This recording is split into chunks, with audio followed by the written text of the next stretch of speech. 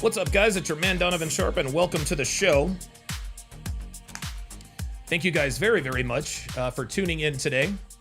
We will get to all of the announcements and the official TSR live introduction with the Friday advice and all that good stuff. But I'm going to go ahead and start things off. Listen, man, it does not look good for Karmelo Anthony. It does not look good for Karmelo Anthony. This kid's going down. This kid's going down. He's going to prison. It's really not a matter at this point. It's really not a matter of if he is going to be found guilty. But really a matter is what he is going to be found guilty of. It could be at this point. It really looks like murder one. It really, really looks like murder one, y'all. Big time. Like, holy moly. We got a lot to cover today. Because Karmelo Anthony he's in serious trouble. He is in serious trouble.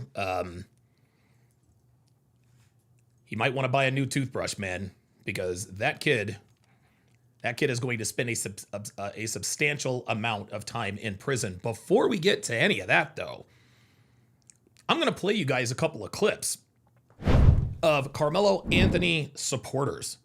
You guys are absolutely, positively not going to believe the way these people are acting outside of the courtroom. You guys are just not going to believe this. And I'm sure there's plenty more where all of these came from. But just listen to this.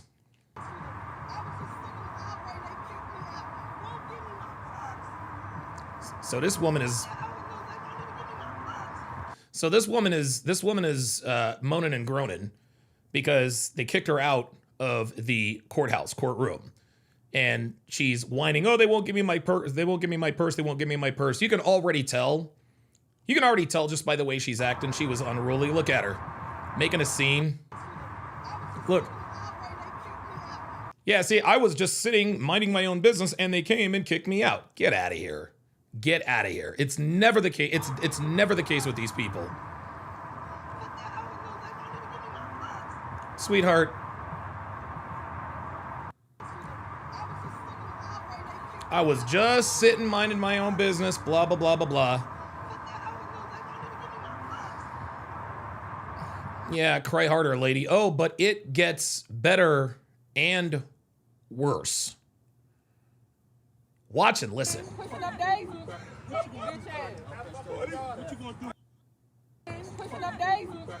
You hear this? Listen to this. She said, y'all are going to be like Austin Metcalf pushing up daisies. This is actually by Savannah, and I've already forgotten her last name, but I've got her followed. It reads, one of the most shocking things I witnessed today was this woman in pink screaming, you gonna end up like Metcalf, you gonna be pushing up daisies. I caught the tail end of her saying this to Metcalf supporters in the clip below. I also witnessed several Karmelo supporters get extremely aggressive when any media tried speaking with them. King Life, don't sweat it. You just got here. This is literally the beginning. I literally just started. One female reporter, she continues, went up to the group to ask questions, linked below, and they immediately got angry, saying, we told y'all to stop coming the F over here. This was her first attempt at speaking to them. At this point, I started warning every reporter who was trying to speak with this group, as earlier, another local reporter had tapped on the shoulder of the man who leads their chants. This man immediately squared up and acted like the reporter had punched him. I've been covering protests for 7 years, and this is some of the most violent and racially charged rhetoric I have ever encountered. This woman, listen again. She said,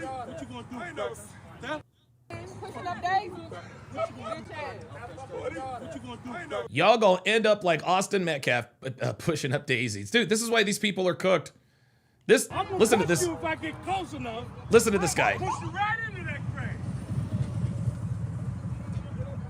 You heard what I said, Cracker. Cracker. I don't give a fuck what you say. Fuck you, Cracker. Fuck you. Listen to this guy. Listen to this guy. Now, here's the thing. Let me back this up a little bit. Hold up. This right here, that's uncalled for. I'm sorry. The Confederate flag has absolutely no place in this. Okay, if I'm going to vilify Karmelo supporters for being the way they are, dude, bringing a Confederate flag, that's just trying to stir up racial animus. That's just trying to stir up racial animus. Be that as it may, that's not nearly as bad as this dude yakking about punching people. Just listen to this. I'm gonna push you if I get close enough. This is a threat. Push you right into that crack. Look at that. Tells him, I'm going to push you if I get close enough. What are we doing? These people are going to... Dude. You heard what I said, cracker. See? Neanderthal, I don't give a fuck. Neanderthal cracker. I don't give a bleep. Edward Cross says, but if I'm white, I can't drop the N-bomb. Exactly. Fuck what you say. Fuck you, cracker. Fuck you, cracker. Fuck you, cracker. We gotta get out of the road. Let's get out of the road, please. Get out of the road, please. F you, cracker. You still a cracker. You a cracker, motherfucker. You a cracker. Uh-oh. You a cracker. He a cracker. Uh-oh. You a cracker. You ain't gonna get me, cracker. They've been trying to get me, cracker. You ain't gonna get me, cracker. Cracker, you ain't. I'm gonna push you. That is absolutely incredible. It gets better. Same guy. Get my face on camera. We kill crackers. Where I come from, we kill. We kill crackers. Listen to this dude. And if I ever see you outside of Texas, you gonna have a problem. Oh, God. Yup. I'm gonna wrap you up in that flag and I'm gonna set it on fire. He said, I'm going to wrap you up in that I flag. smell of burning flesh. Don't Incredible. Do you hear this, man? I'm going to wrap you up in a flag and set it on fire. This is crazy. I cannot believe... This is absolutely insane. Don't you? Don't you? See, the time of you having fear on us is over, cracker. It's over, cracker. We ain't scared of you. We gonna do some Nat Turner shit on you, motherfucker. Oh, my God. King Life says, the Karmelo family, in my opinion, ruined their child's possible chance at freedom. I think you could be right, King Life. I think you could be right. I think listen, just based on the evidence that we have so far, I think he's going to be convicted anyway. But I think the way his parents have behaved, the way these people are behaving, this is going, dude, he's going away for a while, y'all. Get my face on camera. Listen to this guy. We kill crackers. We kill crackers. Where I come from, we kill them. And if I ever see you outside of Texas, you gonna have a problem. This dude says, we kill crackers. And then this is interesting. The caption says, the black protesters at the Karmelo Anthony trial telling white men, we kill where I come from, we kill crackers. It makes sense now why they support a black man killing a white student. Well, there you go. There you go. This is just all bad. This is incredible. This is insane. Yup. I'm gonna wrap you up in that flag and I'm gonna set it on fire. I like the smell of burning flesh. Don't you? Don't you? Don't you? See, the time of you having fear on us is over, cracker. It's over, cracker. We ain't scared of you. We gonna do some Nat Turner shit on you, motherfucker. These people are literally threatening. And you want to know what the most tragic part about this whole thing is? Look at this. The man here on the right-hand side is holding a child. Look at this. Let me back it up a little bit. This is a child listening to this. This is the child listening to this. Listen. Get my face on There it is. There's the kid. camera. Get my face on... Where I come from, we kill them. This dude is trying to clout chase. And if I ever see you outside of Texas, you gonna have a problem. Yeah, man. Yup. I'm gonna wrap you up in that flag and I'm gonna set it on fire. Listen to this guy. I like the smell of burning flesh. This is just, guys, this is outright racial. This is outright racism. This is just racism to the core. There's no other way to describe this. Don't you? Don't you? See, the time of you having fear on us is over, cracker. It's over, cracker. This We is ain't so scared of crazy. you. We gonna do some Nat Turner shit on you, motherfucker. More threats. Get my face on the camera. So this is and guys, this isn't. I want you guys to understand. This isn't the. This is the norm. This is the way these people are acting. This is the way these people are acting. I got one more clip to show you, and then we will start the show. Let me. So she was the one telling everybody. Yeah, this guy too. I'm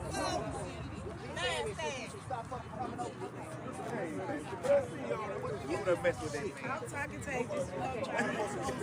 Trying to get out. They running back. Oh, they This dude is sitting here minding his own business, drinking a Monster Energy, which Devin likes very much, the sugar-free. Sitting there minding his own business, and these people are just standing around threatening him. I'm talking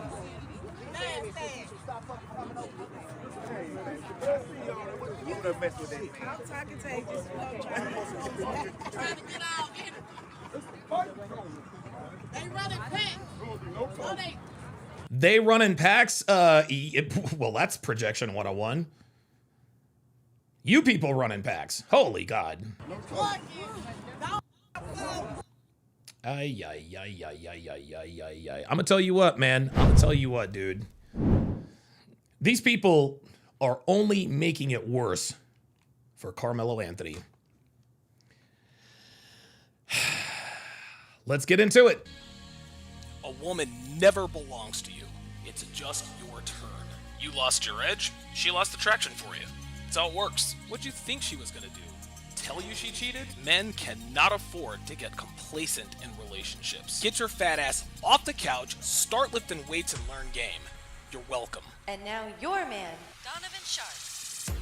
What's up, guys? It's your man, Donovan Sharp, and welcome to the 1243rd edition of TSR Live. I cannot believe I've done over 1,200 of these.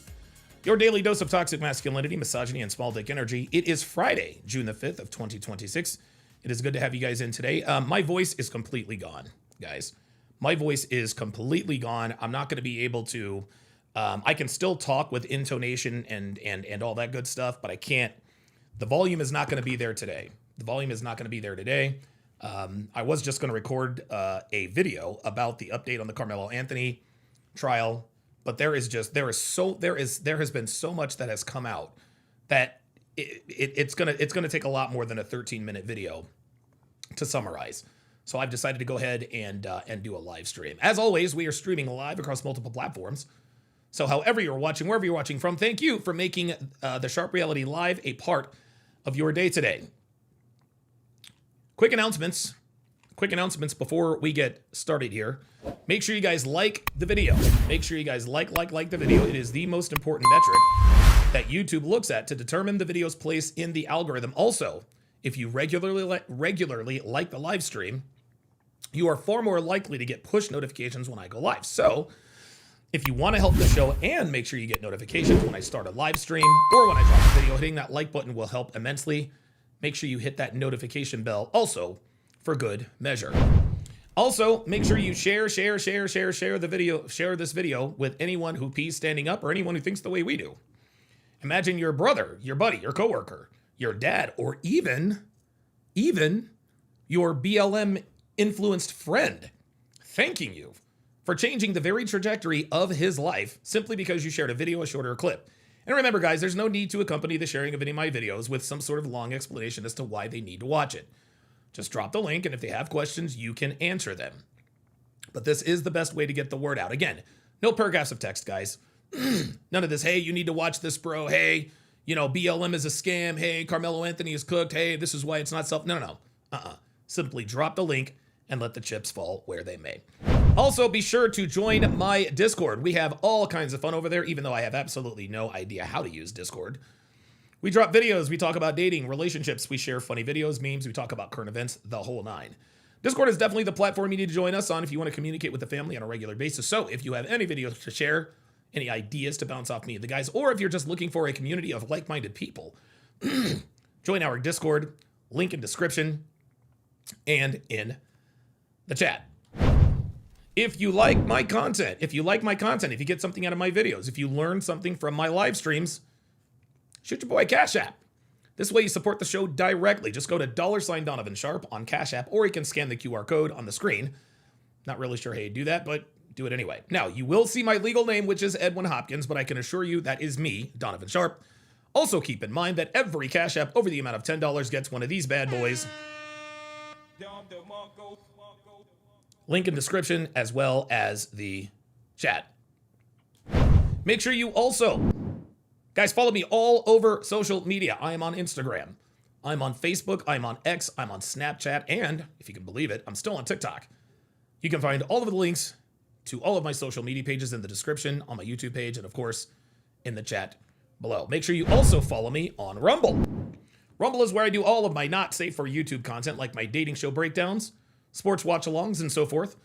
Rumble is where I stream my premium Patreon content. So, if you want to join the fun, get educated, and watch my most impactful content live, follow me on rumble.com/Donovan Sharp, link in description and chat.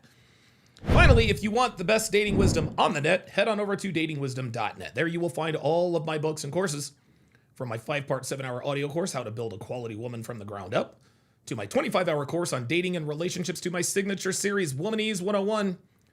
You will find quite literally everything you need to dominate the dating market here in the 2020s.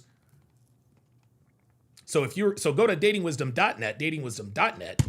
Oops, sorry about that. If you are looking for real-world actionable advice, as well as step-by-step guidance in terms of how to navigate today's dating market and relationship landscape.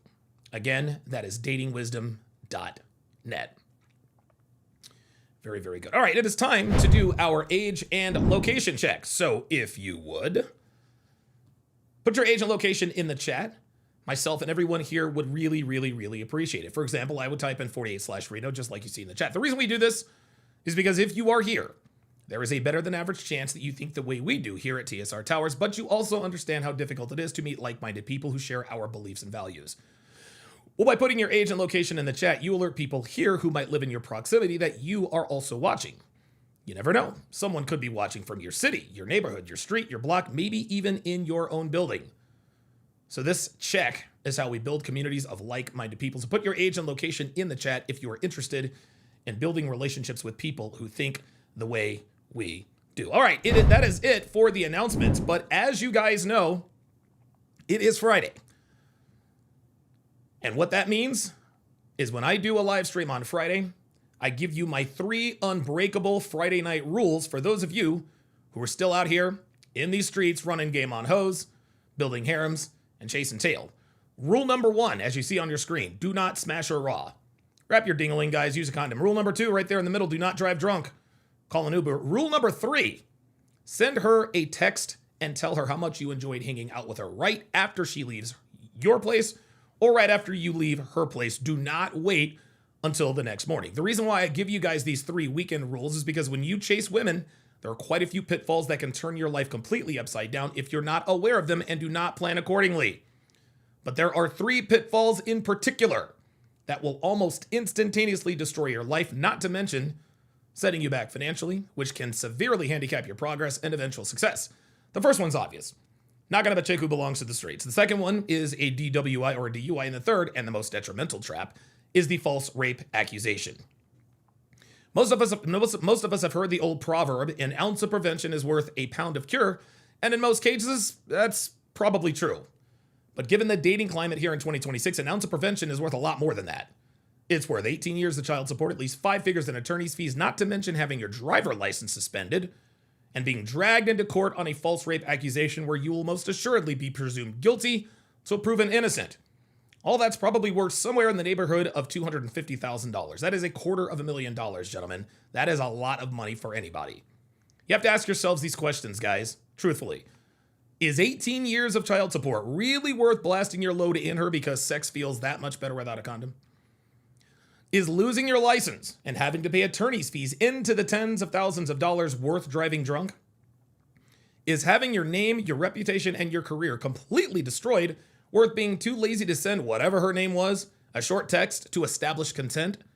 I'd like to think I know the answer, but we see and hear stories all day, every day about men who get caught up in these impossible situations simply because they did not protect themselves and use common sense when dealing with modern women. If you wrap your ding-a-ling, you smash, then put hot sauce in the condom right before you flush it down, you got nothing to worry about. If you call an Uber to take you home rather than driving junk, you got nothing to worry about. If you send her a smash after text, you drastically decrease the odds of being a victim of a false rape accusation. You decrease your odds substantially more by installing cameras at your place and recording everything. So to all my players out there, my womanizers, my thought chasers, be smart out there tonight. Wrap it up, call an Uber, and text her that you had a great time right after she leaves. Do not wait until the next morning because a lot can happen during that time. Make sure you send it right after she leaves, not a minute after. Good stuff. Good stuff. So yeah, I'm gonna tell you what. Your boy Karmelo is cooked, man. We're only a few days in. We are only a few days in, and it is like the testimony has already. I do, and I'm glad. I don't know how this kid walks. I really don't. I'm glad that it appears he is going to be guilty. We'll figure it out. We'll find out. All right, let's get to the super chats here, and we will do our age and location shout outs. Got 109 in here watching, guys. Make sure you hit that like button. If you like to hear me talk about this stuff, make sure you subscribe and hit that notification bell. Ay. Mac with the $10 super chat says, "How do you spell cook?" Karmelo. You better believe it. King Life says, "That's right. They are advocating for violence, and that's why I now think he's going to get 54 years, bro. This dude's going to get some time, and the people outside are not. They are not helping at all. They're not helping at all. I mean, I still can't believe it. This is crazy." Deborah Chicks says Karmelo supporters are very disrespectful. Yeah, they're animals. This is the way animals act.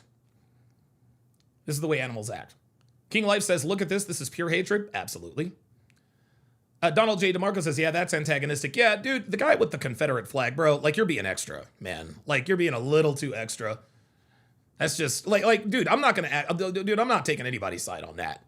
Like, don't bring a fucking Confederate flag to the Karmelo Anthony trial. This has nothing to do with that. What are you doing? Yeah, I agree. He's just trying to stir up. And guess what? Look. He put out the bait. And it worked. The bait worked. Those monkeys took the bait, hook, line, and sinker. And now Karmelo Anthony is about to spend 50 years in prison. Mac also says they want the word cracker to be so offensive to white people so bad. Yeah, they think the word cracker has the same impact as the N-word does on them. Ay. BS Profile says, "I was born and raised in the South. Love it with all my heart, but the Confederate flag is stupid." Absolutely. Devera Hicks, I think that's your name, says Karmelo is doing some time. Yep. You better believe it. Alaskan K says he said something worse too. Okay. I mean, listen, if you have any intel, let me know what he said. Send me a link. Infinite Loop, welcome to Chat Privileges. At Infinite Loop to welcome him or her to the family. If you would, Infinite Loop, go ahead and put your name and location, or not your age and location in the chat. Jay Blaze with the $5 super chat says the coach's testimony should be the nail in Karmelo's trial. It's over for him. This is Black community sisterhood from being led by women for decades. Absolutely. It is over with. We are going to get to the coach's testimony because it is riveting. Absolutely riveting. King Life says people don't realize that at the end of day 2, children had their life changed over nothing. That's all right. Over something stupid. Devera Hicks says it pissed me off when they got all in front of that young man face. I have no idea what that means. What young man?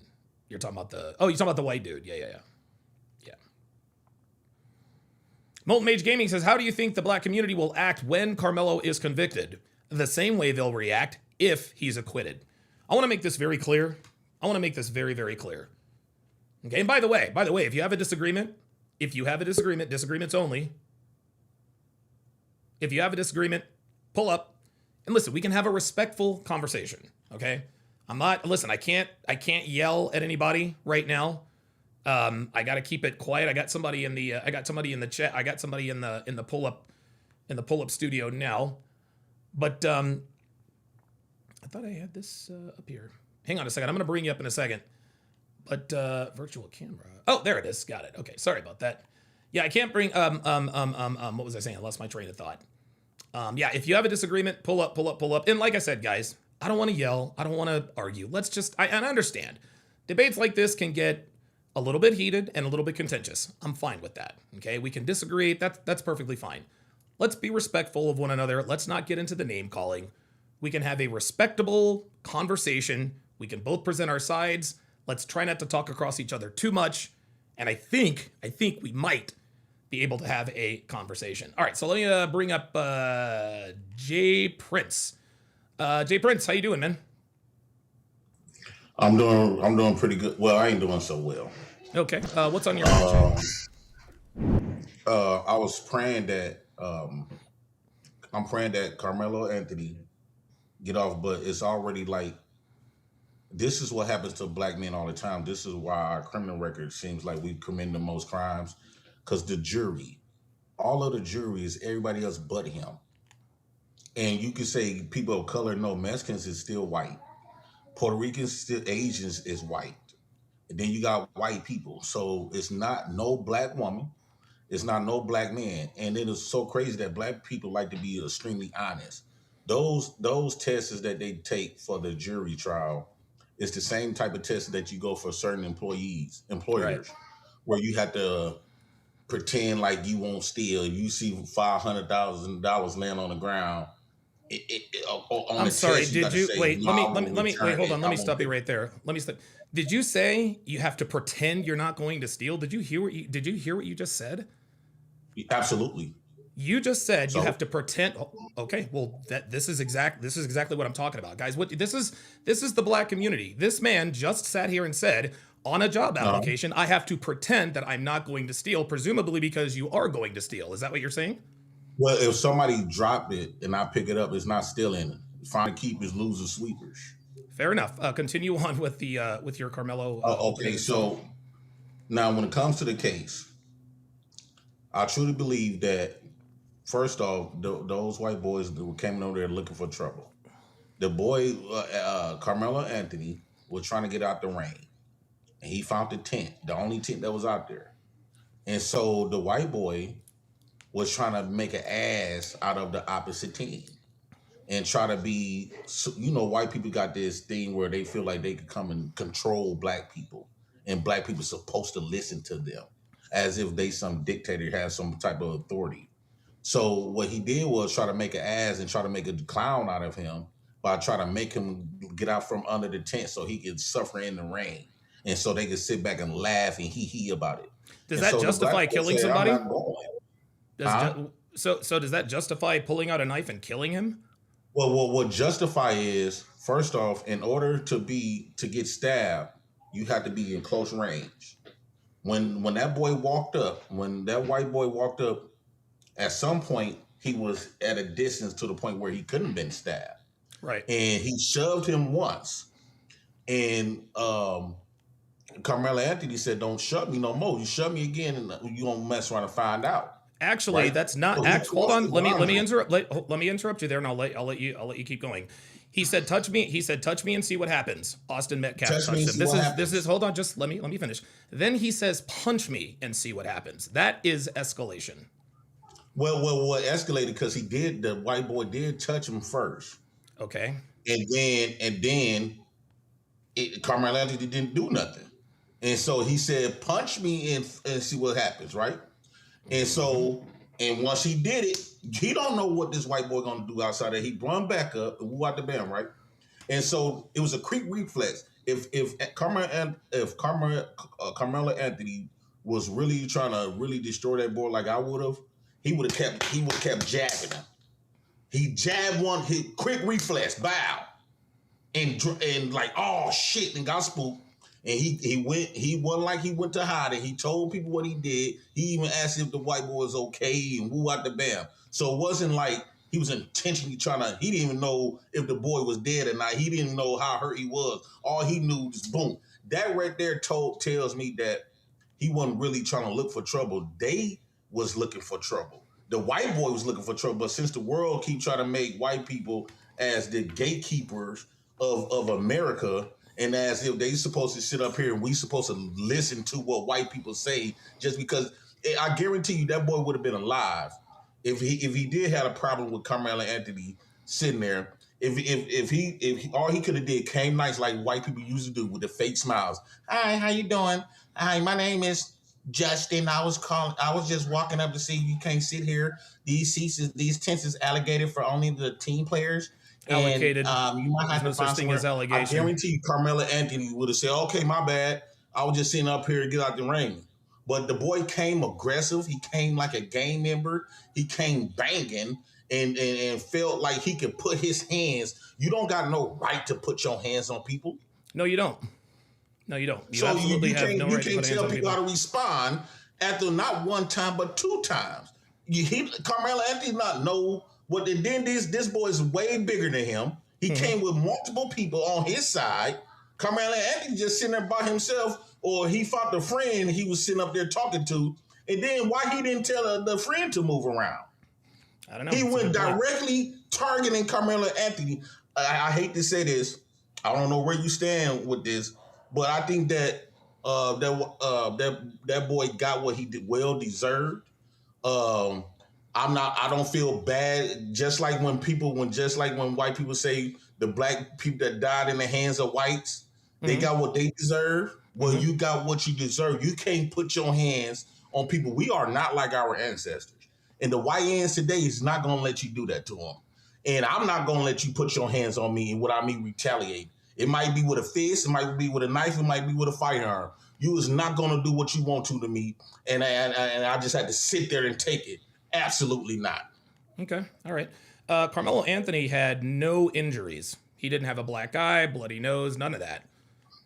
Are you aware? He was violated though. Okay. Well, let me ask you this. Are you aware of the requirements or the elements required to successfully prove self-defense? Based on a European standard? Oh, no, it's not a European standard. It's Texas law, my friend. Who created the law? Okay. Are you aware of the law? Okay. Since you want to go there, this is not about who created the law. The law. Are you an attorney? The law. No, but I mean, I can. Neither read. one of us is aware of the laws. Okay, You sir. got bits and pieces. Sir, But sir, you- sir, it was an sir, sir, attorney sir, said he sir, do have sir, certain sir, events. sir. If we're gonna have this, if we're gonna have a conversation, we can't talk over each other. Okay, I let you talk yeah, you're right, my respectfully. bad. That's all right, sir. It's no problem. I mean, I get it. And listen, these are gonna be contentious conversations. You know, emotions get high. I get it. I understand. So I'm not gonna hold you on that. But one of the elements required to successfully prove self-defense is that the retaliation has to be commensurate with the action, right? So, and it actually says this on the Texas law. You can't just take out a gun and shoot someone for simply shoving you, right? Just like you can't take out a knife and stab someone just for pushing you or whatever the case may be. Not only that, Karmelo had absolutely no injuries on him. If he had like maybe a black eye, maybe a broken nose, maybe a broken rib, okay, then maybe I could see, okay, maybe he did have to retaliate with deadly force. But by all accounts, and I would strongly encourage you to stick around, because I don't think you've been updated on a lot of these things, man. Because the things the things that you're talking about here, they're going to be summarily blown out of the water in, I would say, the next hour or so with all of the updates and evidence that I do have. So now here's the thing. I think a lot of evidence was removed. Okay, well, that's fine. I'm sure a lot of evidence was removed, but the Because evidence. it's to hold on, sir, victimize the white boy and villainize Karmelo Anthony. Okay, well, I think the whole test is against Karmelo. Okay, that's fine. Karmelo Anthony is going to prison, sir. I mean, listen, you can rationalize it however you want to, and I understand. Hold on. I need you. Look, you gotta let me talk. Listen. I'm gonna talk for just a few more seconds, and then I'll give it back to you. Let's just have a conversation. I'm not gonna do this talking over each other. Karmelo Anthony, anytime, and I actually used this example on my live the other day. If you have a reasonable, not even a reasonable, you can have an irrational fear that your life is in danger. And I'll give you an example. Let's just say I'm in my bed, right? And somebody kicks on my door, gets past my, attack dog Fernando, and puts a weapon in my face, right? I am genuinely scared for my life because there is a weapon in my face. The last thing I'm going to do if I am genuinely in fear for my life is say, squeeze that trigger and see what happens, right? Because if he squeezes the trigger, I know what's going to happen. I am likely going to die or I'm going to be gravely injured. Now, let's take it under the tent. Let's say I'm Karmelo Anthony. And let's say a couple of big guys like Brock Lesnar. I don't know if you follow wrestling, but there's this big white dude in wrestling. His name is Brock Lesnar. If there were two Brock Lesnars that came over and said, "Hey man, you need to get up out of here," I know that those two men, or even one of those guys, could absolutely destroy me. And if I am in reasonable fear for my life or being grievously injured or harmed, the last thing I'm going to do is give them 2 warnings. I'm supposed to be afraid for my life. I'm not going to tell him, touch me and see what happens, and then he touches me. I'm not going to then back up and it's in the court, it's in the evidence, punch me and see what happens. Because here's the thing. The reason why we know Karmelo was not in fear for his life is because he was literally daring Austin to do something. And the reason we know he wasn't afraid is because he said, see what happens. When he said, see what happens, he knows that whatever Austin does, touch me, punch me, whatever, after that, he knows that he is not going to be dead. He knows that he is not going to be grievously injured. And see what happens means that he is going to survive whatever it is that he does so that he can see what happens, which was the knife. That's why I say he wasn't in self-defense. It says Texas is a stand your ground state. Under Texas Penal Code 931, you have no legal duty to retreat from an attacker. Right. If you are in a place you have a legal right to be, provided you did not provoke the situation and were not engaged in criminal activity. So that right there was Karmelo Anthony's point of view. He was in somewhere that was public for everybody. It wasn't against the law to be there for him to be there. He did not engage in no type of criminal activity. The criminal activity was engaged upon him. I would say that the white boy brother need to be in prison. He need to be charged for his brother's death because they actually committed a crime and they was premeditated. Basically going over there to commit a crime. He committed assault twice, and his brother died in a process of them committing a crime. So the only person should be going to prison is his brother. Okay, can I respond? The boy's brother. Okay, can I respond? Number one, it's not a crime to go over and tell someone go somewhere. It's not a crime to tell someone get the hell out of here. That's not a crime. Okay, you're right. Hold on. You're right. Putting your hands on someone, that is a crime. Okay, you cannot assault someone. That is absolutely true. But when Austin Metcalf walked over to Karmelo Anthony to tell him to get out of there, he's not in the commission of a crime. So Austin Metcalf was not committing any crimes. Karmelo Anthony, in fact, was both the instigator and he was in the commission of a crime because A, he brought a knife to school. Let me finish. He brought a knife to school, which is illegal. And B, he went under the tent. If Karmelo Anthony never goes under the tent, Austin Metcalf never has to confront him. Well, you talking as if the white boy, what's his name? Austin Metcalf. You talking as if Austin was some sort of authority figure. No, he wasn't. And I'll actually, hold on, I'll agree with you here. Here's one thing. Hold on. And I'll let you go. One thing that I would say, one criticism of Austin and anybody else under that tent, he should not have gone over there and confronted Anthony. If he really felt some type of way about that, he should have just left the tent and got somebody, hey, coach, whatever. Hey, man, there's somebody under our tent who doesn't need security, right, whatever the case may be. But again, right. He told him to leave. That does not justify stabbing him to death. No. See, when y'all retreat this story, you keep stopping at. He told him to leave. No, he came over there aggressive. He came over there. He took it upon himself. Not a crime. Not a crime. Not a crime. He took matters into his own hands. I do want to see the history of that boy Austin because it sounds like he was a bully. it seems like he was a bully, right? He was bullying on other kids. He didn't just start doing this type of stuff. This is no. Listen, sir, I have to step in. That's incorrect. Austin Metcalf was not a bully. Incorrect? Do you know Austin? I'm sorry. Do you know Austin? If I don't know Austin's not a bully, then how can you say that he is a bully? Behaviors. Even if let's just say for the sake of argument, he was being a dick. Let's just say for the sake of argument, he is being a dick, right? He's in there bullying people. Da da da da. Hey, black boy, get out of here. Blah blah blah blah blah blah blah blah. He assaulted them. Say what now? He assaulted Karmelo Anthony. Okay, Carmelo Anthony was minding his business. You're absolutely right. But Carmelo Anthony didn't have any injuries. That's my point. Okay, and hold on. Responds once you disrespect and violate them. I agree. I agree with you. If somebody disrespects and put hands on me, I'm going to respond in kind if I feel like I need to do it. But when you say that Austin Metcalf assaulted Carmelo Anthony, show me the blood. We both played street ball, right? Where's the foul? Show me the blood, right? It is illegal to touch someone if they don't want to be touched. That is assault.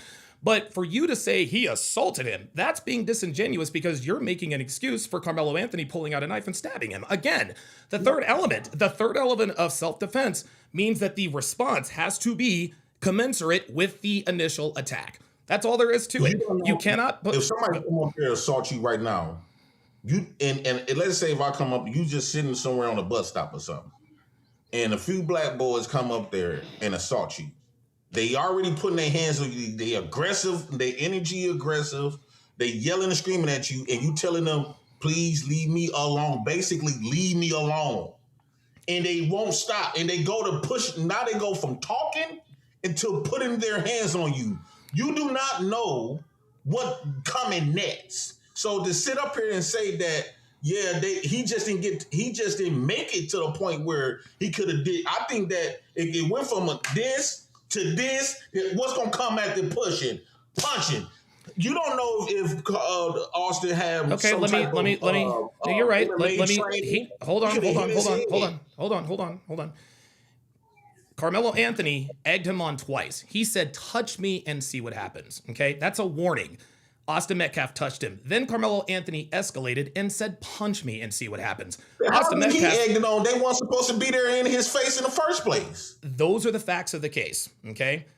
That's a fact. The fact is, he was there minding his business.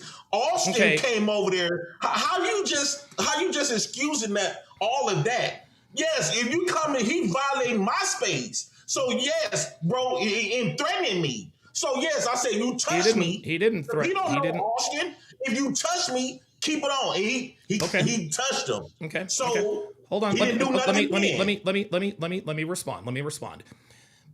Again, if I am in reasonable fear that the person or people in front of me are going to either kill me or injure me, or somehow maim me, I'm not going to if I really do feel like my life is in danger, I'm pulling out that knife right now. I'm not going to say touch me and see what happens. He touches him. That's assault number one. Then he says punch me and see what happened. Carmelo Anthony was the one who escalated it. That's what happened. He brought a knife to school, my friend. The boy didn't have to listen. The boy is the one that didn't have no self-control. No, so Carmelo Anthony didn't have No, Carmelo Anthony is the one. Threats. My friend. Austin was the one that was giving threats. Why is the boy touching him in the first place? Why is he over there in his face in the first place? Because he wasn't supposed to be under the tent, my friend. Well, he ain't. Austin not the one supposed to go up there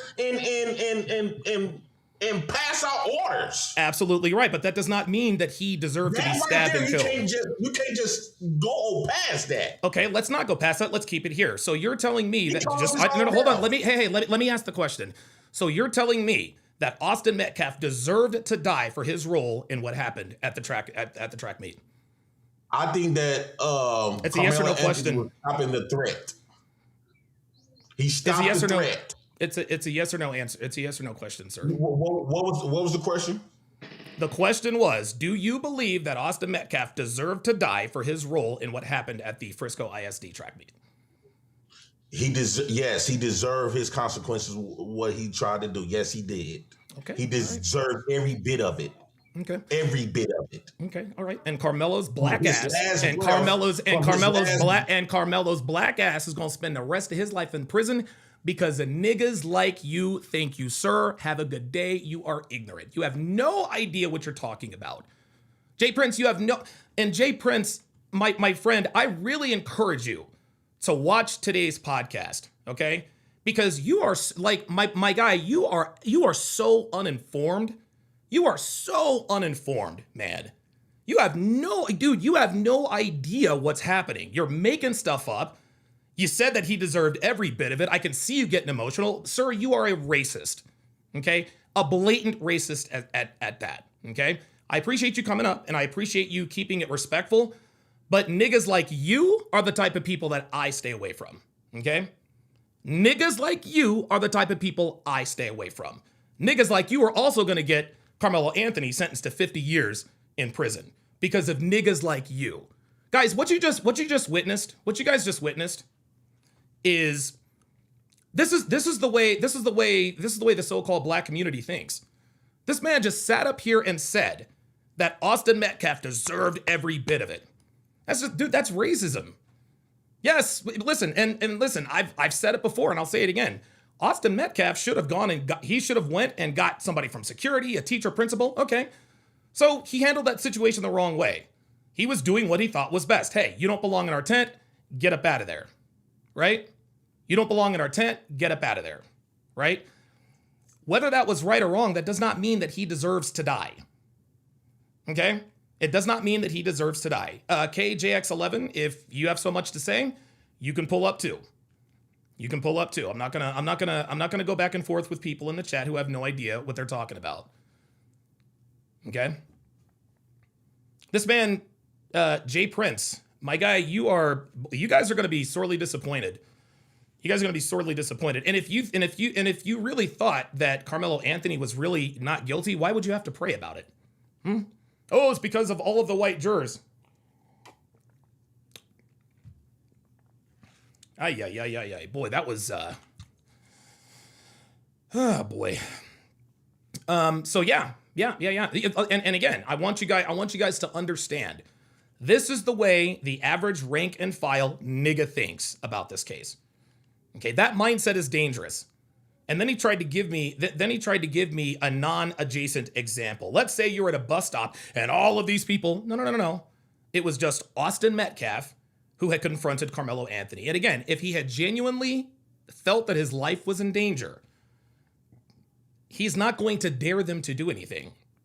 If he thinks that he is in real danger of getting hurt or getting killed, he's not going to say, touch me and see what happens. Okay, punch me and see what happens. No, man. No, that nigga's going to prison. That nigga's going to prison, as he should. And guys, this is what we're up against. This is why there are no black jurors. This is why there are no black jurors on that jury, because they know that black jurors. I mean, dude, people said it. I can't send a black kid to prison. He said it. Mac with the $5 super chat says, "I know this guy from other shows. He's not smart. Yeah, he's a dumbass. He's really, really stupid." But again, this is the way these people. They like to filibuster and talk over and talk across you. He tried to say, according to European law, like they have all of these slick rebuttals that's not going to work in a courtroom, man. Are you a lawyer? No, I'm not. But it appears that I know more about the case than you do, right? Incredible. Catherine says, how freaking violent are you to think that stabbing someone justifies punching? Wait. Stabbing someone justifies punching someone? I think that's a little backwards. That's a little backwards. If someone punches you, that does not give you the right to stab them. But again, Austin Metcalf did not punch Karmelo Anthony. And the reason we know this is because on his mugshot, he didn't have any bruises. He wasn't hurt. He wasn't injured. This man said he assaulted Austin Metcalf. Okay, by the legal definition, yes. But again, in order to successfully prove self-defense, the reaction has to be commensurate with the threat. He came over here and he told me, no, Carmelo Anthony was not afraid of Austin Metcalf. He wasn't. And he wasn't afraid because he knew he had a weapon and Austin Metcalf did not. Only one person had a weapon under that tent, and that was Carmelo Anthony. Only one person broke the law. That was Carmelo Anthony. When he brought the knife to school, then he provoked this by purposefully going under the tent. Austin Metcalf comes over there. I don't know if it was him and his brother, but they're giving him static. If he was really scared, he's not going to say, touch me and see what happens. Like, if he's really afraid for his life, the touch me part is going to, no, I'm sorry. And then he ran. So, Jay Prince, I hope you're watching because you are really, I think you're going to, and that's the thing. Jay Prince, I think Jay Prince knows that he is, that Carmelo is cooked here. Because people like this tend to, put their head in the sand when they hear hard facts, right? He assaulted Carmelo Anthony. Even if that were the case, doesn't matter. Austin Metcalf is dead. Carmelo Anthony responded with way more deadly force. That's illegal. Tim78 Baker with the $5 super chat says, I dare you to hit the like button. I like that. Very, very good. Yes, I dare you guys to hit the like button. Hit that like button and see what happens. Luke Perry with the $5 super chat says he changed his name to Mello and got an innocent looking haircut for pity. Yeah, I heard about that. Robert Anderson says, have they decided if this is a felony? Yes, it is a felony. It is absolutely a felony. It's first degree murder. Catherine K says he wasn't afraid for his life. No, he was not. No, he is not. Or no, he was not. Snowdemi says should have never been granted bail. Crazy, man. Crazy.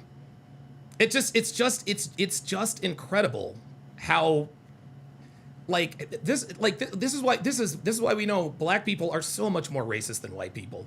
Man. This man literally said, and I recorded it, don't worry. This man literally said that Austin Metcalf deserved to die for his role. He said he deserved every bit of it. You could tell he was angry. He was angry as hell. Yeah, he deserved to do it. Da da da da da. Unbelievable. Hang on. There we go.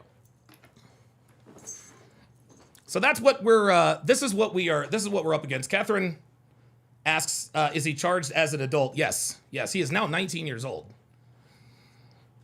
Autumn Fragrance says Carmelo graduated high school with a 3.8 GPA. Colleges took notice. Texas Lutheran, McPherson College, and Centenary College all extended lucrative offers to this young man. Yeah, unfortunately for this young man, he's not going to be able to accept any of those scholarships because he's going to be in prison for quite a while. Even if he was the model student, even if he really were, and I don't know if he's a good guy or bad guy. For all I know, Carmelo Anthony was just a kid who got caught up in something. But him graduating high school with a 3.8 GPA has nothing to do with anything. That's irrelevant. I don't care if he had a 4.8 or a 1.8. He committed a crime and he is going to be held to account for committing that crime. I don't want to hear he was this. I don't want to hear about his character. Good people do bad things all the time. Good people do bad things all the time. So yeah, listen, bring him on, bring all the credentials. None of that negates the fact that he committed a crime. Dan P says, if he is going to be cooked into what food stew is his ribs baby back? Who's the homemade barbecue? So boy, that was a lot. That was a lot. The Reppin' Magazine OG says, Donovan, yeah, you're right. Us black tripping now, but they had their moments. LMAO.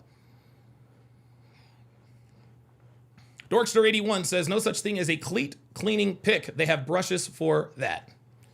James Smith says, all this is hearsay and bias. They need to release the footage. Keep watching, James. Keep watching, because this is real bad. This is real bad. This is real bad. All right, so this is the witness testimony. And again, shout out to Anthony Brian Logan for this. And this is a minor, a witness that was sitting under the Memorial High pop-up tent with his team near the victim. James Smith says all this is hearsay and bias. No, this is not all hearsay and bias. A lot of, like, dude, there is, like, dude, this kid is cooked. There is, there is insurmountable evidence to suggest that he is guilty. Insurmountable evidence. Looks like we've got, oops, sorry about that. Hold on. All right. Okay, Top Dog, you're on Live with Donovan. What you got for me? Hey, man. Remember me from a couple months ago? I don't. We talked about the immigration issue a little bit. But anyways, I have a case. It's not from the U.S. It's not directly on this, but it's a lot of similar parallels going on over in the U.K. Yeah, look, hold on. I'm not interested in other cases. Not only that, you're talking about a case from the UK. I'm not interested in that, man. Actually, I do. You know what? I think I do remember you. Didn't you say that you grew up around niggas or something like that? Like you're in Detroit or Michigan or something like that? Or am I getting that wrong? I don't know if I said that, but that is accurate. Kind of. Okay. All right. Okay. I lived All right. around them for a while. Okay. Yeah, I remember talking to you briefly. Yeah, I remember that. Yeah. I'm the German guy. I don't remember what your nationality was, but I think I do remember talking to you. All right. Oh, well, you know what? Humor me. Humor me. Tell me about the adjacent case in Europe or whatever. Yeah. So basically, you know, that like there's a mass immigration problem going on in Europe, right, including the UK, obviously. Yeah. And so, instead of putting criminals in jail, they just banned knives. Like you carry a kitchen knife straight to jail, right? Yeah, I know where you're going with this. You're talking about this Sikh Indian who killed this kid. Yeah, the Henry Nowak case. Yeah, man. And wait, the guy on the ground who's bleeding out. Now it's a handcuff him. Yep. Not the guy who's standing up and literally wearing a sword. That was incredible. Yeah, what he's talking about, I'm sure a lot of you guys have heard about this, the Henry Nowak case. He was attacked by a Sikh Indian who are allowed to carry these large knives. So he attacks Henry Nowak, stabs him a few times. Somehow the cops get called. I don't know who called or whatever. When the cops get there, the guy who had attacked Nowak told the cops, he said something racist. It was a racial attack, right? Yeah, Bikram something or other, right? Bikram something or other. Digwa. Yeah, Bikram Digwa. Yeah, good, very good. I'm glad somebody knows. Bikram Digwa told the cops it was a racial incident. So instead of checking out Henry Nowak for, stab wounds or whatever, they actually put handcuffs on him. Incidentally enough, Henry Nowak, his last words before he bled out were, "I can't breathe." He says, "I've been stabbed," or I think he said, I've gotten stabbed, I can't breathe. The cops are actually caught on the body cam telling him, "You don't look like you've been stabbed to me." And just a few minutes later, he literally bleeds out. And now people are protesting in the UK because that was clearly a racially motivated crime. Does that sound about right? Yeah, he is what the left pretended George Floyd was. There you Except go. he wasn't even it's not even did he commit a crime? Did he deserve that? He never actually did anything at all. Not even minor. Just walking down the street, and the guy's like, "Yeah, I'm a bad man." He literally said, "I'm a bad man. I'm a bad man," and then he stabs him multiple times. And he not only there's not even a self-defense claim. No, because he literally chased him down and he kept chasing him while stabbing repeatedly. By the way, that's him or one of the family that called the cops, actually, ironically. Oh, okay, okay. Just been racially attacked by a white man. Literally, it's incredible. The audio's out. Well, it's not 911 over there, but the equivalent. Callers, audio's like that, right? The body cam is out. I don't know if you watched that. No, I have not. I've seen part of the body cam on PJW's channel, but I might check that out. But yeah, it's a sad story, and I think what you said a little earlier is spot on. Henry Nowak is who America tried to turn George Floyd into. Henry Nowak was genuinely attacked and stabbed and killed. George Floyd, on the other hand, he took enough freaking fentanyl to kill an elephant, and then he resisted arrest and ended up dying of a drug overdose. Big difference. Yeah, and the irony, he was already on the ground when the cops showed up. Incredible. Already. Incredible. And here's the even. I'll have to add this last part because I don't want to go on too long. Well, sure. One, maybe, I don't know, it's your show, you do what you want, but maybe watch the body cam on a stream or something like that. Yeah, maybe I will. Review it or, yeah. And the second thing I would say is, maybe add in the 911 call too. Well, it's 999 over there, I think. I don't know. I'm not from the UK, but Sure. The second thing I'd say, after George Floyd, it wasn't just America that reacted crazy. Over in the everywhere. UK, right? They had like a minute of silence in Parliament, and Keir Starmer, I call him Queer Stalin, had a queer Stalin. It's true. He's like, oh, a minute of silence for George Floyd. We can't let him be just another name. We need sweeping change. That tweet aged like milk. Oh But my then, God. but then this real George Floyd happens, aka Henry Nowak. Yep. Oh, this is kind of sad and like kind of vague stuff. After Yeah, trying right. to cover up for months, by the way, it happened in December. But wait, Happened in December. so Yes, that's this is- exactly right. This is an actual George Floyd case. Like this is the Absolutely. real version of what George Floyd was supposedly.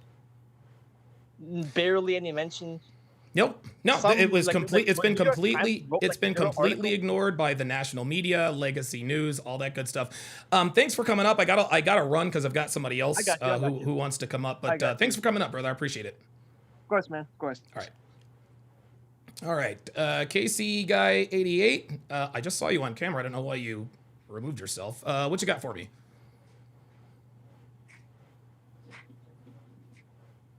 KC guy, can you hear me? Yes or no? Oh, there he is. Can you hear me? Can you hear me? Oh, I can't hear you. I can hear you. I can hear you. I can't hear you. Oh, there we go. Yeah, I got you. Can you hear me? Yeah, he can't hear me. He can't hear me. Bro, what the fuck? I can hear you. I can hear you. Okay? I can hear you.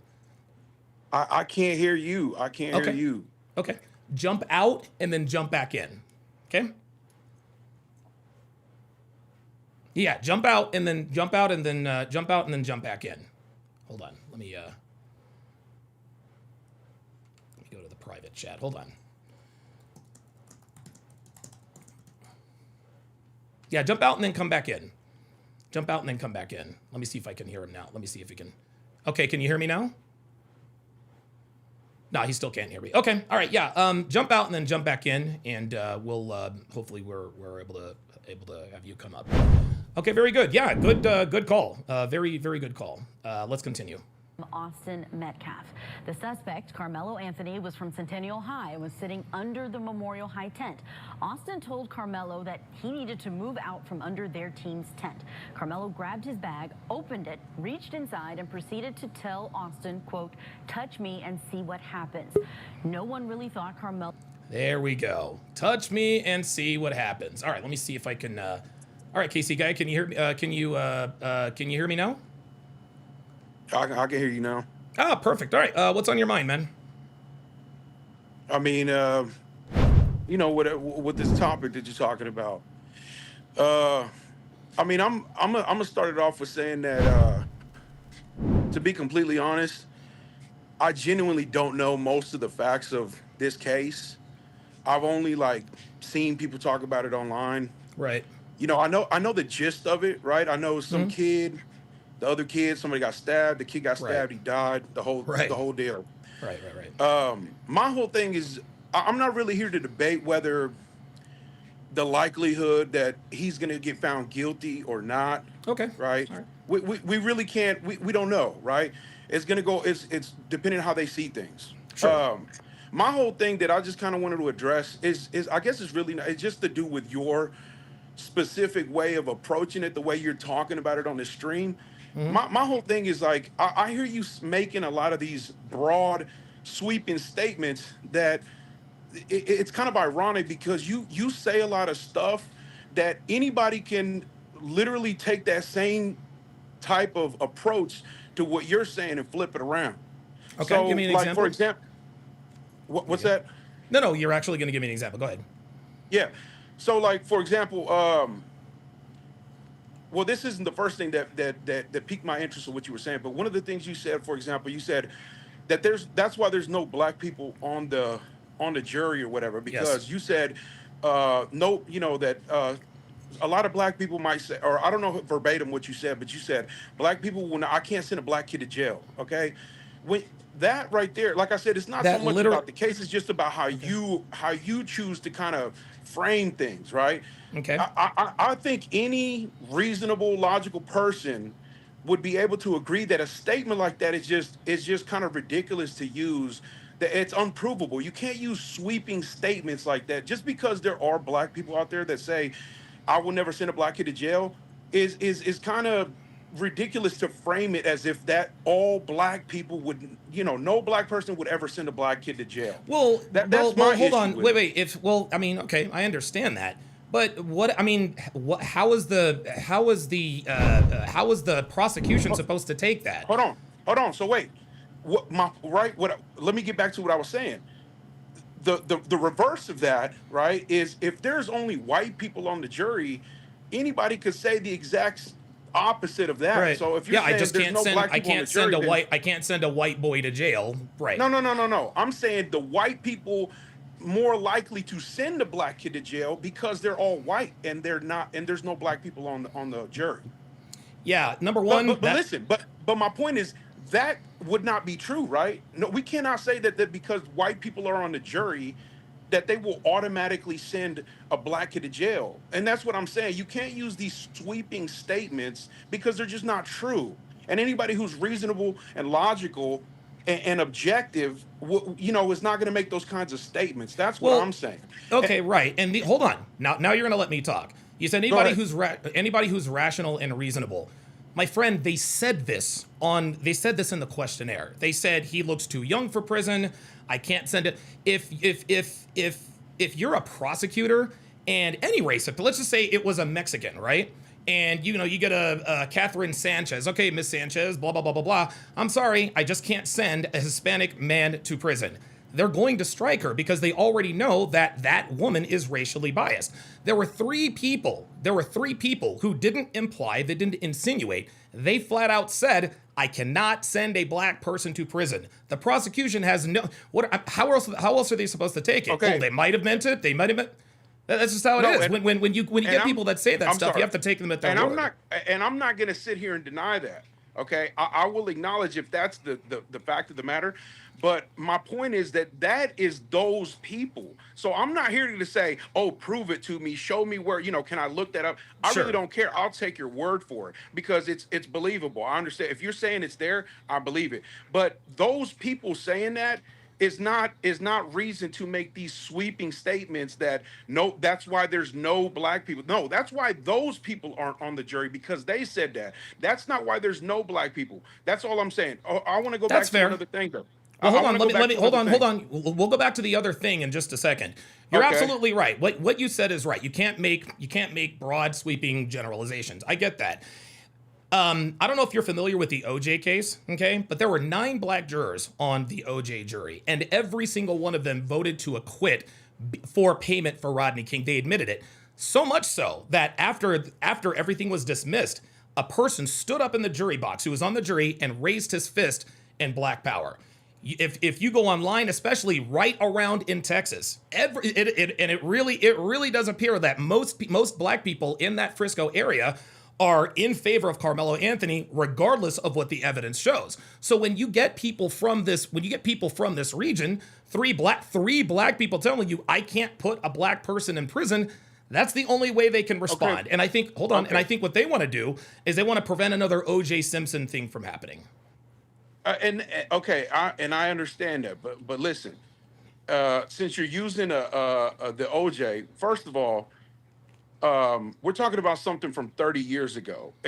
I understand that there's a lot of circumstances where we can use precedent, things that have happened before, to try to use as so-called proof of this or that, but it's not, okay? It doesn't matter. That OJ, actually, it doesn't really matter that it was 30 years ago. It could have been last year, okay? Once again, we cannot use examples of things that happen. Everybody's an individual, and regardless what the pattern seems to be there, you cannot make those generalizations. People are individuals, no matter how much we claim to. So that's why I take issue with that. Okay, I hear what you're saying, and I'm not denying, because everybody knows that a lot of black people celebrated that OJ got acquitted. Okay, a lot of people, and I mean, Dave Chappelle made a whole sketch about it, right? About like black jurors, not, how they would react to white celebrities versus black celebrities. Okay, we know that, but I'm saying we can't make generalizations like that.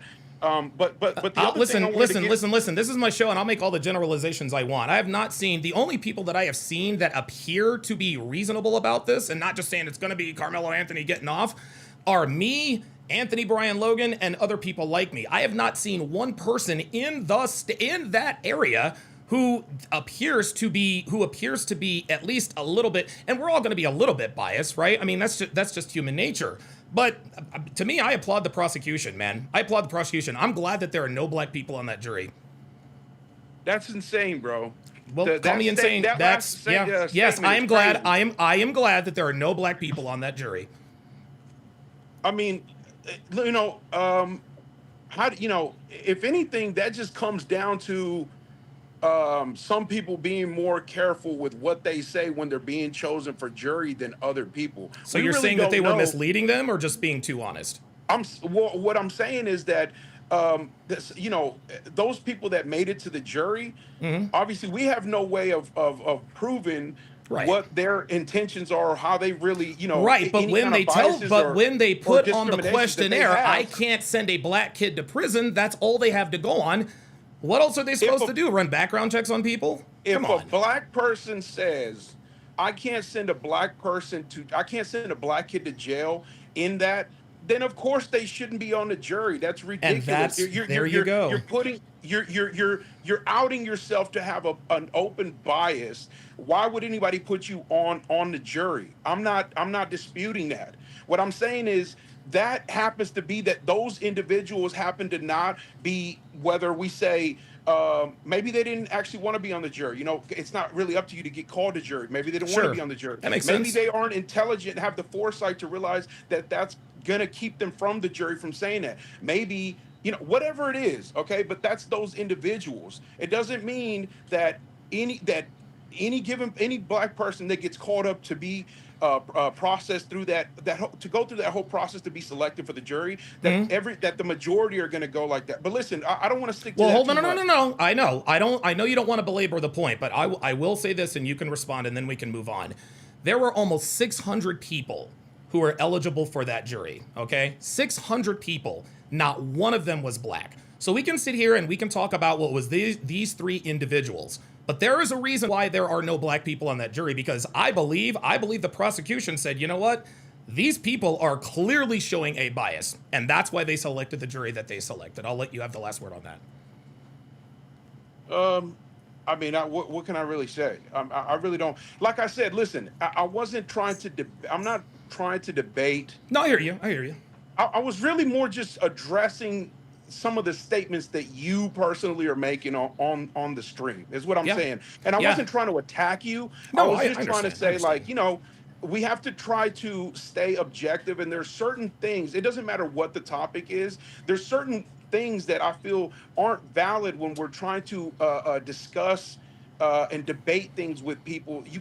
I just don't think it's valid to make these sweeping, generalized statements based on, even when seemingly there's patterns. It's just not. I don't see it as valid. Listen, that's all I wanted to say. Okay, that's fine. That's the difference between you and me. You just sat here and said, look, I don't want to make sweeping generalizations, even if there appears to be a pattern. So you're telling me to ignore what I'm seeing and hearing? Come on, man. Come on. I'm not going to do that. And neither did the prosecution. They've been seeing and hearing the same things that we all have been seeing and hearing. And and here's the thing.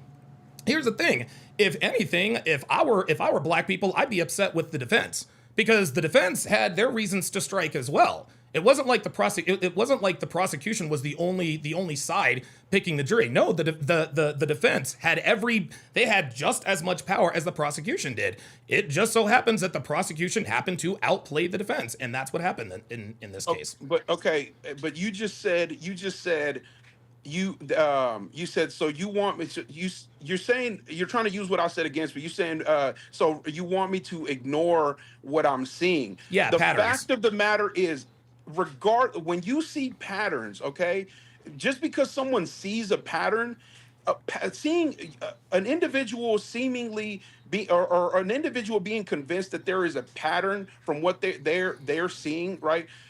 You seeing a pattern is not necessarily proof of.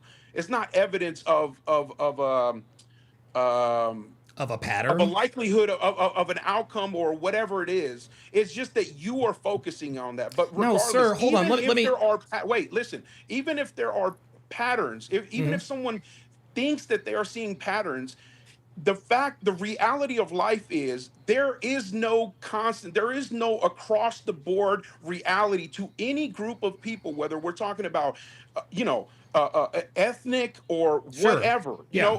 Somebody, you could have a house full of people, you could have a room full of people, they don't even agree on what pizza toppings because they're going to order pizza for the entire room. Okay. Okay. So that's what I'm saying. It doesn't matter what the patterns are. The truth, the reality of life is you cannot use patterns to make these broad sweeping statements Yeah, about my friend, a race or whatever else. this is again, this is a fundamental difference between you and me, right? If I walk through a neighborhood, an unknown neighborhood, and I get beat up and robbed, okay? And I say, you know what? I'm not going to pay attention to the pattern. Maybe it was just a one-off. I can't just make broad sweeping generalizations based on what happened to me. And I go back and I get beat up and robbed again. How stupid would it be for me to go home and say, well, you know what? Even though I've been to that neighborhood twice and I've been beaten up and robbed twice, I'm not really going to pay attention to the pattern. Pattern recognition a lot of times dictates the way we make our decisions, right? If somebody sees and experiences something from even if it's white people or Mexican people, I mean, again, we are all biased. And if people I think it's irresponsible to ignore the patterns of people. Like I said, we have seen these people in Frisco, Texas, time after time after time. I don't know if you saw the beginning of the video. We got people outside the courtroom talking about we kill crackers. We kill white people where I live. White boy, if I see you in my state, there's going to be a problem. This dude actually told him, I'm going to wrap you in the flag and I'm going to set it on fire. I like the smell of burning flesh. Do you? So I'm sorry. You can ignore patterns if you want to, okay? Me personally, I'm not. And I will make as many broad sweeping generalizations as I want to until I see otherwise. No, you can, and you're free to do that, okay? But okay, listen, you're using an example that is not one for one, okay? You're talking about the pattern. If you go into a neighborhood that is known for high crime, that's not a pattern, okay? There's law enforcement. There's record, right? There's statistics or whatever. It is proven that if there's a high crime area, that's not a pattern, okay? It's known that area is high crime. That's just a reality of that area, okay? We're talking about individual very people. Specifically. We're talking about very specifically people around this case, okay? As far as what these people are saying, emotions are running high, okay? So you're telling me not to believe what they're saying and to blame it on emotion? But what I'm saying, no, I'm not saying that. I'm saying I acknowledge that emotions are running high, and there's a lot of people in the black community that are very emotional about this, and they have their opinions. And on the other side as well.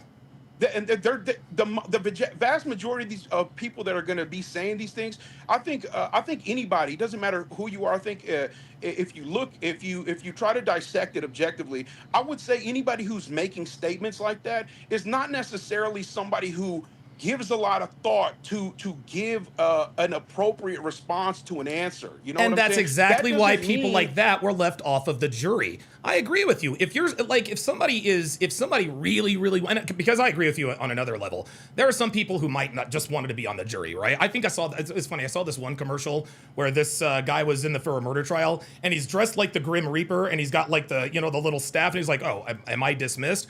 So I totally understand where you're coming from in that regard. But if a person is so emotional to the point that they can't hide their own racial biases, those are the kinds of people that are not on the jury. That's fair, and they shouldn't be. And they're not. They shouldn't be. Those people shouldn't be. But to make a statement to just say, "I'm glad that no black people are on this jury," that's just wild. Now you're free to say it. I'm just saying that's just wild to say that.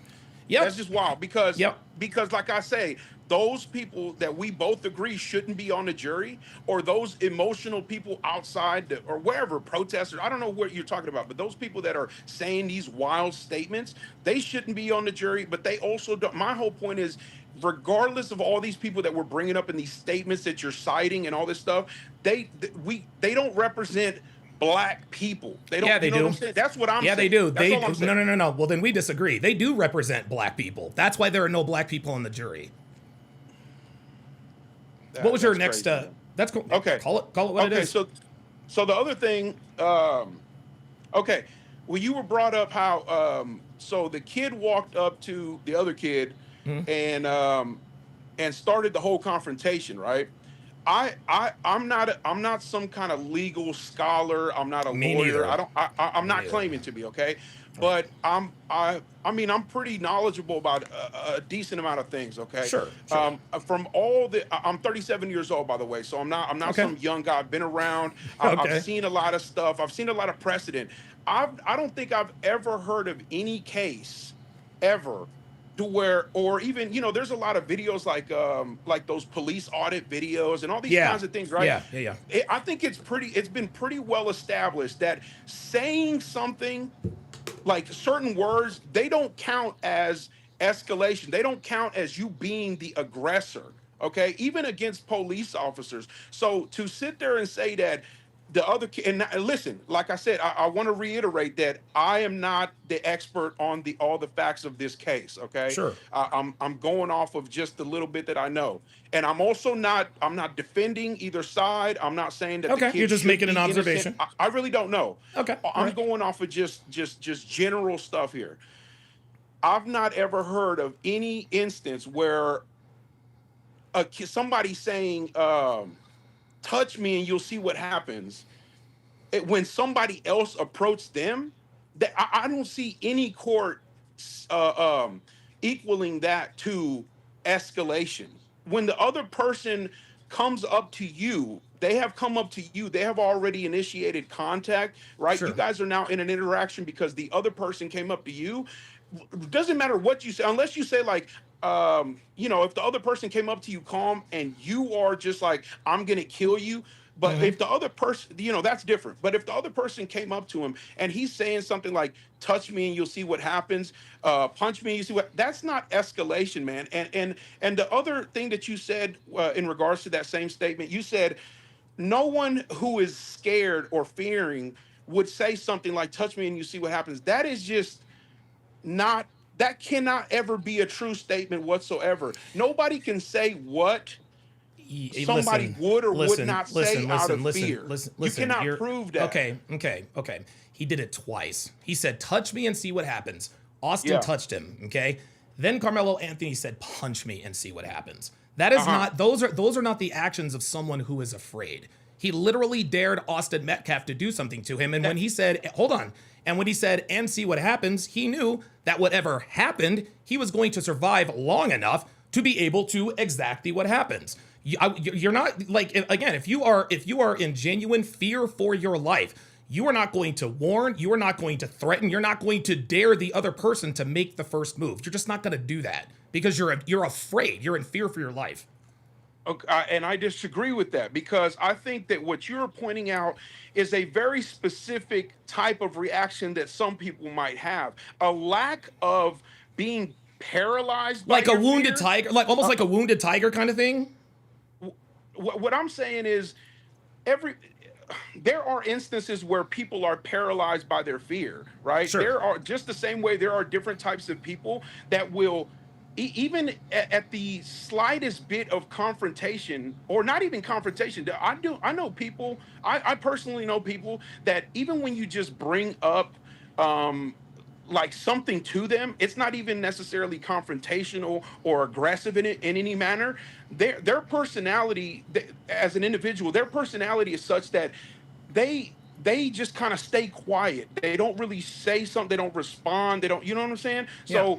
So a lack of a paralyzing fear did not equal a fear. You know what I'm saying? That's what it's like. People bluff. It's the same way as playing cards or it just. But bluffing, he didn't. But he didn't. Somebody No. who's He ganging up didn't. on you will, No, but he didn't bluff. He said, "Touch me and see what happens." He didn't think Austin would touch him. Then he said, "Punch me and see what happens." And then he stabbed him. But we're also He wasn't changing the bluffing. subject. We're also changing the subject because if we're focusing on this whole thing about whether he was fearful for his life or not, I know that this might be something that the defense is going to use, right? So however they go about that, whether he was fearing for his life or not, I don't see how you can disprove that the kid was actually fearful or not just because he's defending himself and he's warning the person who walked up to him. You know, he's warning him like, dude, you walked up to me, touch me, bro, and I'm going to defend myself. I'm going to react to it because the other kid walked up to him. But we're changing. So the whole thing about you don't believe he was fearful because he said that, saying that does not equate to having no fear, brother. Because listen, there's a lot of people will agree.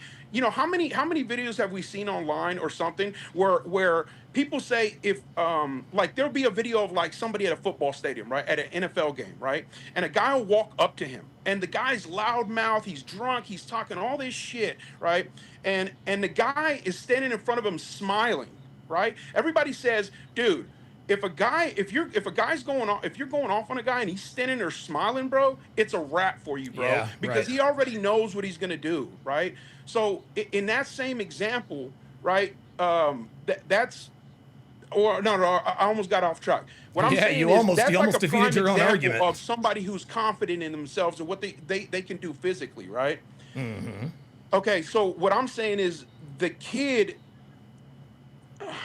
That's not proof of whether him having fear or not. Is just defending himself, saying, "Touch me, and you'll see what happens." Where you can't. I'm saying you can't disprove that he had fear because he said that. That's saying fair. That does not equate to not having fear. Hold on. Saying that does not equate to not having fear, but actions speak much louder than words. Okay. And not only did he escalate, he then antagonized Austin Metcalf. Okay, he wasn't so paralyzed with fear that he just didn't. That's the first thing. The second thing is Austin Metcalf didn't start that confrontation. The confrontation was started by Karmelo Anthony when he was up under that tent. He brought a knife to school for a reason. Okay, that he broke the law. He broke the law by bringing a knife to school.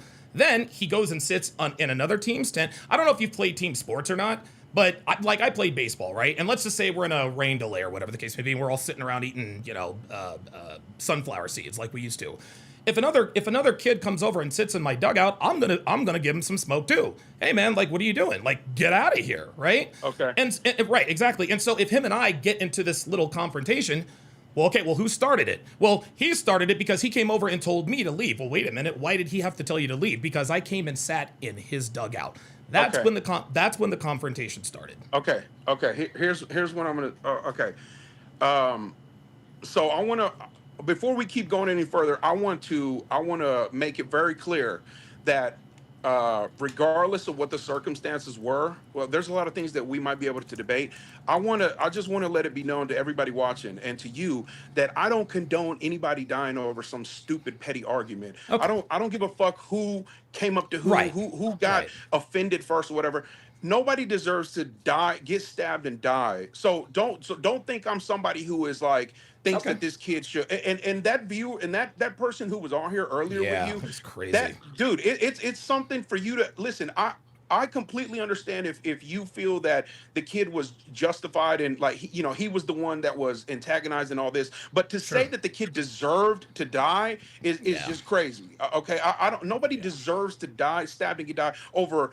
I don't give. Listen, I know we all understand what this is about, but dude, these are kids. This is some sports. This is petty shit. This was all irrelevant shit. It could have all been avoided. Nobody deserves to die over that. So I just want to make that very clear. No, I'm with you. Okay.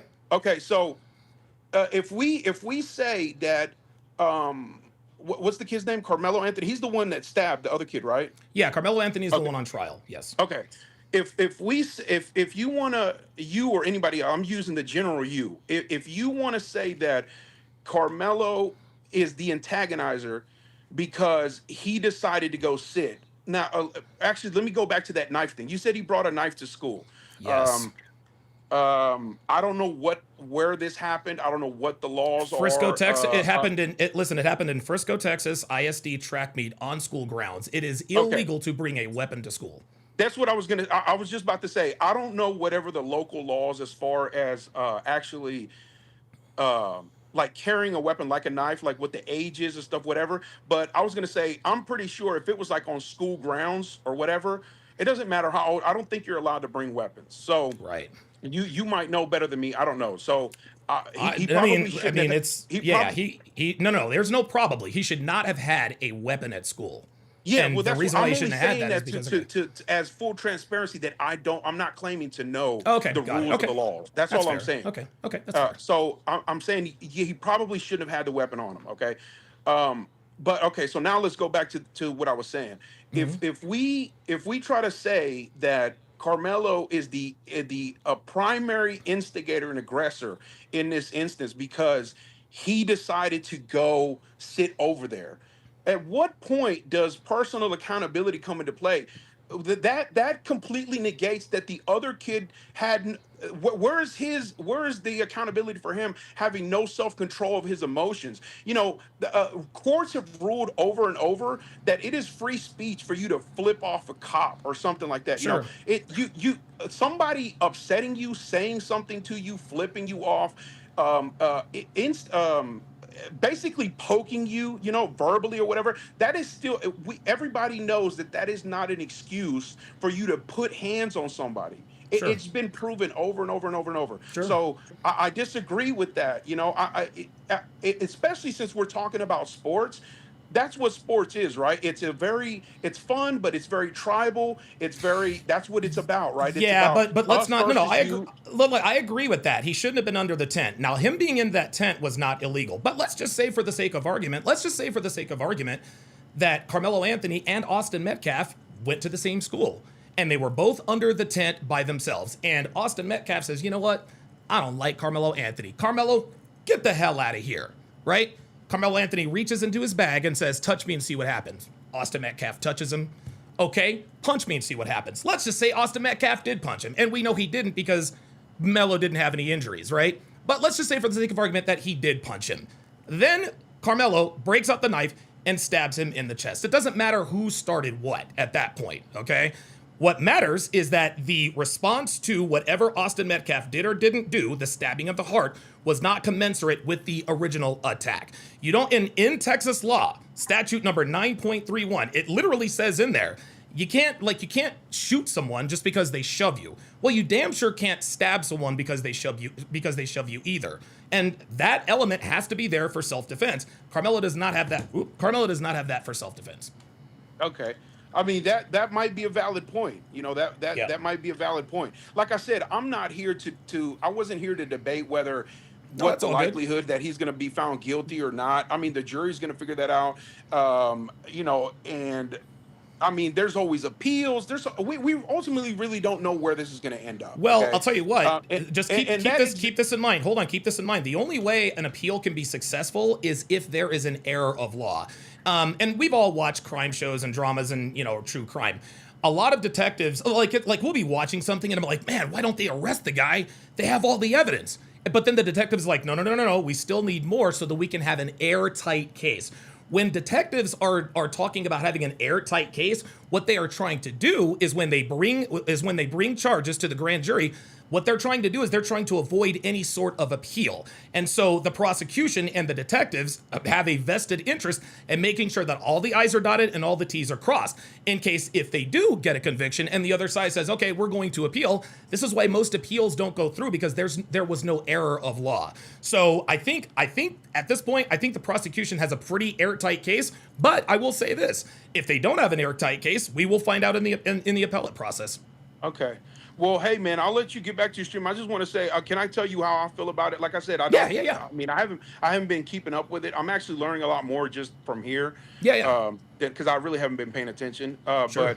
I will say my personal opinion is, I mean, I think it's a really sad. The whole thing is sad. I think it's there's sad no for winners here. Both families have been really destroyed by this thing. I mean, it's national news. It's a terrible thing. The one kid, like I said, I don't, I know emotions are high, but listen, nobody deserves to die over something small, especially kids, man. This was completely avoidable. It shouldn't have happened. No. I feel sorry for, the kid that lost his life. That's terrible. I feel terrible for his family. The kid that did it, his life is right now destroyed. Maybe not in the long run, who knows, but his life is destroyed right now. His family's going through it. So I think that's terrible. The case it'll pan out the way it's going to pan out. The facts of the case are going to do what they're supposed to do, right? The jury's going to do what they're supposed to do. I think if it comes down to the question of, like you said, that is true. You cannot pull out. Well, listen, this at the risk of sounding too much like I'm already piling on against I hear kid you. Carmelo. Yeah. I will say that I think most of us, if we're objective, that is very obvious that there are certain levels of Retaliation. of whatever that aren't appropriate. Yeah, if somebody Sure. shoves you or punches you, the appropriate response is not to just stab them. Right. But then it comes down to that's why we have juries and this whole thing. It's up to everybody else that's who that the task is put on, right, to decide whether they believe in their minds if the kid really felt like he was in danger. Maybe they want to take into account, The their size of the height, boys. each of them, Right. of their height and their weights or whatever it is, right? Sure, Whatever. yeah. But I think everybody can agree, if you are objective, that there are certain things. Yeah, if somebody slaps you across the face, it's not appropriate to pull a gun out and shoot them. If somebody course not. slaps you across the face, it's not, stab them in the neck or some shit Sure, like that. right.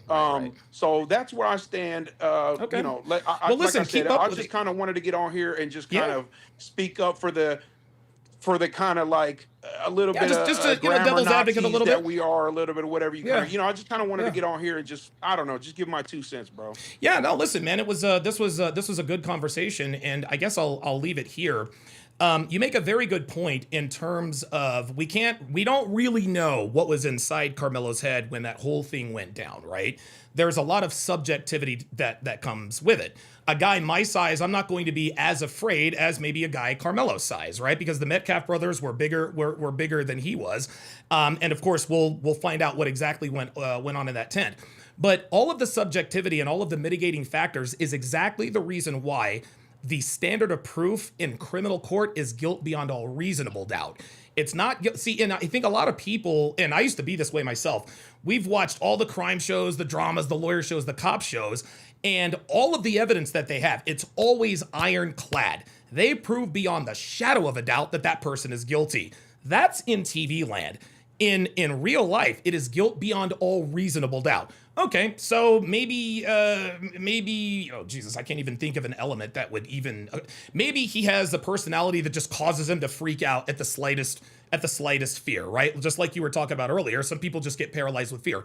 Maybe that's the case, maybe it's not. But that's where the guilt beyond all reasonable doubt happens. Is it possible that he wasn't, is it possible that he might have been afraid of Austin Metcalf? Absolutely. But based on his actions, clearly he was not, because he egged him on, he warned him not once, but twice. I'll give you the last word. Well, hey, listen, my last word is, debate and discussion. It's something fundamental. It's something that is fundamental to our society, to civility. But with that comes that word, civility, and we need to be able to. This is just my opinion, just to say goodbye to everybody. We need to be able to, regardless if it's this or anything that we discuss, because the there's been so much tension and politics and everything for a really long time now, and we have to. I just want to tell everybody, try to maintain, and I'm guilty of it too, man. Listen, I was losing my cool. I'm gonna acknowledge right here, because I was in the comments before and I was talking reckless, man, because I was getting upset. Okay. So I'm not gonna act innocent, bro. Okay. But we do need. This is. I'm saying it for us, for everybody. We do need to try to remain level-headed and civil. Listen, that's the whole thing. Is we can discuss, we can disagree, we can debate, but we have to try to remain civil, because if not, man, that's where it just starts. It starts escalating. It starts gaining that momentum of ugliness and shit. And next thing, like you and I, we're sitting here having a civil discussion about it. Where if we don't actually address each other in a civil manner, then it digresses into this whole thing of just talking shit and calling names and all this stuff. And so that doesn't help anybody. Right. Okay, very good. So, all right, man. Well, thanks for coming up, man. Thanks for coming up. I appreciate it. And listen, very good conversation. I'll give him a Don DeMarco for coming up. Listen, man. I would advise. Oh, there it is. Late Don DeMarco. I would advise you to stick around and to listen to all of the evidence and things that we know. Because I think with the last guy who was just on, the guy who was just on, I think there were a lot of holes in terms of what his knowledge of the case was. So maybe when he does a little bit more research, maybe if he watches this, maybe he'll sort of come around and say, okay, now I understand why Donovan says this, or maybe I understand why Donovan thinks that. Edward Cross, member for 13 months, says, are you black? You don't look black to me. Yeah, last I checked. Last I checked. Very good. Very good. Okay, let's get back to, oh, and by the way, let me just reiterate what the last caller talked about. He said, listen, man, we have to have these civil discussions. We have to have these civil discussions because if not, it devolves into this. And there's only one side that this sort of animus is coming from, and it's the black side. White people aren't doing this. This is black people. Take a look. We kill crackers. We kill crackers. Where I come from, we kill them. And if I ever see you outside of Texas, you gonna have a problem. Look at that. Yup. I'm gonna wrap you up in that flag and I'm gonna set it on fire. Listen to that. I like the smell of burning flesh. Don't you? Don't you? Don't you? Yeah, Zero Rex says civility was only understood by one side. It's the Karmelo side that are making excuses. Absolutely. Listen to this. This is crazy. The time of you having fear on us is over, cracker. It's over, cracker. We ain't scared of you. We gonna do some Nat Turner shit on you, motherfuckers. I even know it. And again, keep in mind, let me just rewind it a little bit. Keep in mind, and this was the saddest part about this, is that there's a child. This is a child. Look, this child is looking right at this man. He's looking right at this man. It's incredible.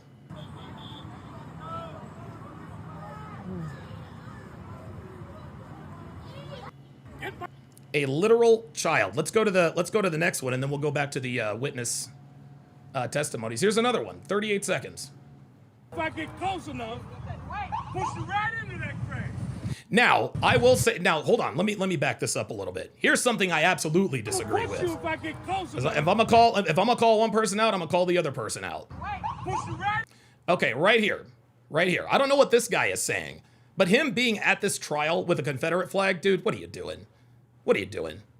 Man, like, that's not as bad as talking about we kill crackers, but bro, like, what are you doing? Are you trying to antagonize them? And this, again, what this guy is doing here, is he is highlighting how easy it is to control these people. All you got to do is use the N-word and show a Confederate flag, and all of their logic and rationale goes right out the window. All of them go right out the window. It's insane. But this right here, having a Confederate flag, this is wrong. MGTOW Soldier says, Don is correct on a lot of points with modern women and has helped a lot of men. However, one thing you should not do is be in a relationship with any woman. They are for bedroom fun only. Okay, MGTOW Soldier 3. I am, thanks for the input. I look forward to seeing your YouTube channel. You heard what I said, cracker. Neanderthal, I don't give a fuck what you say. Fuck you, cracker. Fuck you, cracker. Fuck you. We gotta get out of the road. Let's get out of the road, please. Get out of the road, please. You still a cracker. You still a cracker. See, look at this. Like, this is the way black people respond all the time. You a cracker, motherfucker. You a cracker. You a cracker. He a cracker. You a cracker. You a cracker. You ain't gonna get. Yeah, but if that white dude said you're a nigga, then we'd have a problem. Me cracker. They've been trying to get me cracker. You ain't gonna get me cracker. You. Yeah, easy to say that to somebody who's sitting in a wheelchair. Yeah, that's very brave of you. These people are cowards. Let's watch one more. Oh, that's just the woman freaking out about her purse or whatever. Okay, so this is back to and again, I want to make this clear. This is witness statement number 1. Okay? Witness statement number 1. And remember, these people are under oath. Under oath. This is their testimony from people that were actually under the tent. And this is a minor, a witness that was sitting under the Memorial High pop-up tent with his team near the victim, Austin Metcalf. The suspect, Karmelo Anthony, was from Centennial High and was sitting under the Memorial High tent. Austin told Karmelo that he needed to move out from under their team's tent. Right. And this is the thing that black people are holding on to justify the killing of Austin Metcalf. He shouldn't have told him to move out from under the tent. How dare he? How dare he? He has no right to tell me what I can or cannot do. He has no right to tell me, leave us alone. We can sit and stand anywhere we want. No, you can't. This is why there are designated areas for different teams. Okay? Austin Metcalf should have gone to get an adult. All right? Fine, that was his mistake. But I don't blame him for trying to resolve this. I don't blame him for trying to resolve it. Hey, look, man, get up out of here. Get up out of here. I see no problem with that. And if black people are using the fact that Austin Metcalf confronted Karmelo Anthony to get out of the tent as a reason to be, quote unquote, scared enough to pull out a knife, this is what these people do. Like, guys, these are savages, guys. Okay? These are the kinds of people we can't have in our society. Karmelo JD Cruz says niggas are predictable. Yes, they are. grabbed his bag, opened it, reached inside, and proceeded to tell Austin, quote, touch. Do you guys hear this? Listen to this. I thought Austin Metcalf was the one that touched him first. Listen to this. A minor, a witness that was sitting under the Memorial High pop-up tent with his team near the victim, Austin Metcalf. The suspect, Karmelo Anthony, was from Centennial High and was sitting under the Memorial High tent. Austin told Karmelo that he needed to move out from under their team's tent. So Austin Metcalf says to Karmelo Anthony, you need to move out from under our tent. Karmelo grabbed his bag, opened it, reached inside, and proceeded to tell Austin, quote, touch me and see what happens. So a kid walks up to him and says, hey, you need to leave this tent. According to the witness, Karmelo then reaches into his bag and says, touch me and see what happens. That is not someone who is in fear for his life, guys. That is not someone who is in fear for their life. MGTOW Soldier, let's try to keep it on topic. I'm not going to debate a nobody on women. Listen, if you want to be a MGTOW, that's fine. You know, I just don't want to. No need to vet women. Okay, fine. Just let's just keep it on topic. If you wanna debate about women, we'll do that another time. Today is not the time. White people. I'm sorry, Mac with the $5 super chat says white people are more offended their blonde kids comes out a redhead than the word cracker will ever be. That's exactly right. So let's go through this timeline. Metcalf tells Anthony, hey, you need to leave. Karmelo Anthony reaches into his bag and says, touch me and see what happens. This kid is cooked. No one really thought Karmelo really had any weapons in his bag, and Austin proceeded to touch Karmelo. Then Karmelo told Austin to punch him and see what happens. That's where the escalation comes in. Touch me and see what happens. Austin called his bluff. Touched him. Karmelo in his mind was like, okay, I need a justification for stabbing this kid. Touch me and see what happens. He touched him. Okay, well, if I stab him, I'm gonna go to prison, right? Oh, wait a minute. If I stab him, I'm gonna go to prison. Wait a minute. Let me escalate this even more. Punch me and see what happens. Yeah, if he punches me, then I'm justified in stabbing Austin in the chest. A short time later, Austin grabbed Karmelo to tell him to move, and Karmelo pulled out what this witness recalled as a black knife and stabbed Austin once in the chest and then ran away. Oh boy. All right, wait a minute. Oops, sorry about that. All right, Lucas Engel, you're on live at Donovan. What's on your mind, brother? I just got a question. So you said that he brought a knife to the school? Yes, he did. So wait, if he even, I can't remember. They said he got posted on bail. I think that's what Myron said on his show last night. Yeah, he's out on 250,000. Right? Yeah, he's out on 250,000 bail. Yeah. So even if he was posted on bail, wouldn't he have been charged with bringing a knife to school? Or something close to that? I don't. You know, it's very interesting. I don't know why they haven't charged him with that. Maybe that's one of the lesser charges. My guess is that they probably said, okay, we're going to get this kid on first-degree murder. If we're going to get him on murder, we're not going to get him on anything. So I think they probably just felt it was a moot point to just say, hey, you know, we're not going to charge this kid for bringing a knife to school.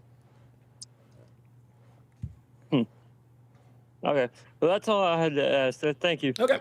No problem at all. All right, let's get back to it. Thanks for chiming in. Oh, by the way, Lucas, you didn't help that girl cheat on her boyfriend, did you?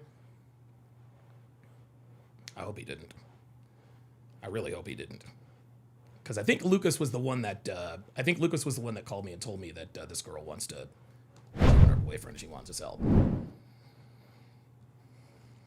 Let's talk about what that's. Yeah, exactly. So he stabbed Austin Metcalf in the chest once and ran away. Stabbed him in the chest once and ran away. If you thought you were justified, then why would you run away? If the threat is new, don't guys. Let's not time people out quite yet. Just wait. Just wait. Fireman the Philosopher says, free Karmelo Anthony. Okay, on what grounds, my friend? On what grounds? Listen, I'll let you respond. I'll let you respond. Free Karmelo Anthony. Okay. And I'm saying, no, we're not going to free Karmelo Anthony. Karmelo Anthony deserves to be in prison. Okay? Statement means all sitting on the bleachers under a Memorial High. Witness number 2. Tent when another male he did not know walked over and sat under the tent. That would be Karmelo Anthony. Austin told this male that since he didn't go to Memorial, he had to leave the tent. So Austin Metcalf said, hey, you don't go to this school, you need to leave the tent. Austin and the male went back and forth. Then Austin stood up and pushed the male to get him out of the tent. There you During go. the time of the arguing, the male was reaching around in the bag that he had. It was at this time that the male took out the knife and stabbed Austin and then left. There it is. There it is. There it is. They went back and forth verbally. Austin pushed Karmelo Anthony to get out of the tent. Karmelo Anthony reaches into his bag, pulls out the knife, and stabs him to death. That's not self-defense, guys. That's not self-defense. That's first-degree murder. That is first-degree murder. This is not manslaughter. This isn't involuntary manslaughter. This is not, no. This is first-degree murder. This is murder 1. He brought a knife to school. That was illegal in and of itself. He brought a knife to school. He put himself in a situation where a confrontation could occur. He knew that him being in that tent, would cause a confrontation. They go back and forth. And as soon as he pushed him, he's like, all right, I now have my reason. To stab Austin Metcalf. Notice so far in the 2 witness statements, no one has said a gang of people rolled up on him, like the first dumbass caller said, trying to give me that inaccurate the bus stop analogy. No, that's not what happened. Karmelo Anthony was not accosted by a gang of giant white people. That's not what happened. We have 2 witnesses so far that don't verify any of that. And see, guys, this is what Karmelo supporters are doing. They're just making up stuff. It wasn't a knife. It was a cleat sharpener. No, it wasn't. It was a black knife because they found it on the scene. Fireman the Philosopher says, keep that same energy for Rick Chow. See, there it is. There it is. There it is. There it is. Always bringing in other cases. Always bringing in other cases. Rick Chow has nothing to do with this. Fireman the Philosopher. It has nothing to do with this. Happened in a different state. Whether I agree, and honestly, I don't really know much about the Rick Chow case. I think Rick Chow should have been convicted. I think maybe it's because I don't know all of the facts, but if you shoot someone in the back, like if you're chasing someone and you shoot him in the back, to me, that's murder. To me, that's murder. So, but be that as it may, the Rick Chow case has nothing to do with this. Guys, this is what the so-called black community likes to do. When one, because let's just be honest here, guys. Let's just be honest. The Collin County District Attorney's Office, they've got Karmelo Anthony dead to rights. They've got him dead to rights. They've got all the evidence, all the witnesses. Austin Metcalf is dead. He's going to jail. He's doing prison time. And so what black people like to do is they like to come in, well, what about Kyle Rittenhouse? What about him? Kyle Rittenhouse has nothing to do with this. O.J. Simpson has nothing to do with this. Rick Chow has nothing to do with any of this. Just because Rick Chow should have been convicted does not mean Karmelo Anthony gets to walk. 2 wrongs don't make a right. And I think that's what black people, I think that's their general message. Well, what about this incident? You're literally saying 2 wrongs makes a right, and 2 wrongs don't make a right. I'm sorry. You're not gonna come in here and start mentioning other cases as a defense for Karmelo Anthony. You're just not going to. The L Factor with the $10 super chat says, if the races of these young men were reversed, black people would be calling this a hate crime. There you go. There you go.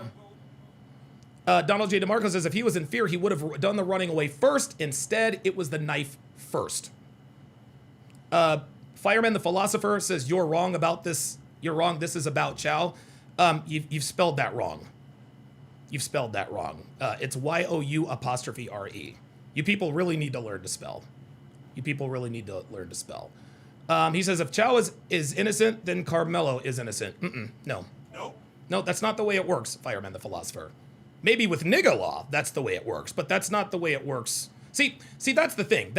What Fireman the Philosopher is talking about, these are the policies in third world countries. This is how third world countries come about. Well, if this guy was innocent, then we need to make this guy innocent too. Because one of ours got one of theirs, then one of theirs can get one of ours. No, it doesn't work that way. We live in a civilized society. We live in a civilized society. What you were talking about is you're being uncivilized. He says too many wrongs and not enough rights. He's still going to prison, my friend. He's still going to prison, my friend. Fireman the Philosopher, I need you to make a coherent argument, please. I don't mind going back and forth with you, but it really just looks like you're just talking gibberish. If it continues, I'm going to ban you. Or, if you are so inclined, you can actually come up and talk to me about it. You can come up and talk to me about it. Listen, say whatever you want about the first caller. At least he had the balls to come up and tell me what was on his mind. All right? At least he had the balls to come up and tell me what was on his mind. But if you're gonna go back and forth with me in the chat and just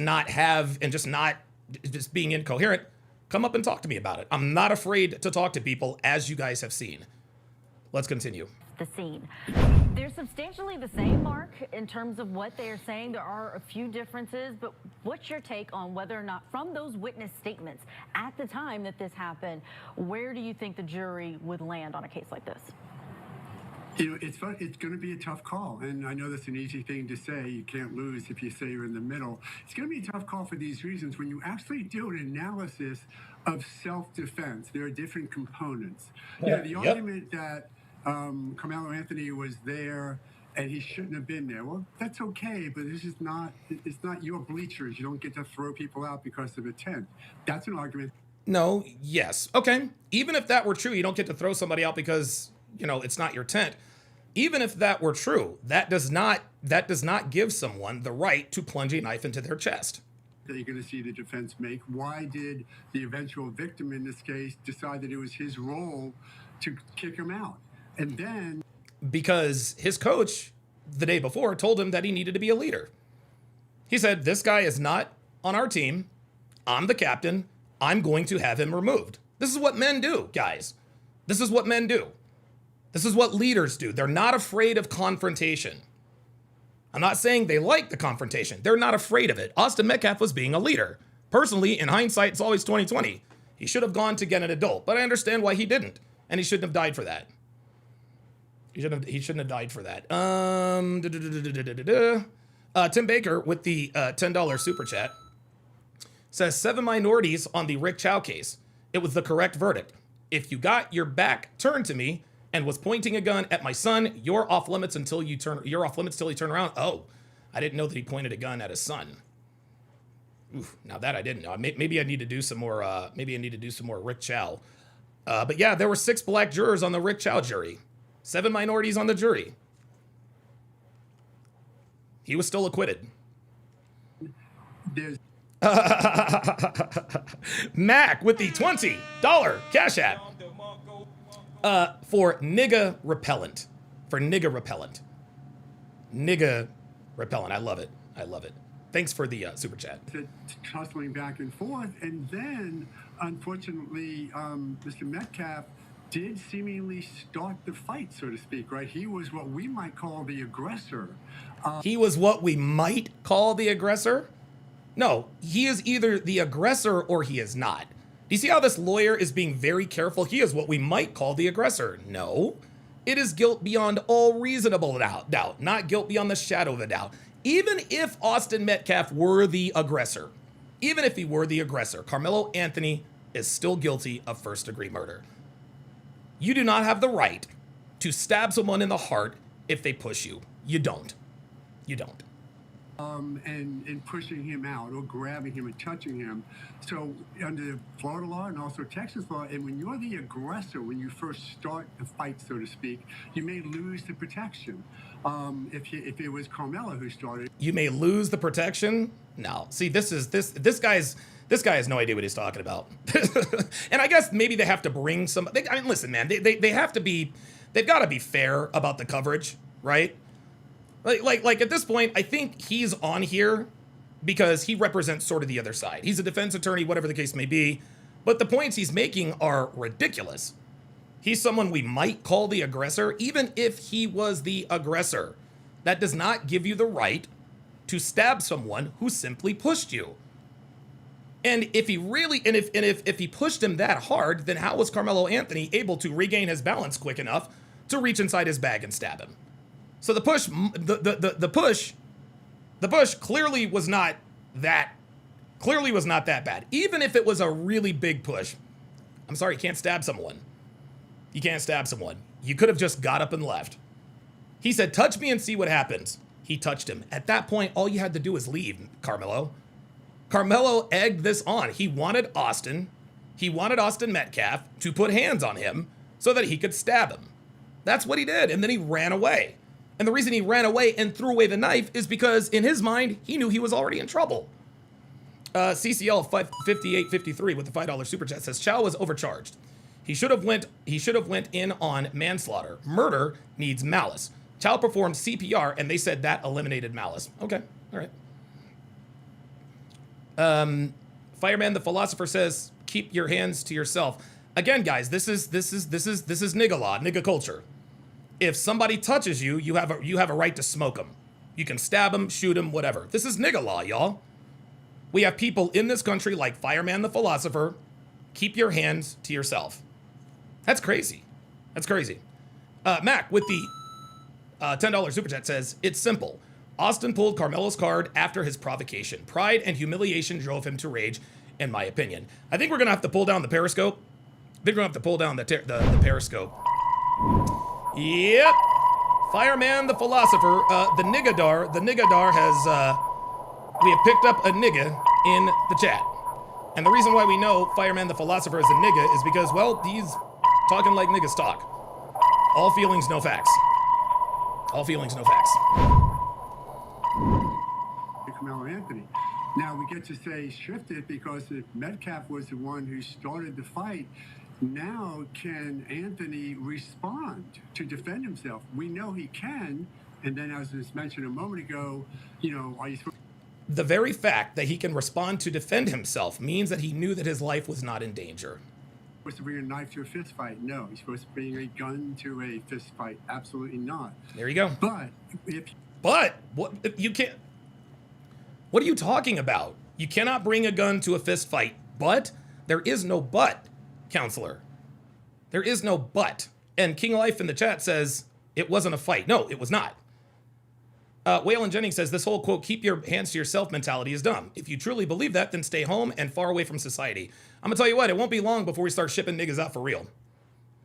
You're there and starting to get attacked, which is what the defense is going to say. He did not get attacked. He was simply told to leave the tent and then he was pushed. That's not attacking.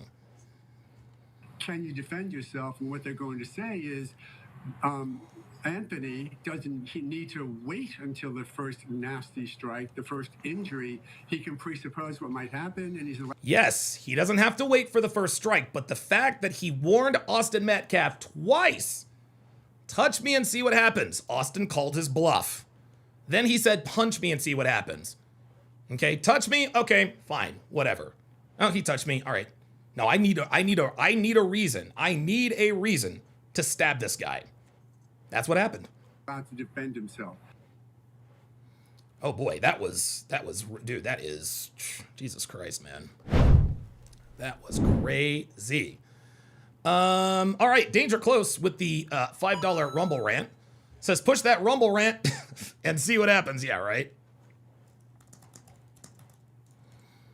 All right, let's see. Fireman the Philosopher says this guy is like a Dave Chappelle skit. Oh, he's just talking about Clayton Bigsby. Thinking about Clayton. You're talking about Clayton Bigsby, I assume. Yeah, listen, you can have your opinion of me, Fireman the Philosopher. I need you to, I don't mind that you disagree, but if you're going to disagree, tell me why you disagree. All right? If you continue with the ad homs and fucking with people, I'm going to ban you. I really wish that you would just come up and talk. I really wish that you would just come up and talk. But niggas like you are cowards, right? Niggas like you are absolute cowards. You guys like to troll from afar. MGTOW Soldier 3 says, I agree, he shouldn't have assaulted Karmelo. No, he shouldn't have. He shouldn't have. And Karmelo Anthony shouldn't have stabbed him. So, just because you push someone does not give them the right to stab or shoot you. That's how it goes. All right. So this is the New York Post article about the coach. Okay, so MGTOW Soldier 3 is a nigga. All right. So now you want to listen. If you want my attention, MGTOW Soldier. Oops. Well, wait a minute. MGTOW Soldier 3. I'm gonna tell you what I'm gonna do. I'm going to put the link in the chat. I'm gonna put the link in your chat, and then I'm gonna ban you because I think all you want to do is I think you just want to disagree with me and talk shit, which I have no problem with. But you're not gonna do it. You're not gonna do it from the chat. You're gonna do it face to face. So here you go, MGTOW Soldier 3. And I know you won't pull up because you're a coward. You're gonna come up with a million different excuses, right? But that's that. You're out of here. You're done. If you have anything else to say, you can either pull up or you can shut the fuck up. It's that simple. And you're going to shut the fuck up. See you later. Trolls think they're slick. They really do. I agree with what Donovan says, but... And then, you people are all the same. You people are all the same. Karmelo Anthony, because a black man pushed a white man. Donovan, you were the coward. All right, Fireman the Philosopher, that's it. You're done. That's it. Why don't you listen? Fireman the Philosopher? Why don't you come up and say that to me face to face? It's not even face to face. If you have so much to say, come up and talk to me about it. No, you're a fucking coward. Niggas are always cowards, and Fireman the Philosopher is just another in a long line of cowards who have no idea what the fuck they're talking about. As you were, sir. As you were. So this article from the New York Post by Priscilla Gregory, was posted yesterday. The title is Coach of Karmelo Anthony's Teen Victim Sobs. Oh, wow. As he recalls the chaos after fatal attack Oh, my God. Oh, my God. Listen to me. I'm over here trying to correct people's grammar. I can't even talk today. Fatal track meet stabbing. The coach of a Texas high school jock that was allegedly stabbed to death by Karmelo Anthony sobbed as he recalled realizing the teen, quote, was gone just moments after the knifing. Victim Austin Metcalf's family was brought to tears as Frisco track and football coach Robert Starr recounted seeing... Oh, wait a minute. Recounted seeing a commotion at the Kirkendall Stadium on April 2nd, 2025, and going over to where the 17-year-old was on the ground. His face is purple, and he has a big hole in his chest, Starr testified at the first day of the murder trial against Anthony. Oh, boy. And by the way, this is an AI picture. Karmelo Anthony never had this hair. He might have it now. He didn't have it at this time. They wanted to make him look like a schoolboy. Metcalf's family openly cried in the gallery of the Collin County Courthouse in McKinney as Starr spoke. Anthony, now 19, is accused of stabbing Metcalf in the chest with a foldable knife over a dispute that began after Metcalf asked Anthony to move out from under his team's tent. Starr began to sob as he described going over to where the trainers were trying to revive Metcalf before Metcalf's twin, Hunter, pleaded with Starr to, quote, do something as he pointed towards Anthony. Huh. Isn't that something? I thought Karmelo, wait a minute. Whoa, wait a minute. Hold on 1 second. Again, guys, this is testimony. This is, okay, he is under oath. Okay? He's under oath. We were told Karmelo Anthony stabbed him and ran to find the cops. But according to the coach, Hunter told him to, quote, do something as he pointed to Karmelo Anthony. He's like, yeah, that's the guy that did it. I thought Karmelo Anthony was running to try and find the law. What is he doing standing around? Starr went over to where Anthony was, but others told the upset coach to leave. Oh, wow. When Starr returned to Metcalf, everyone was praying, and Starr and Hunter got on their knees and also prayed. He recalled, I just knew Austin was gone, the coach said. My God. The next day, Starr sent a text to Metcalf saying, I love you, man. Sorry I didn't say enough, according to exhibits shown on the jury. My God. Metcalf's dad, Jeff, wiped his eyes as the messages were shown. The incident unfolded after Austin, a student at Frisco Memorial High School, told Anthony, who attended Frisco Centennial High School, to move away from their team area. The pair allegedly shoved each other before Anthony stabbed Metcalf, a move he claims he made in self-defense. Starr told the jury that he had asked Anthony, Starr told the jury that he asked Karmelo Anthony, who was a discus and shot put thrower, as well as a football player, and a few other teammates with leading that day, which meant setting up a tent and moving equipment. Setting up a tent and moving equipment. Huh. Isn't that something? Setting up a tent and moving equipment. Well, there we go. They were supposed to set up their own tent. He decided to go over there and catch smoke under a tent he knew that he was not supposed to be under.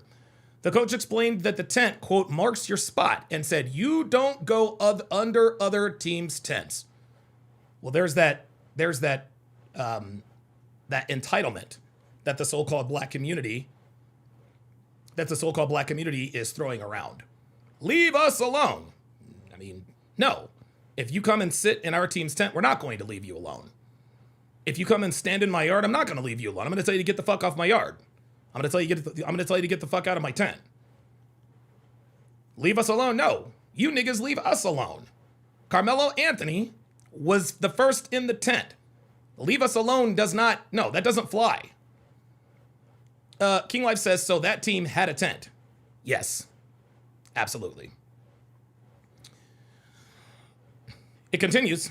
Athletic trainer Tiffany Whitaker took the stand next, telling the jury about performing CPR while her partner did chest compressions until the medic arrived. Oh my God. Once he was given a transfusion, some color returned to Metcalf's face. His face was purple. He had bled out that much already. Some color had returned to Metcalf's face, which Whitaker said gave her false hope, which was dispelled after she saw the chest wound. Oh boy. Vincent Hooper, a coach from another school, told jurors about holding Anthony to ensure he didn't leave. Oh boy, this is a problem. This is a problem, guys. This is a big problem. We were told that Karmelo Anthony stabbed Austin Metcalf, ditched the knife, ran to turn himself in. No, that's not what happened. Coaches had to stay around to make sure that Karmelo Anthony did not flee the scene. Hooper said Anthony told him, he put hands on me, I stabbed him. So there is another confession. There's another confession. He put hands on me, I stabbed him. Okay. Hooper said to him, you know if he dies, you've changed your whole life, Hooper said, according to a report by the Daily Mail. The then 17-year-old didn't believe Metcalf was going to die, Hooper recalled. Oh, okay. He's not going to die, Hooper said Anthony told him. So Coach Hooper says, if he dies, you've changed your whole life. Karmelo Anthony said, he's not going to die. But if he does, Hooper replied, prompting Anthony to start crying. He recalled. This is bad. The reason why Karmelo Anthony is crying is because he knows he is in big fucking trouble. Despite not knowing each other, the pair hugged, Hooper said. The coach then called over Anthony's coaches, he said. Hooper also testified that he had to stop another of Austin's teammates from attacking Anthony. Yeah, you're goddamn right. You just fucking stabbed our teammate to death. I'm gonna want to put hands on you too. I can't believe that Coach Hooper actually hugged this kid. During opening statements, Anthony's lawyer, Mike Howard, told the jury that a much larger Metcalf started the dispute with Anthony and that the knife was purely to protect himself. Oh boy. What's important to know is that Melo, they're calling him now, is 5'8" and 140 pounds. Hunter and Austin Metcalf are 6'1" and about 80 pounds heavier than Melo. Howard.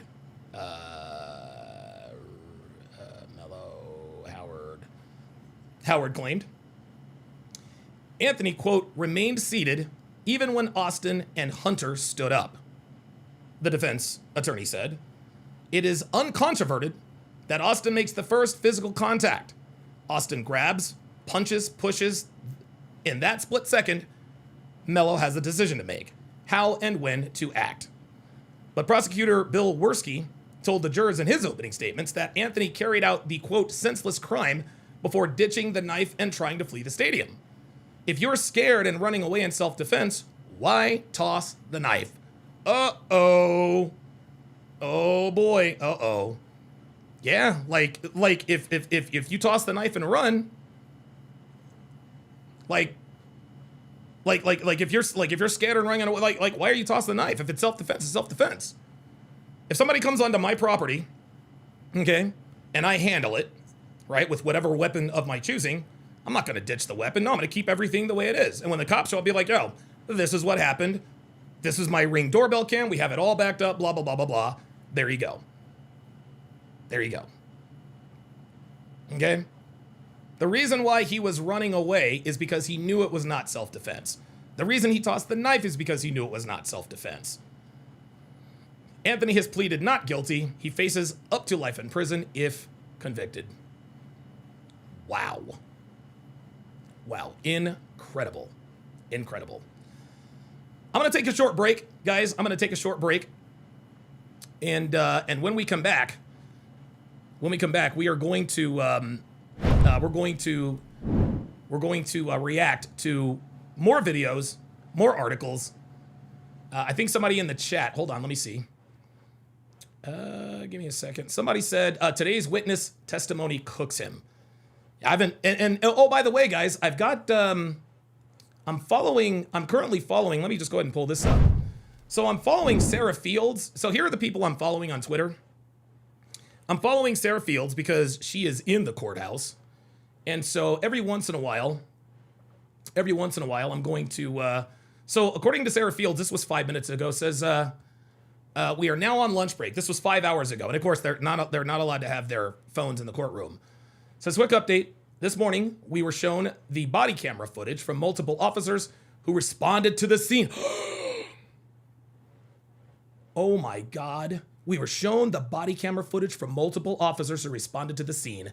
The footage showing Austin's lifeless body on the ground was devastating. Oh my God. We were also shown the knife. Blood was visible on the blade all the way up to where the handle began. Oh my God. Oh my God. FBS says, I can't believe Tariq Nasheed is defending Karmelo. Well, I can. That's what kind of nigga he is. Wow. And so as of right now, let me refresh her feed. So 5 hours ago, yeah. So she's still in the courtroom because they're not allowed to have their phones. Let's see what Anthony Bryan. Let's see what ABL has posted. Chud the Builder. Okay, I don't know anything about that. Let's see what he has to say about this. Social media rumors and misinformation addressed. Does the new information bode well for Karmelo Anthony or for? You know what? I'm gonna respond to that. I'm gonna respond to that when I get back because I need something for my throat because my Jesus Christ. Oh my goodness. So everyone sit tight. Everyone sit tight. I'm gonna take about a 5-minute break, and we will be right back.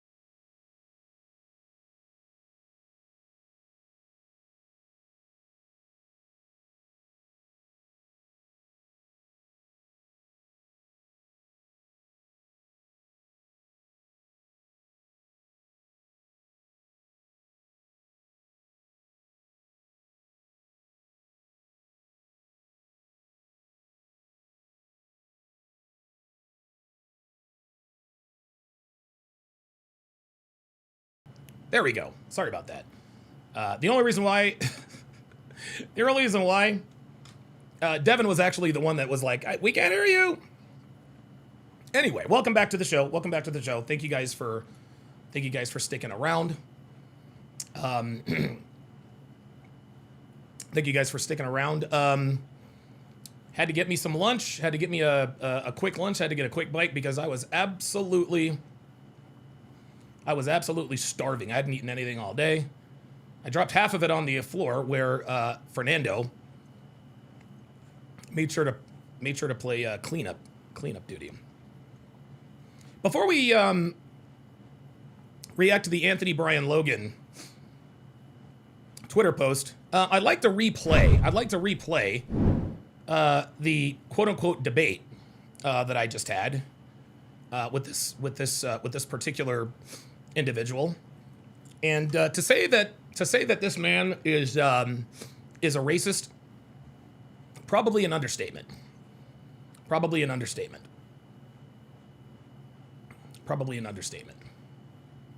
Let's take a look and listen.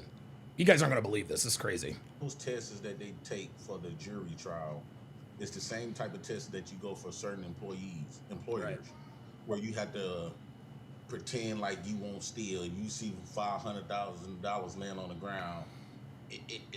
I'm sorry. Did you wait? Let me wait. Hold on. Let me stop you right there.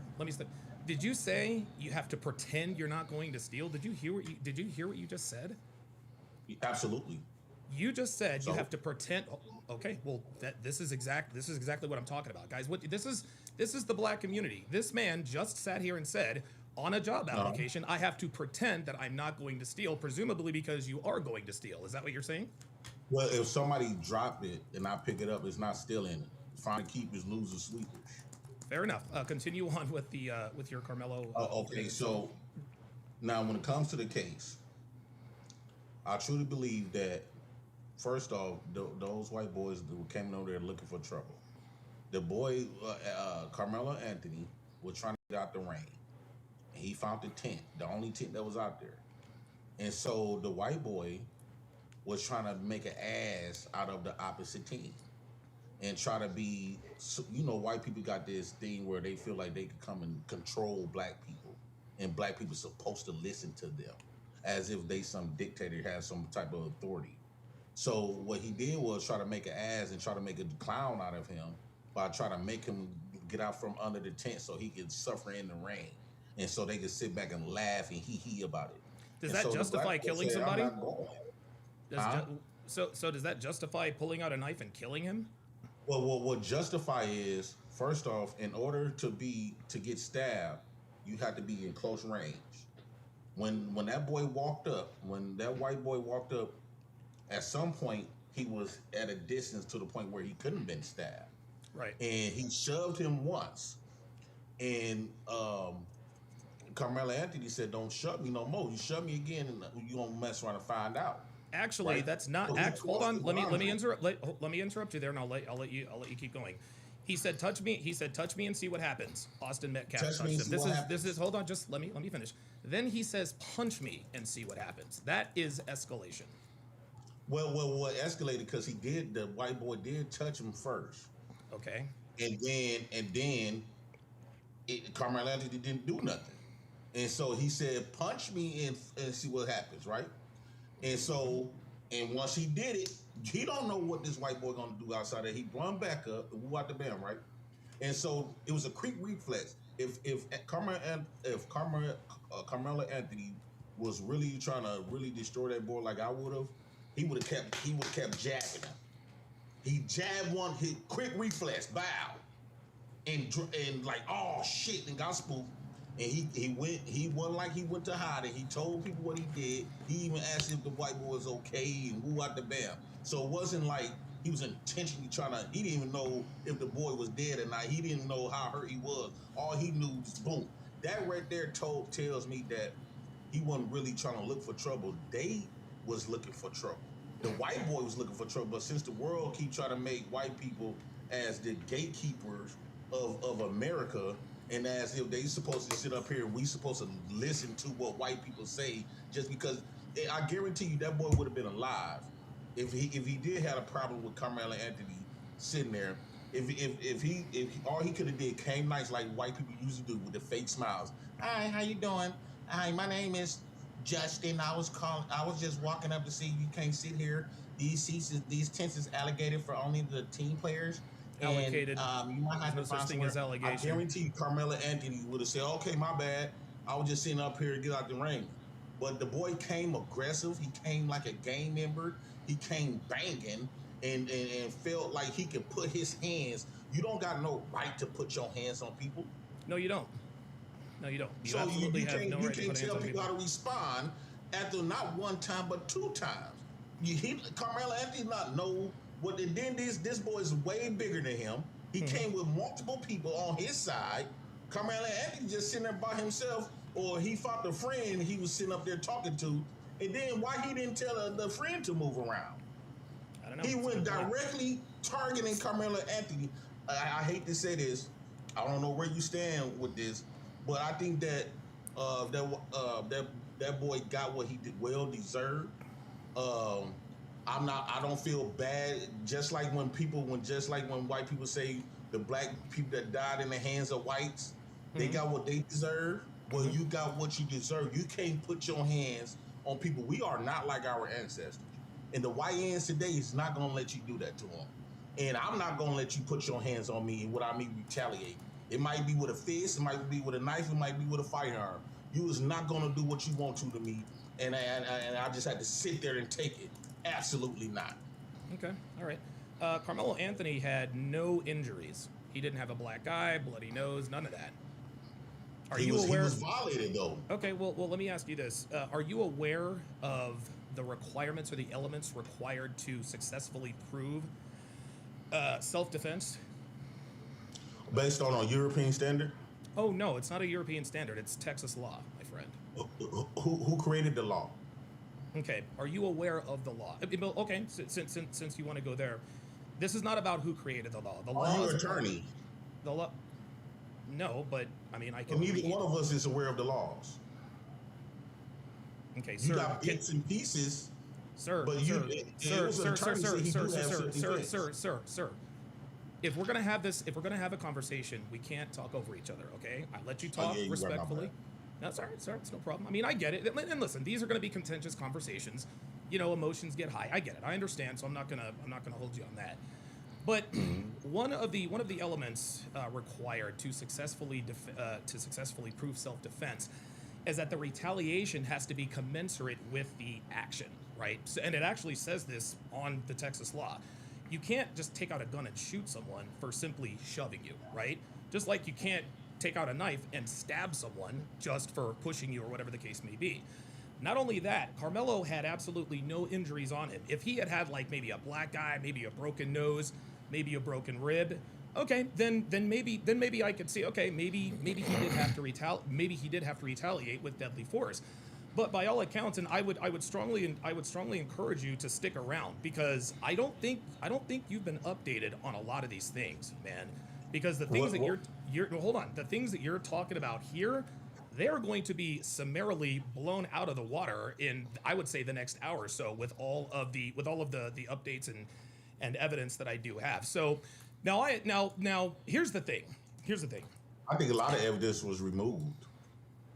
Okay, well, that's fine. I'm sure a lot of evidence was removed, but the because evidence... it's to victimize the white boy and villainize Carmelo Anthony. Okay, well, I think the whole test is against Carmelo. Okay, that's fine. Carmelo Anthony is going to prison, sir. I mean, listen, you can rationalize it however you want to, and I understand. Hold on. I need you. Look, you gotta let me talk. Listen. I'm gonna talk for just a few more seconds, and then I'll give it back to you. Let's just have a conversation. I'm not gonna do this talking over each other. Carmelo Anthony, anytime, and I actually used this example on my live the other day. If you have a reasonable, not even a reasonable, you can have an irrational fear that your life is in danger. And I'll give you an example. Let's just say I'm in my bed, right? And somebody kicks on my door, gets past my, attack dog Fernando, and puts a weapon in my face, right? I am genuinely scared for my life because there is a weapon in my face. The last thing I'm going to do if I am genuinely in fear for my life is say, squeeze that trigger and see what happens, right? Because if he squeezes the trigger, I know what's going to happen. I am likely going to die or I'm going to be gravely injured. Now, let's take it under the tent. Let's say I'm Karmelo Anthony. And let's say a couple of big guys like Brock Lesnar. I don't know if you follow wrestling, but there's this big white dude in wrestling. His name is Brock Lesnar. If there were two Brock Lesnars that came over and said, "Hey man, you need to get up out of here," I know that those two men, or even one of those guys, could absolutely destroy me. And if I am in reasonable fear for my life or being grievously injured or harmed, the last thing I'm going to do is give them 2 warnings. I'm supposed to be afraid for my life. I'm not going to tell him, touch me and see what happens, and then he touches me. I'm not going to then back up and it's in the court, it's in the evidence, punch me and see what happens. Because here's the thing. The reason why we know Karmelo was not in fear for his life is because he was literally daring Austin to do something. And the reason we know he wasn't afraid is because he said, see what happens. When he said, see what happens, he knows that whatever Austin does, touch me, punch me, whatever, after that, he knows that he is not going to be dead. He knows that he is not going to be grievously injured. And see what happens means that he is going to survive whatever it is that he does so that he can see what happens, which was the knife. That's why I say he wasn't self-defense. It says Texas is a stand your ground state. Under Texas Penal Code 931, you have no legal duty to retreat from an attacker. Right. If you are in a place you have a legal right to be, provided you did not provoke the situation and were not engaged in criminal activity. So that right there was Karmelo Anthony's point of view. He was in somewhere that was public for everybody. It wasn't against the law to be there for him to be there. He did not engage in no type of criminal activity. The criminal activity was engaged upon him. I would say that the white boy brother need to be in prison. He need to be charged for his brother's death because they actually committed a crime and they was premeditated. Basically going over there to niggas just be making shit up, man. He committed assault twice, and his brother died in a process of them committing a crime. So the only person should be going to prison is his brother. Okay, can I respond? His boy's brother. Okay, can I respond? Number one, it's not a crime to go over and tell someone go somewhere. It's not a crime to tell someone get the hell out of here. That's not a crime. Okay. You're right. No, hold on. You're right. Putting your hands on someone, that is a crime. Okay, you cannot assault someone. That is absolutely true. But when Austin Metcalf walked over to Karmelo Anthony to tell him to get out of there, he's not in the commission of a crime. So Austin Metcalf was not committing any crimes. Karmelo Anthony, in fact, was both the instigator and he was in the commission of a crime because A, he brought a knife to school. Let me finish. He brought a knife to school, which is illegal, and B, he went under the tent. If Karmelo Anthony never goes under the tent, Austin Metcalf never has to confront him. Well, you talking as if the white boy, what's his name? Austin Metcalf. You talking as if Austin was some sort of authority figure. No, he wasn't. And I'll actually, hold on, I'll agree with you here. Here's one thing. Hold on. And I'll let you go. One thing that I would say, one criticism of Austin and anybody else under that tent, he should not have gone over there and confronted Anthony. If he really felt some type of way about that, he should have just left the tent and got somebody, hey, coach, whatever. Hey, man, there's somebody under our tent who doesn't need security, right, whatever the case may be. But again, he told him to leave. That does not justify stabbing him to death. No. See, when y'all retreat this story, you keep stopping at. He told him to leave. No, he came over there aggressive. He came over there. He took it upon himself. Not a crime. Not a crime. Not a crime. He took matters into his own hands. I do want to see the history of that boy Austin because it sounds like he was a bully. It seems like he was a bully, right? He was bullying on other kids. He didn't just start doing this type of stuff. Listen, sir. I have to step in. That's incorrect. Austin Metcalf. Oh, why that's incorrect? Do you know Austin? I'm sorry. Do you know Austin? If I don't know Austin's not a bully, then how can you say that he is a bully? Behaviors. Even if let's just say for the sake of argument, he was being a dick. Let's just say for the sake of argument, he is being a dick, right? He's in there bullying people. Da da da da. Hey, black boy, get out of here. Blah blah blah blah blah blah blah blah blah. He assaulted them. Say what now? He assaulted Karmelo Anthony. Okay. Carmelo Anthony was minding his business. You're absolutely right. But Carmelo Anthony didn't have any injuries. That's my point. Okay. And like, and somebody how to respond once you disrespect and violate them. I agree. I agree with you. If somebody disrespects and put hands on me, I'm going to respond in kind if I feel like I need to do it. But when you say that Austin Metcalf assaulted Carmelo Anthony, show me the blood. We both played street ball, right? Where's the foul? Show me the blood, right? It is illegal to touch someone if they don't want to be touched. That is assault. But for you to say he assaulted him, that's being disingenuous because you're making an excuse for Karmelo Anthony pulling out a knife and stabbing him. Again, the third element of self-defense means that the response has to be commensurate with the initial attack. That's all there is to it. You cannot. If somebody come up there and assault you right now, and let's say if I come up, you just sitting somewhere on a bus stop or something, and a few black boys come up there and assault you. They already putting their hands on you. They aggressive. They energy aggressive. They yelling and screaming at you, and you telling them, "Please leave me alone." Basically, leave me alone. And they won't stop. And they go to push. Now they go from talking until putting their hands on you. You do not know what coming next. So to sit up here and say that, yeah, he just didn't make it to the point where he could have did. I think that it went from this to this. What's gonna come after punching? You don't know if Austin had. Okay, let me. You're right. Let me. Hold on. Carmelo Anthony egged him on twice. He said, "Touch me and see what happens." Okay, that's a warning. Austin Metcalf touched him. Then Carmelo Anthony escalated and said, "Punch me and see what happens." Austin Metcalf. He egged it on. They weren't supposed to be there in his face in the first place. Those are the facts of the case. Okay. That's a fact. The fact is, he was there minding his business. Austin came over there. How you just excusing that all of that? Yes, if you come and he violating my space. So yes, bro, in threatening me. So yes, I say you touched me. He did. Keep in mind, this dude has a daughter. This dude has a daughter. I've seen his daughter in the background. His daughter is listening to her father have this conversation. You don't know, Austin. If you touch me, keep it on. He touched him. Okay. So okay. Hold on. Let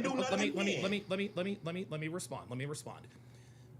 Again, if I am in reasonable fear that the person or people in front of me are going to either kill me or injure me, or somehow maim me, I'm not going to if I really do feel like my life is in danger, I'm pulling out that knife right now. I'm not going to say touch me and see what happens. He touches him. That's assault number one. Then he says punch me and see what happened. Carmelo Anthony was the one who escalated it. That's what happened. He brought a knife to school, my friend. The boy didn't have to listen. The boy is the one that didn't have no self-control. No, so Carmelo Anthony didn't have No, Carmelo Anthony is the one. Threats. My friend. Austin was the one that was giving threats. Why is the boy touching him in the first place? Why is he over there in his face in the first place? Because he wasn't supposed to be under the tent, my friend. Well, he ain't. Austin not the one supposed to go up there and pass out orders. Absolutely right, but that does not mean that he deserved to be stabbed and killed. You can't just go past that. Okay, let's not go past that. Let's keep it here. So you're telling me that hold on. Let me ask the question. So you're telling me that Austin Metcalf deserved to die for his role in what happened at the track meet? I think that it's a yes or no question. Stopping the threat. He stopped the threat. It's a yes or no answer. It's a yes or no question, sir. What was the question? The question was, do you believe that Austin Metcalf deserved to die for his role in what happened at the Frisco ISD track meet? Yes, he deserved his consequences. What he tried to do. Yes, he did. Okay. He deserved every bit of it. Okay. Every bit of it. Okay. All right. And Carmelo's black ass and Carmelo's black ass is gonna spend the rest of his life in prison because the niggas like you think you, sir. Have a good day. You are ignorant. You have no idea what you're talking about. Jay Prince, you have no. And Jay Prince, my friend, I really encourage you to watch today's podcast, okay? Because you are like my guy, you are so There it is. There it is. There it is. Guys, you can't reason with these people. You can't reason with these animals. You can't reason with these people, man. It doesn't matter. It doesn't matter what evidence comes out that clearly shows that Karmelo Anthony was not acting in self-defense. They're going to defend this kid all because Karmelo is black and he killed a white kid. That's it. That's it. That's it. This dude was clearly racist. You can see the anger coming. You can see the anger coming. You can see the anger coming. Midwest Kevin says, yep, go to hell, Jay Prince. No, he's already there. He's already there. I think what you guys need to understand is that these people live a tortured, miserable existence. Like, these people are just not happy. Like, they are fucking miserable. They're miserable. They're not happy with themselves. They're not happy with life. Right? I mean, what else do you expect from a group of people that victimizes themselves all the time? Right? And Waylon Jennings says, that's why the jury was selected as such. Absolutely. Absolutely. Absolutely. This is why there are no black people on the jury. This is why there are no black people on the jury, is because of niggas like that. That's it. I got a couple of people who disagree. I don't mind you disagreeing in the chat. I don't mind you disagreeing in the chat, but I'm not going to let you do it but for so long. Oh, Dominic Miller. All right, good stuff. All right. Okay. All right, Dominic, you're on live with Donovan. What's on your mind? Oh, so you can see me? Oh, you can see me? You can hear me? I can see and hear you. Hey, what's up, bro? What's going on, man? Not First off, listen, I want to say that as a black American in America, I want to say even though that we may be divided as a country, I want to say that I do love you. Okay? I want to start off there. You're telling me that you love me? Oh, I'm sorry. Can you hear me? Yeah, you said my phone down. I'm sorry. That's cool. I You was said saying that as no. Hold on. Let me respond. I don't know what you said. You said even though we're divided, blah blah blah, you're going to tell me that you love me? Yes. No, I don't believe that. No, I don't believe that for 1 second. I think that's disingenuous. I think you're trying to set me up. Listen, just say what you feel, say what's on your chest. Whether you love me, like me, hate me, or not is immaterial. So let's just dispense with the fake theatrics and just go ahead and get it all out. Please continue. Okay, so I don't hate you. Okay, I wasn't raised to hate. I think that if we all walk with Jesus, I think we all could find a way to try to find a middle ground. You're probably right. This situation, to find a middle ground in the situation. Yes, I believe that he should not have had the knife on him.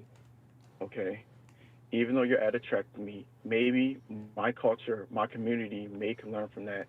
But at the same time, I think that on the other side, you guys could maybe just learn to leave people alone. You know, like, and I'm not saying that. No. Let me step in right there. See, there's this. Hold on. There's this leave people alone. Okay. Karmelo Anthony went and purposefully sat under a tent he knew wasn't his. So when you say leave people alone, that's like me. That's like somebody coming onto my property, me knocking him out, and me going to trial, and people leave me alone. No, you were somewhere you were not supposed to be. You were somewhere you knew you were not supposed to be. Okay. So Karmelo Anthony went under that tent himself. They're not going to leave him alone, and I'm glad they didn't leave him alone. I'm glad they told him to get the hell out of the tent. Okay.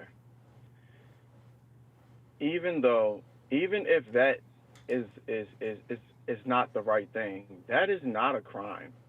Okay. You going under the tent, getting out of some rain, trying to get ready to actually run track, and keep not at all. Like, this is. Listen, you're right. That's not a crime. You didn't break any rules. Yeah. If I'm running track and I'm trying to get ready, and keep in mind, Karmelo is the one that's actually getting ready to run track. They said that, and I want to just say this too, prayers to the Metcalf family, but Austin wasn't there to run track. I'm not saying what happened was right, but Austin was there to help set up and get ready for the event. So I feel as though, I'm not saying what he did was right, because I don't want I really don't like. My spirit is not compelling me to take up for killing, but at the same time, people have a right to defend themselves if they feel like there's a threat to their lives, and we don't know how. We're all different. We're all different as people, no matter what color we are. We are all different. We all have different spirits. We all feel different type of Different ways. levels, different levels of fear. Yeah, different levels of fear, Yeah, right? yes, And so, everybody's okay, different. hold on. Let me stop you right there. That's bullshit.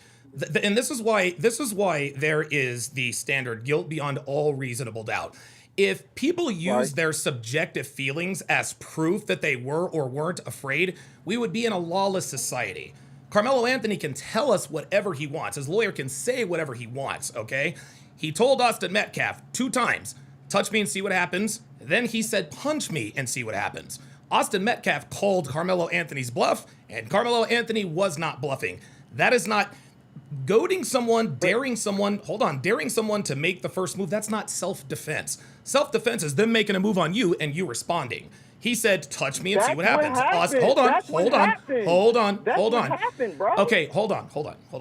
I will let you talk, okay? Touch me and see what happens. Austin touched him, okay? And this is according to the witness. That was on the stand yesterday. Austin touched him, okay?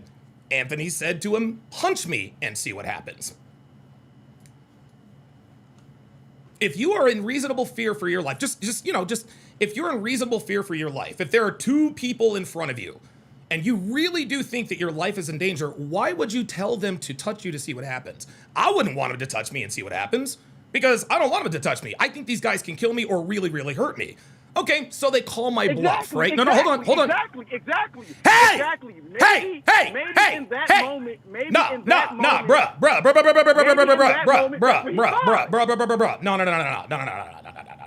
We're not doing this. If we're going to have a conversation, we gotta let each other finish talking.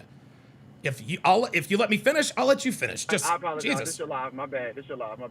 Jesus Christ. Go ahead. Anyway, if I am in reasonable fear for my life, I'm not going to dare someone to touch me because I'm afraid of what's going to happen if they do touch me. He did it not once, but twice. He warned Austin Metcalf 2 times, touch me and see what happens. Punch me and see what happens. He was telling a man that he presumably was afraid was going to kill. He told him to punch him. Why would I tell a man that I'm afraid could possibly kill me to punch me? Because I'm not afraid, because I know that I have a weapon in my pocket. That doesn't necessarily mean that he wasn't in fear. Like I said, we don't know reasonable what he was doubt. thinking. We don't know what he was thinking. This is why there are laws on the books. Actions speak louder than words. I get it. And I don't know.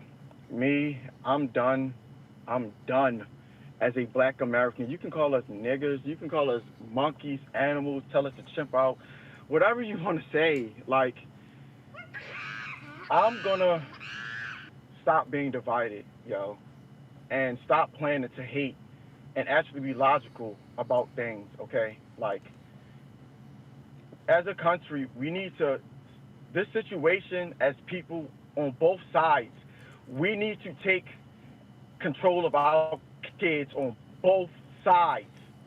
That is what nobody is getting. On both sides, we need to take control of our kids.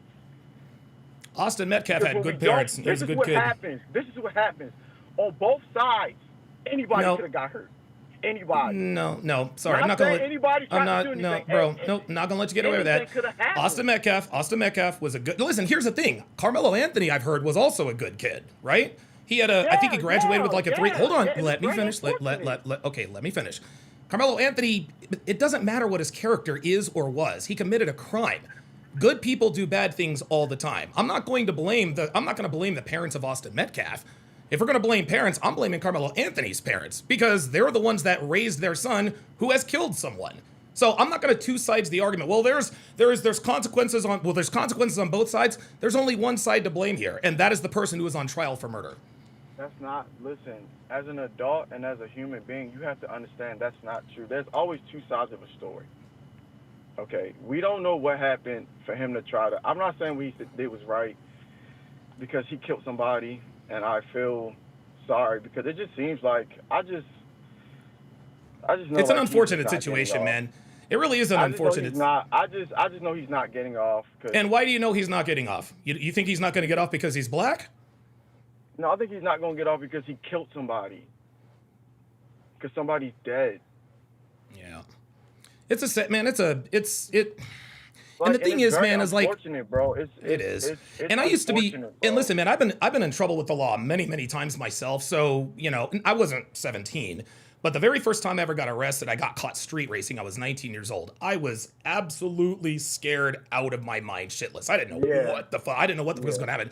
So I can't imagine. Mine was just a street racing thing, right? I can't even imagine how this kid. I can't even imagine how this kid must be feeling. But when I say that, now I say, well, I can't even imagine how Hunter is feeling. He had to watch his brother die in his watch arms. his brother die in his arms. Yeah, that's crazy, man. Die in his arms. What do you think so you think he's going to get convicted? If you were on the jury, what would you cast a vote for? I would be. It depends on the video. It depends on the video. So they're saying that first-degree murder. So it has to be no point in doubt that he was trying to kill them, correct? Or some shit like that, right? I think you're talking about premeditation, or is that? Or reasonable doubt, or whatever. Whatever first-degree murder is. That's what they have to prove. So what is first-degree murder in the state of Texas? Good question. Hold on. First degree murder elements in Texas. It sounds to me like you want him to get off. And if you do, that's fine. I'm just putting it out there. I think that's what this is. No. I just, like I said, I think, and that's what I'm so scared about, because I think this is what's gonna happen. I think there's outrage. There's gonna be outrage on both sides. And I think that's what we need to understand. If he gets off, it's going to be outrage. If he don't get off, it's going to be outrage. And here's the difference in outrage. Black people are allowed to show their outrage. Non-black people are not. Are allowed to? Yes, they burned down the city of Minnesota. Man, Not they where I'm burned down. from. They Hey, burned. listen, Well, hey, listen.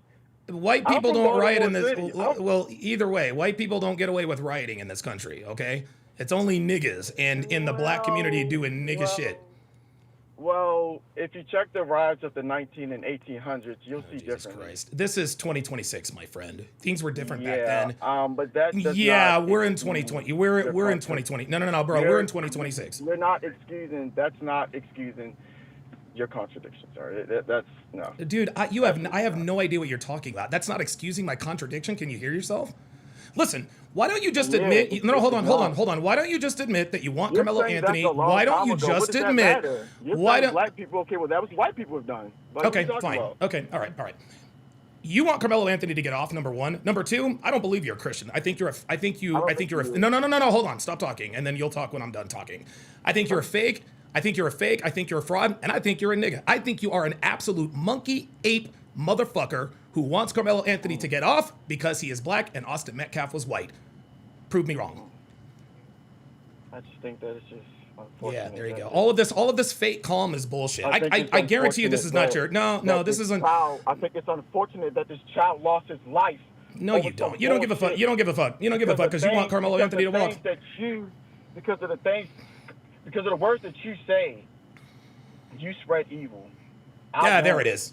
There it is. I spread evil. There we go. Nothing you say can bro, you can't offend me because that's how unfortunate. I'm not trying to offend you. I'm just calling you what you are. That's how unfortunate this situation is, yo. This child lost his life. And Karmelo Anthony's black ass is going to prison, just like he should. I will give you I will give you. And you know what? I'll tell you what. I will tell you this. There is a chance that Karmelo Anthony is acquitted. Okay, there is a chance.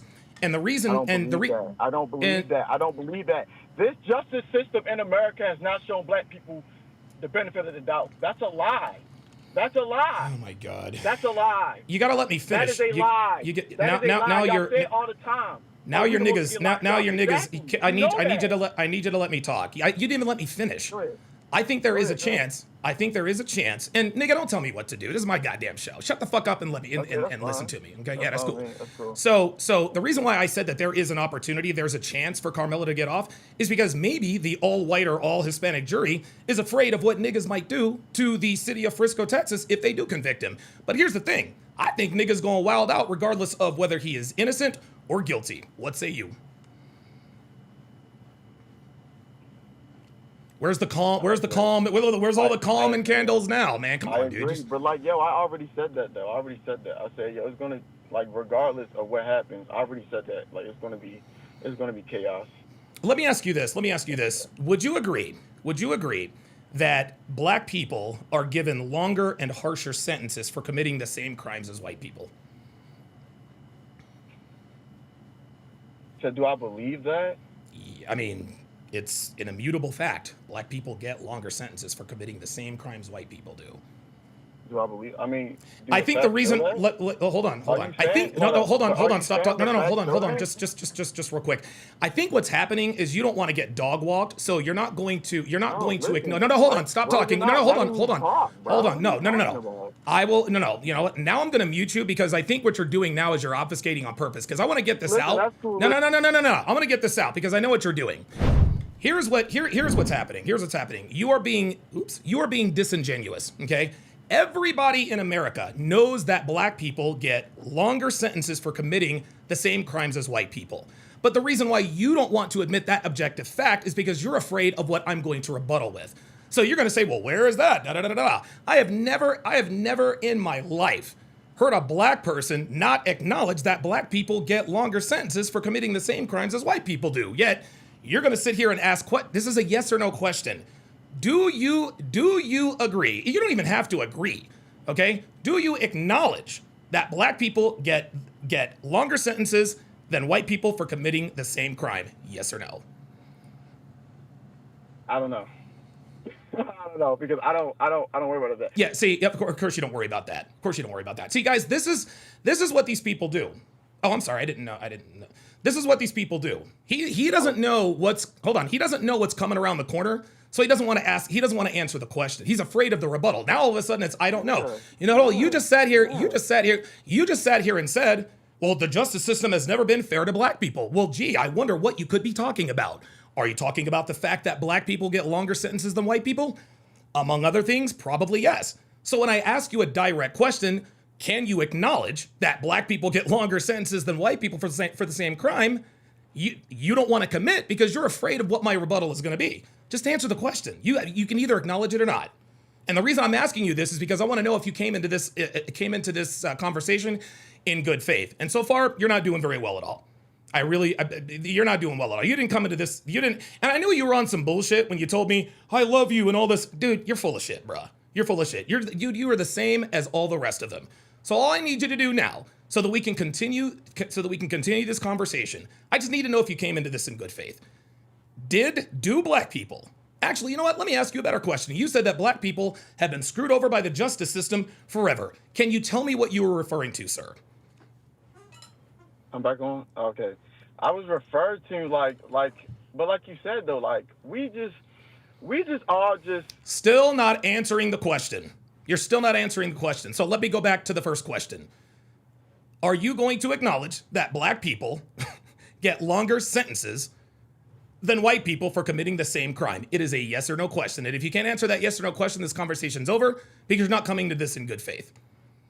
No, I don't believe that. No. Okay. Well, now you're definitely not arguing. Yeah. You're definitely not arguing in good faith.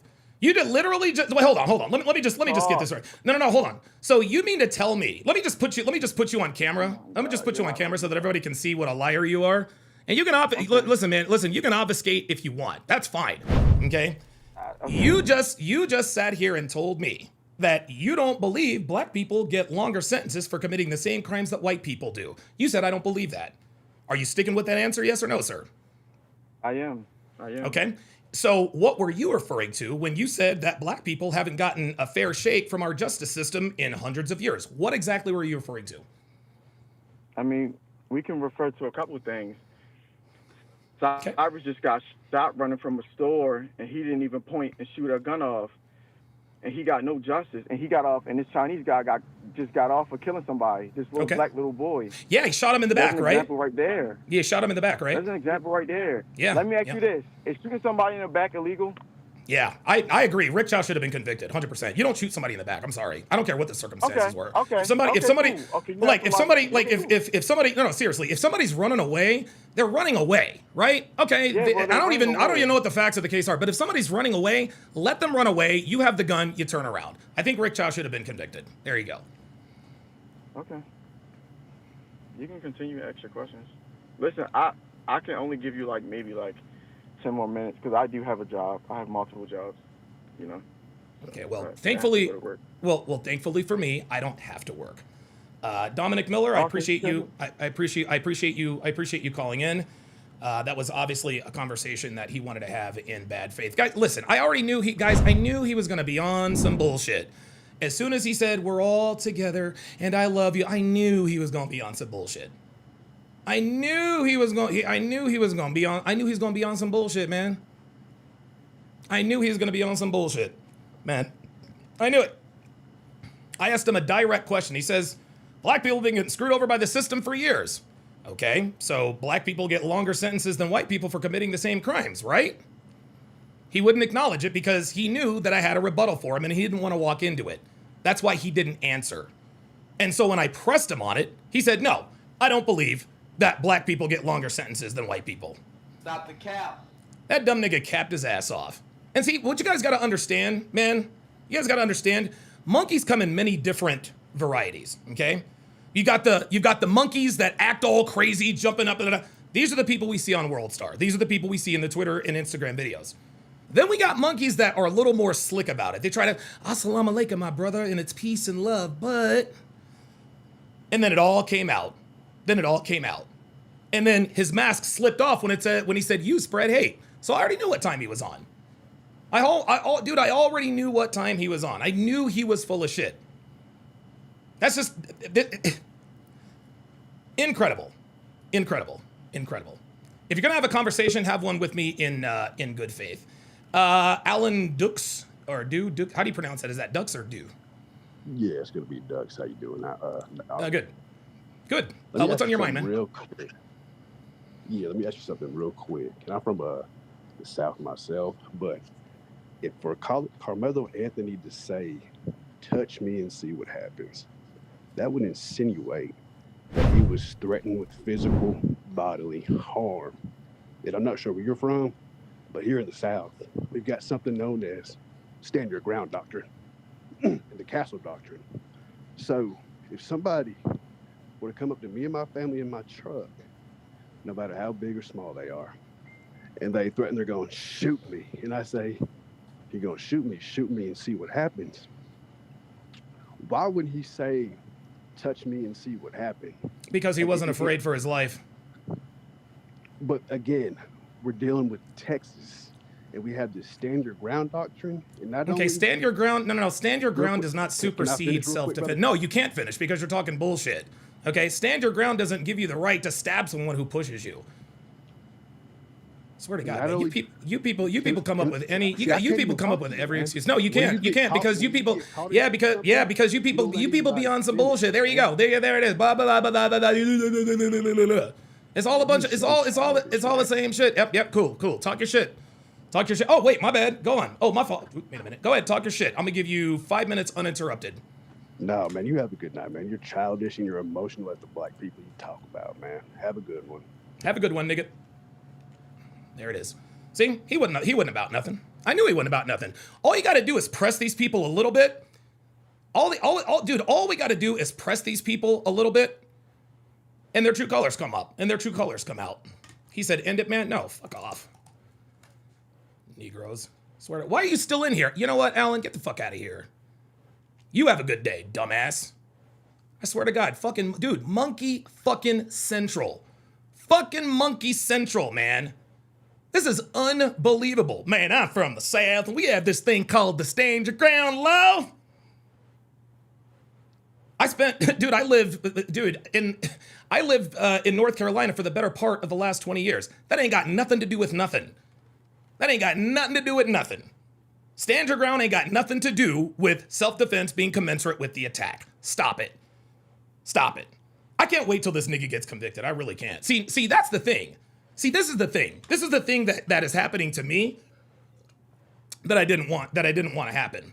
I have no problem with Karmelo Anthony. I think he's a young, scared kid who made a huge mistake, and he's gonna pay a very, very high price. I have nothing against it. He didn't do anything to me. But when people come up and talk like that, that's what makes people like me sort of indirectly, I don't know Karmelo Anthony. I didn't know Austin Metcalf. I don't care that it would be insensitive for me to say I don't want anybody to die, but I'm not moved emotionally because Austin Metcalf is dead.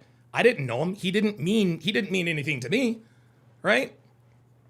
Thrifty Z says witness said it was barely a push. Yeah, it's incredible. Like, he tried to come on here with the country accent and da-da-da-da-da. That doesn't mean anything. Stand your ground does not supersede the elements of self-defense. And then when I decided to give him the floor, nah, fuck you have a good night. You're emotional and blah, blah, blah, blah, blah. Yeah, well, at least I have common sense. If any other monkeys want to come up, the link is pinned at the bottom of the chat. You people, I'm gonna tell you what, man, this is gonna be a big L for y'all. All right, let's continue. Austin Metcalf. Let's talk about it. How's everybody doing? My name is Anthony Brian Logan, and today we got to talk about the Karmelo Anthony murder trial happening right now as we speak in Collin County, Texas, which is to the north and east of Dallas. And before I go too deep into it, may Austin Metcalf, the victim here, rest in peace and prayers out to his family. I do want to start with that straight away by showing my respects before we get into the details that have been revealed on the first day of the trial. And of course, we must do a recap to explain how we've gotten right here, right now, today. Let's go back. April of 2025, just last year, 14 months ago, Karmelo Anthony, who is the captain of the track team at Centennial High School. Yeah, guys, this is no longer black fatigue. This is black exhaustion. This is black exhaustion. People are exhausted with this. And unfortunately for Karmelo, it's not even unfortunately. Like, it would be one thing if he were accused of aggravated assault or even attempted murder. He went all the way. And killed this guy. He stabbed Austin Metcalf to the hilt. He is going to prison. He is absolutely going to prison. In this area, was at a track meet at Thrifty Z says, can't come up, I'm eating bananas. Actually, you know what? I'm kind of a monkey myself because I happen to love bananas. Memorial High School. Austin Metcalf and his twin brother, these are football players at Memorial. They are there with friends. Karmelo Anthony, at a certain point, goes to a tent branded with Memorial High School logos. He sees a friend, they begin to talk. The total time he was under this tent, from when he got there to when the fight ended, was 4 minutes, just 4 minutes. At some time during this 4 minutes, Austin Metcalf and at least 3 of his friends or more approached the tent. Alan Duxfuck says that I'm white, by the way, man. Just because people don't agree with you doesn't make them the niggas you say. Yeah, actually they do. And Alan, you're not white. You're not white. I'm sorry. I don't believe that for a second. There's That's why you weren't on camera. Confrontation about whether or not Karmelo Anthony should be there. A fight happens. There's pushing and shoving. We'll talk about who did what to who in a minute. But the way it ends is with Karmelo producing this 5-inch. Easy One says, I don't even disagree with his points. I just don't need to cry about blacks or use racial slurs. I will use as many racial slurs as I want. It's a free country. This is, listen, man, because I'm gonna tell you what, the other side uses racial slurs. Black people call people crackers all the goddamn time, and not a damn thing happens. I can call anybody whatever I want, whoever I want. And listen, if I gotta suffer the consequences, hey, it is what it is. Freedom of speech does not mean freedom from consequences. It is what it is. Knife and stabbing Austin Metcalf one time. Yeah, Brembo Pirelli actually is a little bit ahead of me. Says the castle doctrine I thought only applies to your home and property doesn't apply here. That's exactly right. Stand your ground. The castle doctrine means you have to be at your castle. You can't defend a property that does not belong to you. You cannot stand your ground if you are not in your castle. In his chest, he dies. And again, rest in peace. There's quite a few details that I did not mention, and there's quite a few details that we have just learned. And before I go any further, let's just roll some clips. Of course, I will link to everything in the box if you want to see it and hear it without my commentary.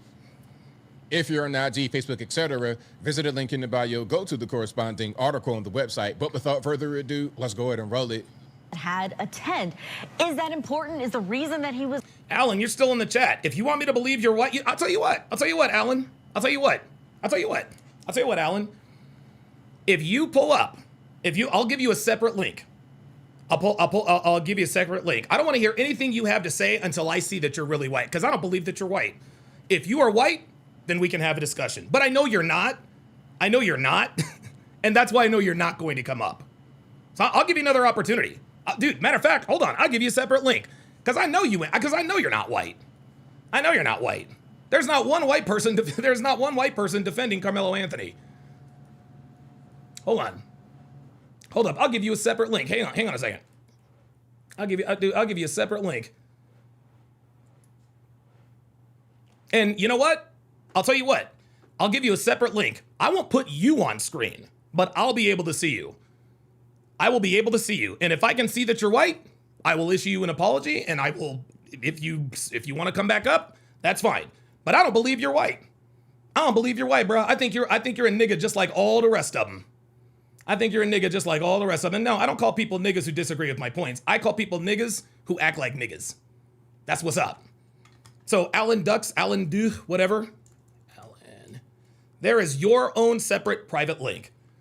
Pull up, show me that you're white. I want to hear your voice, and then we can have a conversation if you want to. But I think you're black. I think that's what this is. Under that tent important when we had this issue of the prosecution saying he went there to provoke a murder? Look, Julia, I can't agree with you more. I mean, it's more excuses, Alan. All right. Well, of course you're not going to show your face on the internet because you're not white. You're not white, bro. You're not white. You are black. Guys, the only white people defending Karmelo Anthony are on his defense team. That's it. And he was a little too Southern. He's like, something down here in the South, we have this castle doctrine. See, I can sound Southern too, Alan Ducks fucks. I can sound Southern too, all right? I lived in North Carolina for the better part of 20 years. And I'll tell you what, I don't give a damn what your little castle doctrine says. I'll whoop your ass with the hose pipe you come under my tent. That's how that goes. So if you don't want to come up here and have a good faith discussion, if you want to use this bullshit ass excuse, I'm not showing my face on the internet, it's because you're a nigga. That's why. You are not white, Alan. You're not the only person who can sound like a Southern white guy. Nice try. Raining out, there's a tent, you seek shelter. I don't think that the fact that his school did not have a tent has anything to do with it. There was a tent, it was raining, he went there, and we just found out during the opening statements that he actually had a friend in the tent that he met and spoke to. So it's not like, there's no tent, and he went there with the forethought to start a fight, provoke a fight, and stab somebody. Let's pause right there. Now, the friend, from what I've been able to see, was a friend of his girlfriend, who is still his girlfriend right now. So he knew somebody there. They're having the chat. They're having the conversation. Right. Okay. So when the prosecution says he went to the tent to try and provoke a murder, that doesn't make any sense if you knew somebody right there. Robert Anderson says, good accent. Now you just need to work on your Texas Southern draw. Oh, no. Look, let me just make this distinction. I don't know how to talk like a Southern gentleman. I do know how to talk like a redneck. I know how to talk like a redneck. Talk about the bonfires, call the girls, all that good stuff. NASCAR and Dale Earnhardt and Budweiser and NASCAR and trailers and, well, NASCAR. And you're talking to him. It's a high school track meet on the bleachers. You see your friend and you talking. That's not going to provoke a murder. I just don't see that this tent has anything really to do with anything. There you go. Yeah, that was new information that came out about why he was under the tent. The defense saying he had friends there. The state didn't mention anything about that. Joanna, the state did start with surveillance video that was very grainy. Up until this point, no one in the public has been able to see it outside of reporters who were able to go and look at it, take notes, handwritten notes, and then tell their viewers or their readers about what they saw. And now we're in the same situation because there are no cameras inside of that courtroom. What do you think about the prosecution really hanging their hat on this surveillance video? My understanding of the video is that it's difficult to make out like clear pictures of what's going on. But yeah, everyone, to a person, everyone says that the video is very non-conclusive. It didn't show anything. It didn't show anything that indicated definitive innocence or guilt. So. I do think that it might highlight if there was chaos at the scene, how many people were around, and kind of shed some light, maybe even for the defense, on what was going through Karmelo's mind at the time. Terry Carroll says, if it rains at the beach, I'm not going under another person's tent unless they allow me to be there. But then again, rain has never hurt me. Exactly. And the reason why everyone's, oh, he took shelter from the rain. He wasn't taking shelter from enemy fire. It was raining. It was raining. That doesn't mean he has the right to go and sit somewhere he's not supposed to sit. When this incident occurred, because really what it boils down to was, did he perceive a threat in that moment that he might be subjected to some serious bodily injury? Molten Mage Gaming says Karmelo was asked to leave 15 times. Is that accurate?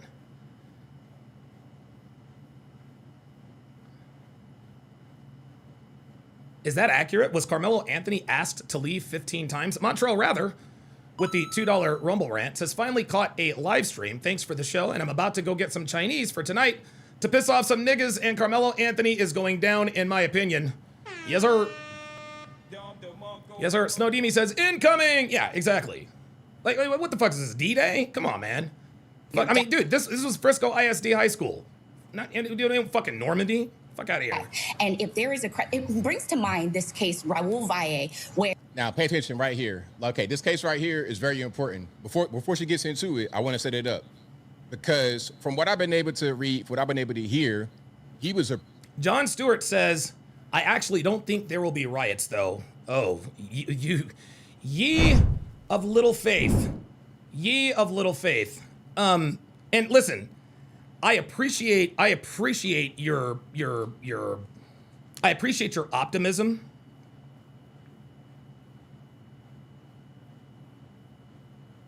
Molten Age Gaming says, check interesting stories in Discord. Okay, I'll check that out while we're looking at this. Yeah, John Stewart says, I actually don't think there will be riots, though. No, I strongly disagree. And I appreciate your optimism, but I want you to take a look at this. This is happening outside of the courthouse. Face on the camera. We kill crackers. Where I come from, we kill them. Yep, there you go. And if I ever see you outside of Texas, you gonna have a problem. Yup. I'm gonna wrap you up in that flag and I'm gonna set it on fire. I like the smell of burning flesh, don't you? Listen to this guy. Don't you? Don't you? See, the time of you having fear on us is over, cracker. It's over, cracker. We ain't scared of you. This is how these people feel. We gonna do some Nat Turner shit on you, motherfuckers.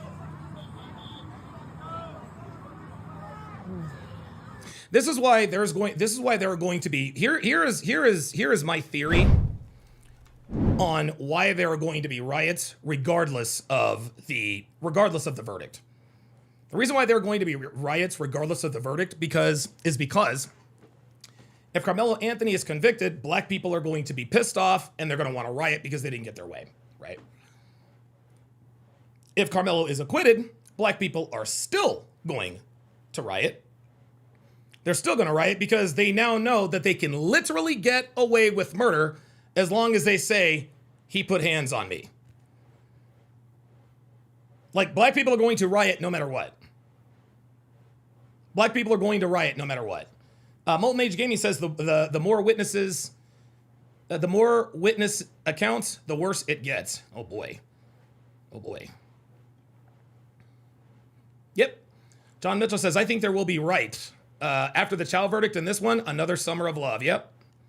Approached by 4 people. Now, the confrontation might have been between him and Austin Metcalf. The physicality may have been one-on-one, but he was approached by 4 people. So when you're approached that way and a fight happens, you're thinking, I'm about to get jumped. I'm in serious danger, okay? So keep that in mind when she tells you this case. Raul Valle, where he was surrounded by a group of people. He ends up using a knife and stabs some of the victims there, and one of them dies, and he was acquitted of these charges. Oh, well, there's your precedent.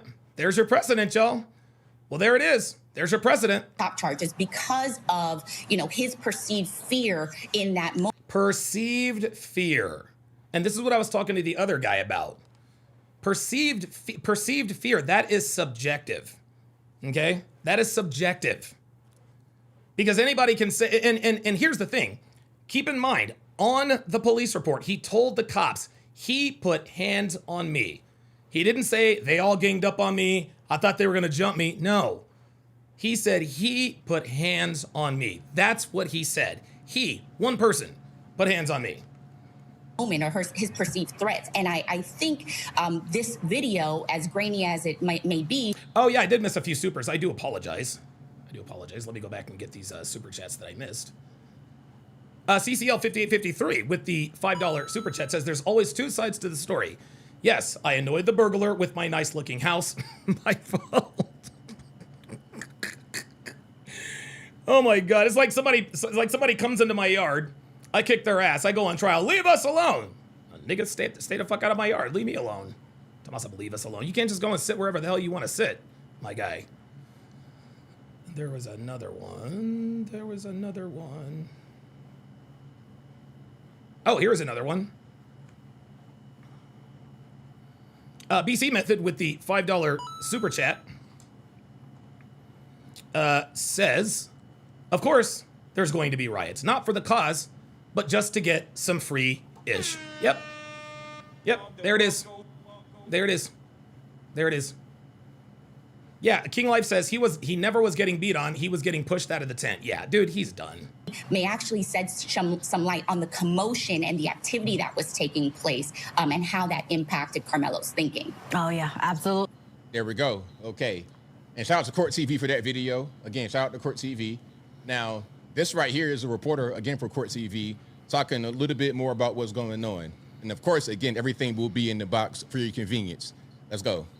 But those opening statements were definitely powerful on either side. In the opening statement, they were referencing surveillance video. And, of course, everyone wanted to see video. We haven't seen anything. There's been a gag order on this case since the very beginning last year. So they start playing this video. There were 5 different angles of the video getting walked through from testimony by the forensic video analyst.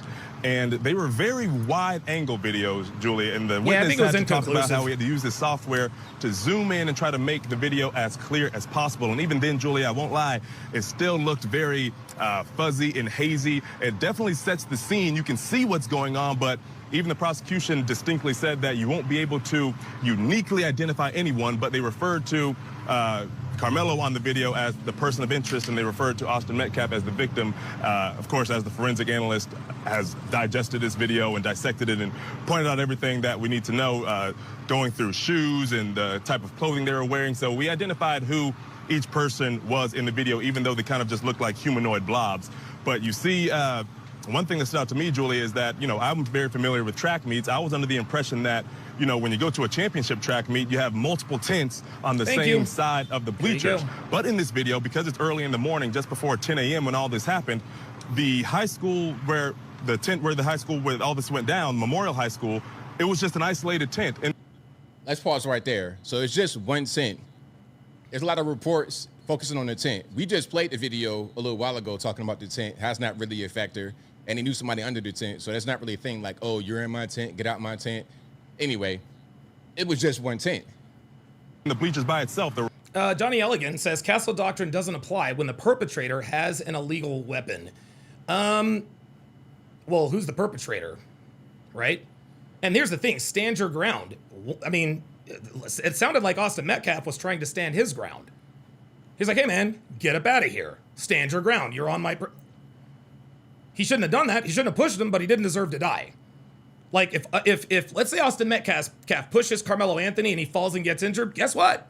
Austin Metcalf needs to be arrested. He needs to be arrested for assault. He needs to be arrested for assault. Or no surrounding, schools or anything in the general area. You saw some schools walking in, but I guess, the meet was just starting. But anyway, they identified Karmelo walking up the bleachers, kind of walking towards the tent. He kind of goes towards someone, and you see him standing there for a couple of minutes. Then you see Austin Metcalf, his twin brother, and his friends walking up and getting under the tent. And then once everything's happening under the tent, it just kind of looks like a blob of people. You can't really make out anything that's really going on for 5 to 6 minutes. And then you see a quick to and from. And they were implying that was like the push, the initial contact. You can't really see anything happening. Before then, you see people walking by. They're not really, turning heads as if something's loud and, something's catching their attention. But all of a sudden, you see that to and from, and then you see Karmelo, or who they identify as person of interest, who we're assuming to be Karmelo Anthony. He runs out from under the tent, and then he's running down. King23 says, I thought he was 100% guilty. Now, I think he's about 85%. Stop the cap. No, you didn't. No, you didn't. Like, guys, come on, man. I've been doing this for way too long. Just because you lie and say you felt one way and that you feel another way does not make your statement any more valid. Well, I used to think he was 100% guilty. Now I think it's just 85. No. You want him to walk. You want him to walk. You want him to get off on this murder. I don't buy this. Well, I think he's 85% guilty. Give me a break. The bleachers sprinting a ways away from the tent and out of the stadium onto the track and everything towards one of his coaches. And eventually after that, we see another angle of the video where Karmelo's been taken into custody by police. But the reaction, Julia, it wasn't a visceral reaction. When you saw the to and from, of course, that's the stabbing action, if you will. All I saw him sitting 2 rows behind Austin Metcalf's father, and his head was just kind of in his hands, kind of like this. Wasn't necessarily crying, but just implying that he doesn't really want to see, even though you can't see the stabbing, but he knows in his mind this is the moment that his son lost his life. So he was just there, obviously overwhelmed by everything. I'm sitting right behind the Metcalf family. Karmelo Anthony's family is on the opposite side of the courtroom. But again, the video, not as impactful as I thought, but it definitely is a scene setter to help us understand clearer as to what's going on, since we haven't seen anything so far in this case. All right, there we go. Shout again to Court TV. Now, again, Court TV, we have some witness statements that kind of goes to the whole situation, because really what happened, this was a fight over this whole tent situation, and it looked like Karmelo thought he was going to get jumped because you're being approached by not just the twin brothers, and if you think you're going to get jumped, you don't have time to threaten people twice. Touch me and see what happens, punch me and see what happens. That didn't happen. If you are going to fight and your twin brother is right there, you're not going to fight by yourself. If the person is getting the better of your twin, you're going to jump in and try to break. Like, you're not going to probably fight by yourself. But it was not just them two, it was at least 2 more. And there was more people, but one of them, from what I was able to see, was distracting one of the coaches while the other ones went up into the tent and did what they did. Okay, so we have witness statements from, 2 or 3 people, I believe. Check it out. And this is a minor, a witness that was sitting under the Memorial High pop-up tent with his team near the victim, Austin Metcalf. The suspect, Karmelo Anthony, was from Centennial High and was sitting under the Memorial High tent. Austin told Karmelo that he needed to move out from under their team's tent. Karmelo grabbed his bag. Vincent Purnell says he was jumped on by 4. Stay tuned. Stay tuned, because that's not true at all. Like, not even close to true. Stay tuned. Opened it, reached inside, and proceeded to tell Austin, quote, touch me and see what happens. No one really thought Karmelo really had any weapons in his bag, and Austin proceeded to touch Karmelo. Then Karmelo told Austin to punch him and see what happens. So you get someone who's in fear for their life. If you have the time to say, touch me and see what happens, and he touches you, at that moment, after he touches you, the fact that you have time to formulate, punch me and see what happens, you could have left already. Karmelo Anthony could have left already. Dude, this is all bad. This is all bad. Given one warning, you refuse to adhere to it.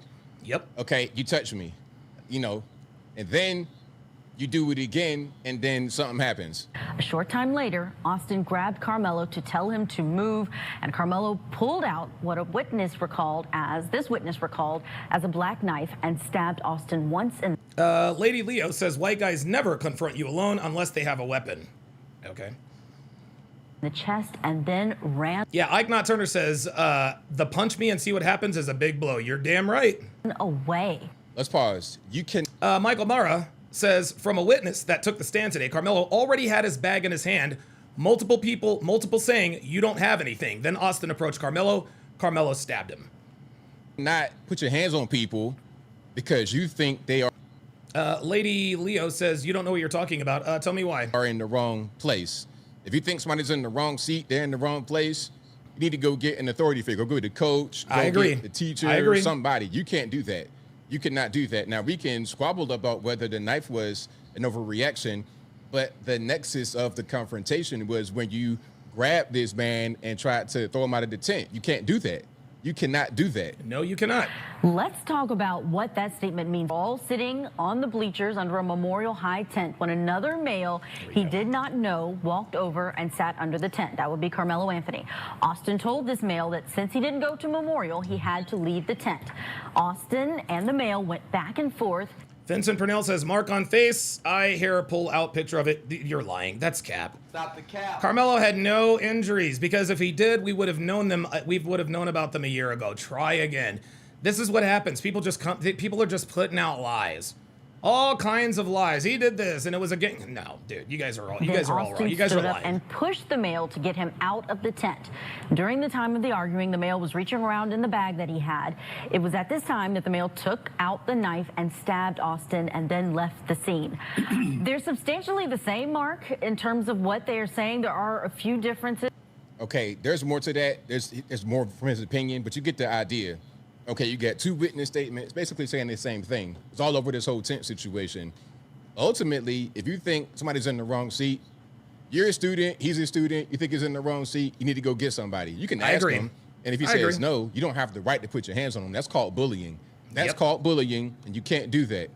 Now, the whole knife situation, the way it's going to play out in court is if he was in fear of his life or great bodily injury.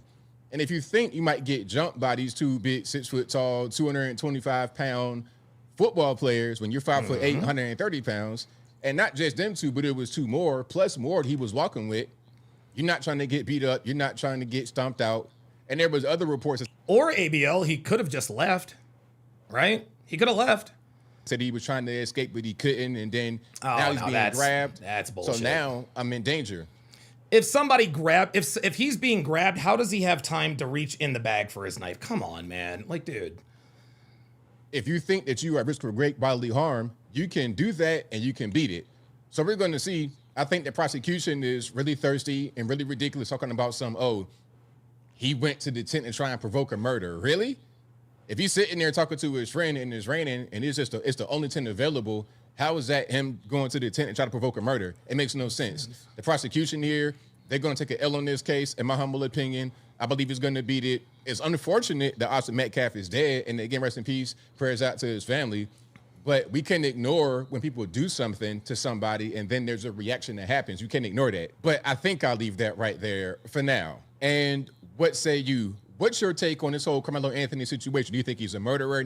And see, here's the thing. Anthony Brian Logan is someone that I agree with on most points. I disagree with him here. I don't think the prosecution is thirsty. I don't think the prosecution's thirsty at all. I think this kid is done. All right, we got a couple of updates here, thanks to my guys. Thanks to my guys on Discord. And we'll do a quick Twitter check. We'll do a quick Twitter check because I do follow Sarah Fields, and I've already forgotten the other girl's name.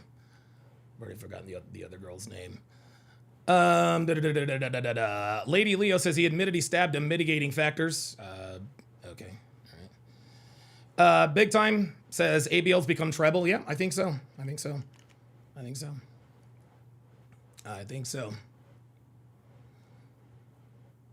And it's interesting. I guess I should have, I don't know. Listen, I like Anthony Brand Logan, man. I really do. You know, we disagree on this particular case, but I like what he does. I like what he stands for. I like that he's pro-America. But I staunchly disagree. With him on this take. Midwest Kevin says ABL has always been tribal. I did not know that. Did not know that. Okay, let's take a look here. This is according to Fox News US. Witness in Karmelo Anthony trial testifies students repeatedly asked Anthony to leave the team tent before the confrontation with Austin Metcalf escalated. This is testimony. Lady Leo says, yeah, okay, because you want him guilty for first-degree murder without a trial. No, we definitely can't have that. Oh, no. Oh, no.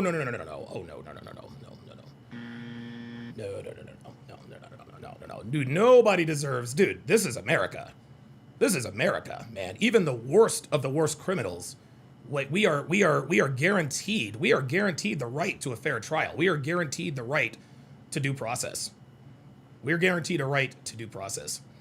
Lady Leo says, you're wicked and an evil spirit, says the woman who's defending someone who killed somebody else. Why am I an evil spirit if I think he's guilty of first-degree murder? It is going to trial. It is going to trial. The Memorial High School student told jurors there was no effort to gang up on Anthony, pushing back against a key narrative as day 2 testimony continues. Well, there you have it. There's one testimony. This is bad. This is bad. So they repeatedly asked Karmelo Anthony to leave the tent before the confrontation with Austin Metcalf escalated. Oh boy. Then it says the Memorial High School student told jurors there was no effort to gang up on Anthony, pushing back against a key defensive narrative as day 2 testimony continues. Oh boy. For context, 4 out of the 6 teams that testified today were black. 4 out of 6. Team 3 said Austin Metcalf told Karmelo Anthony he was not going to, quote, to fight you at a track meet, dude. To fight you at a track meet. Lady Leo, get your fat ass out of here. Dude, security. Get this monkey out of here. Fuck out of here. Yeah, this is bad. Team number 3. Austin Metcalf told Karmelo Anthony, quote, I'm not going to fight you at a track meet, dude. There you go.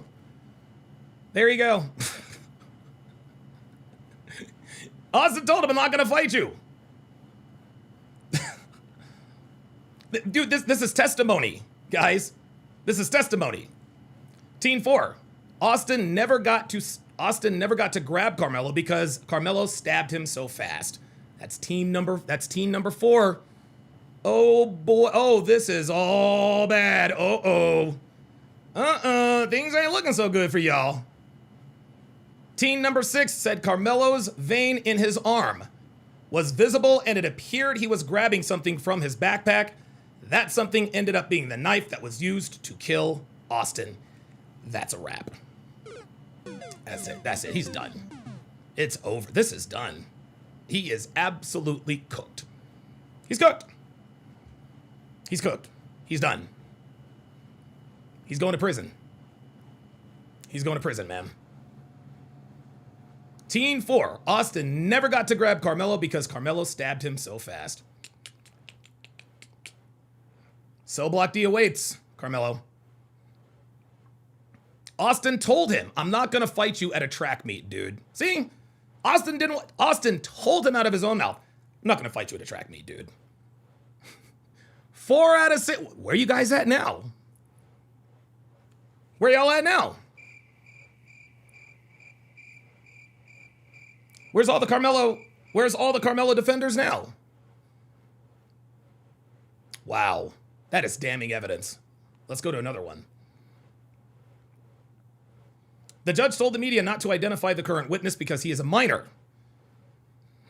This witness says Karmelo Anthony was asked at least 15 times to leave their tent. Anthony refused to leave. And this is funny. Driftsport87 says, Austin never said that. Are you kidding me? So you mean to tell me that these people are lying? They're lying under oath? See, this is what I'm talking about. Driftsports87 says, Austin didn't say that. I'm sorry. We have people who have testified under oath. 4 out of these 16s that testified today were black. He is cooked. He's cooked. I'm telling you guys right now. Even if there is a video that shows Karmelo Anthony just unprovoked stabbed Austin Metcalf, they're still going to make excuses. They're still going to make excuses. Insane. He says, yeah, you blocked them all. Yeah, I did block them all. Yep. But I didn't block them from the pull-up studio. The pull-up studio is open. The pull-up studio is still open. And if you want to come up and speak your piece, I have no problem talking to you. None at all. But I'm not going to let you go back. I'm not going to let you go back and forth in the chat and call it a debate. Oh, you're scared. I'm not scared. Come up and talk to me. Anybody can text. Anybody can send in messages. Say it with your chest. Come on up, Driftsport87. What's your rebuttal to that? This kid is finished. This kid is done, dude. Wow. Oh, here we go. The teen says no one ganged up on Karmelo. That's two eyewitnesses that said nobody. This right here, the vein in his arm, I don't know. That's a little hearsay. Listen. To me, that's subjective. I could see the vein in his arm. It looked like he was grabbing something. Okay, maybe that's what he saw. I'm not going to convict someone of first-degree murder based on this right here, guys. Like, come on. We got to be fair. We got to be objective. Well, his vein was tensing up and listen, man, you don't have to tell us that you saw his vein tensing up for us to know that he stabbed Austin Metcalf. He stabbed him. We don't need this. This is a little gratuitous. This is a little gratuitous. I think that's a little dramatic. Teen 4 said Austin never got to grab Karmelo because Karmelo stabbed him so fast. Driftsports87 says Don does not believe in free speech or self-defense in his chat room. Yeah, I do believe in free speech, but I don't believe in free writing. If you feel so strongly about it, Driftsports87, you are more than welcome to come up and talk to me about it. I can't block your voice, but you don't want to come up because you know you don't have a case. You're just in here to troll and to disrupt. Listen, the first guy was a fucking maniac and a lunatic, for sure. He was a racist. At least he came up and talked to me. All niggas like you do is, Austin didn't say that. What do you mean Austin didn't say that? The teen testified under oath on the stand that that's what he said. Austin Metcalf told Karmelo Anthony, I'm not going to fight you at a track meet, dude. He said that.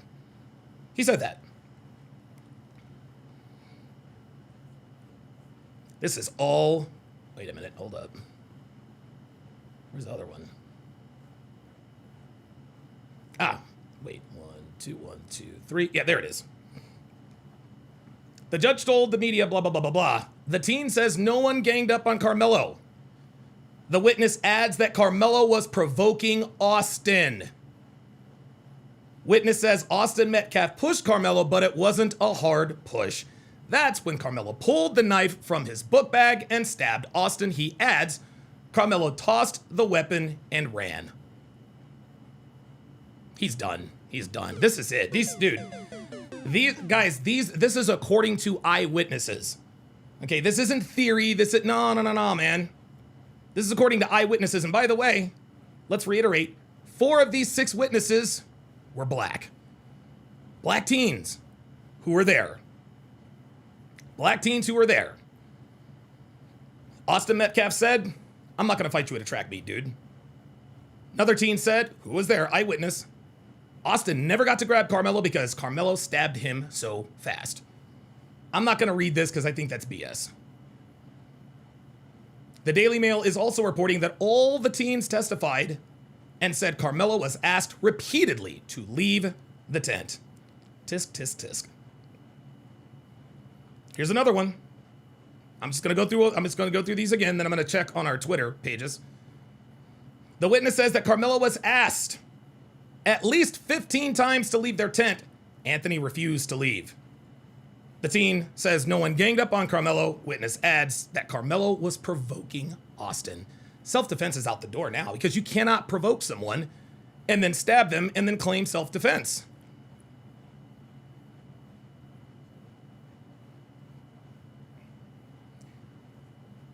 Witness says Austin Metcalf pushed Karmelo, but it wasn't a hard push.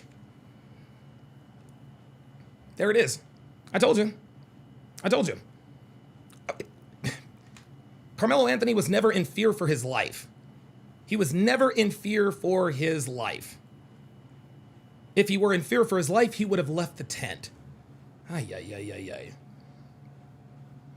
ay. Johnny Elligan says the government guarantees free speech. Donovan has no responsibility to. No, I don't. No, I don't. And I shouldn't. Because, dude, you monkeys are off the chain today. Y'all don't know shit. Wow, dude, this is damn. What did she say? The Daily Mail? Hang on a second. Let's check the Daily Mail here. Let's check the Daily Mail here. Oh my God, this is bad, man. And you know the sad thing about this, man, is that this kid is 19 years old, man. It's a damn shame.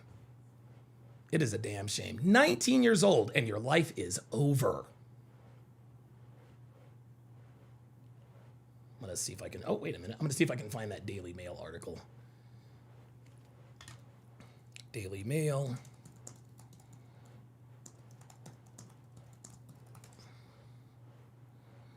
CCL 5583 with the $5 super chat says, black people's response to those teen testimonies. Man, they lying. Exactly. Exactly. He ain't say that. Come on, man. See, even when there is evidence directly to the contrary of what they're arguing, they still, no, I don't believe that. Okay, cool. You ain't got to. You ain't got to. Okay, so nothing on that. So let's check out Sarah Fields. Let's check out Sarah Fields here. Need to do a refresh on hers. And I think the quartering just dropped another video on this as well.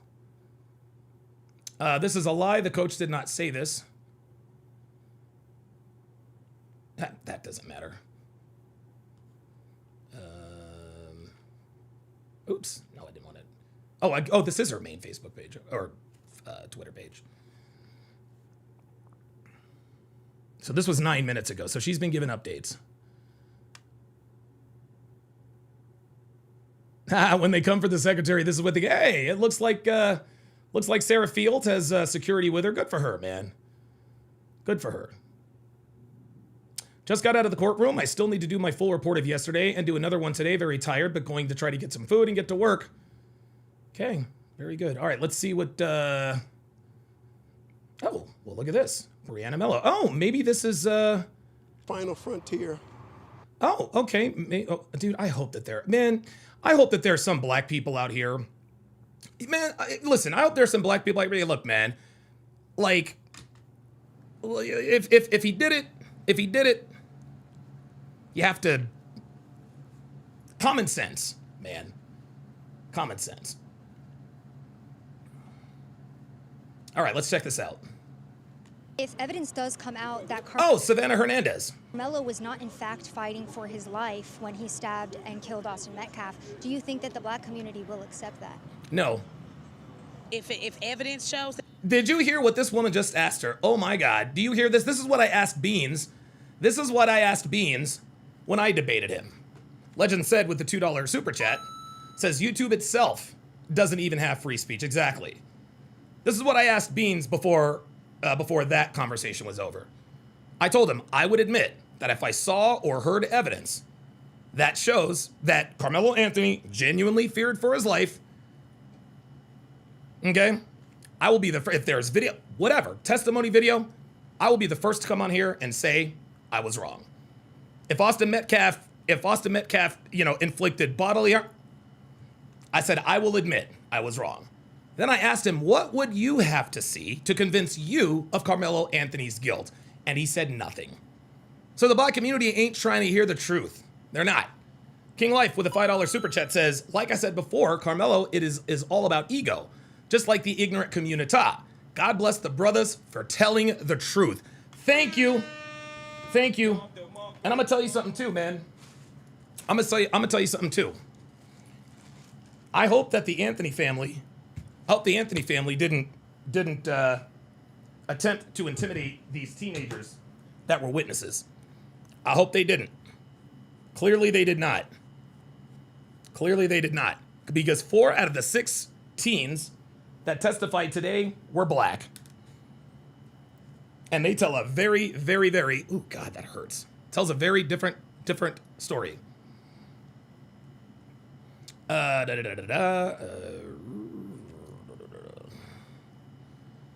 Real Black Lion with the $5 Canadian super chat says Karmelo should have never had a knife in the first place. That's exactly right. That's exactly right. All right, let's get back to this. Let's get back to this woman. So she's asking her if you saw any evidence to suggest that he wasn't fighting for his life, would you guys accept it? If evidence does come out that Karmelo was not in fact fighting for his life when he stabbed and killed Austin Metcalf, do you think that the black community will accept that? If evidence shows that. There it is. You already know what time. You already know what time she's on.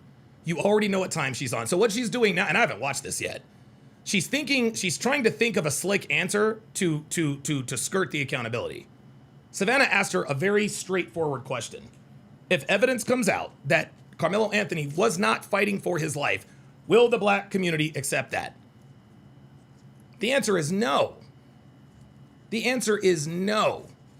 Luke Perry says, even if it is Brock Lesnar and I have a knife, I am no longer in fear of my life. That's a very good point. Hang on, y'all. I gotta clean my...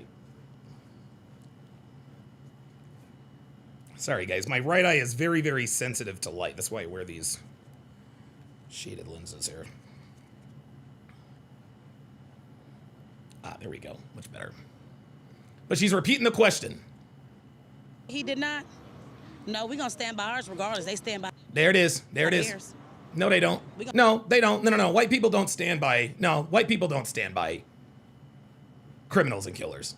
No. See, there it is. See, that's white supremacy. That's white supremacy. Well, white people do it, so we're going to do the same thing. Please. I'll stand by ours regardless. I'm a mother first. I'm a black mother. Let me put that on there. I'm an African American mother. So I have to put away my color first and step into the... That's not what you did. You literally just said if evidence comes out that he was not fighting for his life when he stabbed and killed Austin Metcalf, would the black community accept it? And she said no. This is why blacks are not on the jury, guys. This is why blacks are not on the jury. Johnny Elegant says, what's your Cash App, Don? Funny you should ask. $sign Donovan Sharp, $sign Donovan Sharp. Shoot your boy Cash App. Every Cash App over $10 gets one of these. Let's continue. Yeah, she's a black mother, not a black wife. Oh my God, G Lee with the $5 super chat says, asking black people this question is like that Dave Chappelle skit about R. Kelly. Yo, the piss on you? Yo, the piss on you, Dave Chappelle, had me pissing my pants. Oh my God. It was like a big vat, and it was labeled R. Kelly's urine. It was incredible. It was incredible. Nobody wants to see their child slain. So I do want to send prayers to Austin Metcalf, their family. But at the end of the day, I got to think like, okay, what did you do to him or whatever to cause this to happen, the reaction? We got to start taking accountability for our kids. Because then again... Yes, like accountability for children that kill other children. And if my kid, that's why it's a catch-22, if my kid was Karmelo and I feel like his back was up against the wall, well, I'm going to tell you straight up, better mine than yours. There you go. This is why black people are not on the jury. Better mind than yours. Better mind. I'm a black mother, not a black wife. Thoughts and prayers. That's cap. Anybody who says thoughts and prayers to the Metcalf family, they're just capping. Better mind than yours. So either way it go, everybody loses. A black boy allegedly murdered, and I say allegedly, heavy on the allegedly. See that? She wants it on the record that she wants nobody to think that he killed him. Murdered somebody. You see what I'm saying? So yeah, this is about race. Because if the shoe was on the other foot, they wouldn't give a damn. No. If the shoe was on the other foot, the city of Frisco would have burned to the ground, like Minneapolis did back in 2020, the summer of love. Do you guys hear these contradictions coming out of these people? These excuses? If you reverse the races, they wouldn't have done nothing about it. Yes, they would have. Frisco, Texas would have burned to the ground. They would have burned to the ground. One more says, them perky. No, dude, these are not perky boobs. Dude, this bitch has pancake titties. She has pancake titties. Like, don't get it twisted. Don't get it twisted. Who wouldn't give a damn? Let me say this. Let's say the community. You mean the community? So, like, if Karmelo Anthony was the one stabbed and killed by Austin Metcalf, they wouldn't give a damn. I come out here every Thursday, and we pray for people going to court because we know this is the final frontier. Easy One says they're actors, bro, trying to amp people up. Easy One, stop that. Stop that. Dude, I swear to God, man, these people always come up with, no, those are not actors, man. They're not actors. Stop it. Enough of all this conspiracy theory shit. This is the way black people think. You don't need actors to see what that woman, to say what that woman said. That woman said what she said. You don't need an actor for that. That's how they think. Hey, Johnny Elegant with the $28 Cash App says, for excellent coverage. That deserves a double Don DeMarco. I will be taking, you know what? I've gotten $48 in Cash Apps. That's enough. Dude, that's enough right there for me to take Devin out to a nice meal. Well, if we use our coupons, just so you guys know, we're very coupon conscientious here at the Sharp family compound. Joshua Richards says, oh, coming with it, you best believe. I don't know what that means. You gotta clarify that for me. G. Lee with the $2 super chat says, nice to see that a mother got a day off work to support Karmelo. Yep. People says, she's drunk. Yeah. You know, they say there's only 4 kinds of honest people. Only 4 people that are honest, right? Old people, children, angry people, and drunk people. Racism. Frederick says, won't you wait until the evidence is shown at trial before accusing Karmelo as guilty? Hang on a second. Why would I do that? Showing accusing Karmelo as good? Because that's what the fuck I want to do. That's what I want to do. So you're sitting here telling me, why aren't I waiting until the evidence is shown at trial before accusing Karmelo as guilty? Well, I'll tell you what, Frederick. How about this? How about we do this? Frederick, you're obviously a little new, so we are going to go over. This is these are teen testimonies, by the way. Okay, these are eyewitnesses. These teenagers were under the tent when the incident occurred. Okay, they were under the tent when the incident occurred. Something else to note is that 4 of the 6 kids who testified, they were black. 4 of the 6 teens who testified were black. Let's take a look.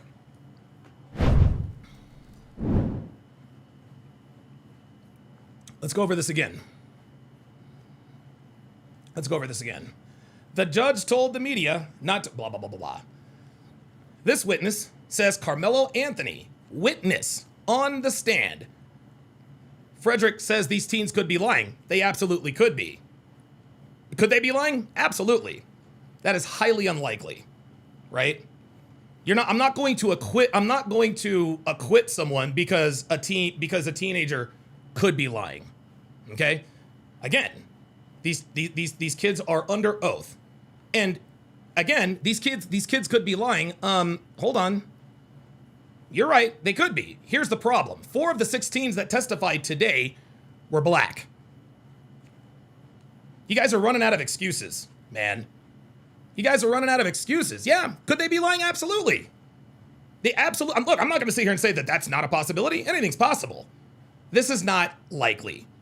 Teenagers are not going to lie under oath. They're not going to.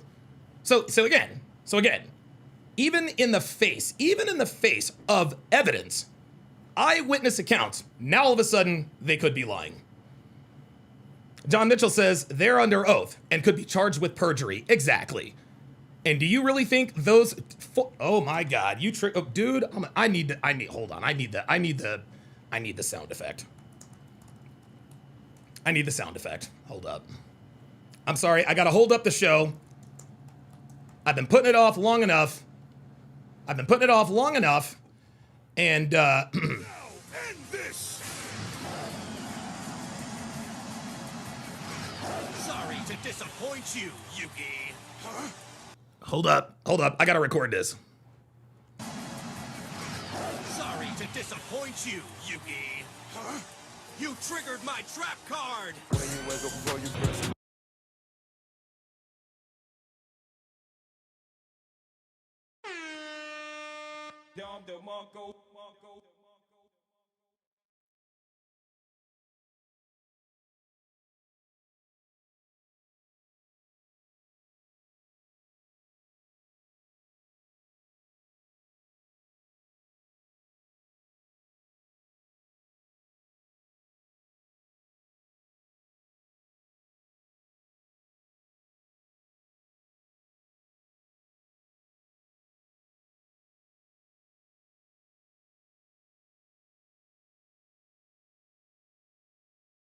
It's like a superpower. Sorry about that. Hold on. Hang on. I know. Thank you, Devin. Appreciate that. So let me read that again. Johnny Elligan. Shout out to Johnny Elligan with the $50 Cash App. Says, you two enjoy dinner, brother. Appreciate that very, very much. Appreciate that very, very, very, very much. Appreciate that very, very much. I don't think we're going to have to use coupons at dinner tonight. I don't think one of Devin's superpowers is she can find discounts for everything. Oh, wait a minute, hold up. There it is. Hold on. Give me 2 seconds. And it's funny, when Myron first played that, I didn't know who the hell... You triggered my trap card. Oh.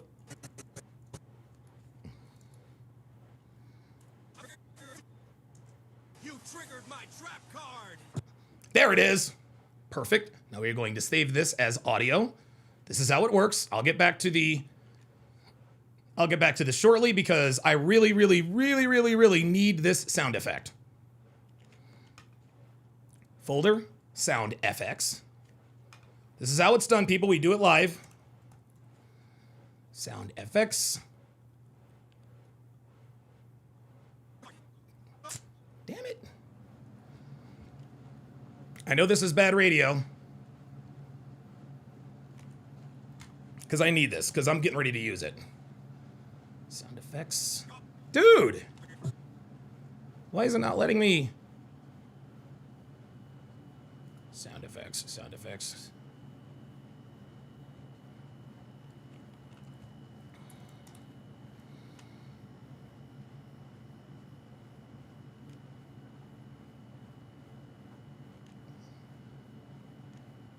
Here we are. There we go.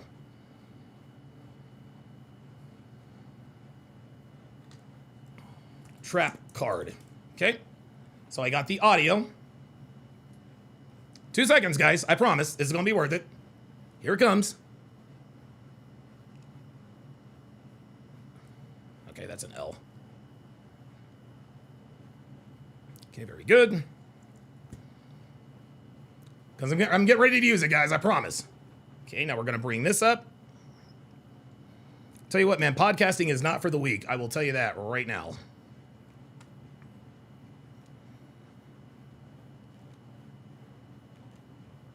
Perfecto. All right.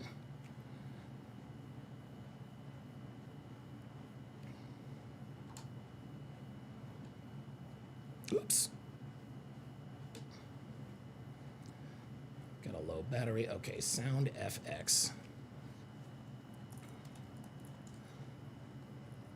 There we are. Sound effects. Very good. You triggered my trap card. Bingo, there it is. Now,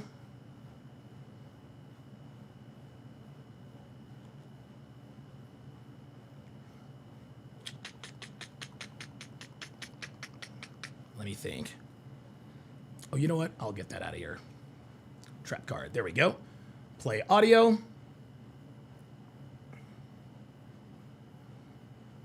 Choose. I think out loud when I do this stuff, guys. I have to sound it out. Sound effects. From file, there it is. All right, here we go. All right, here we go. All right. Let me close all this out.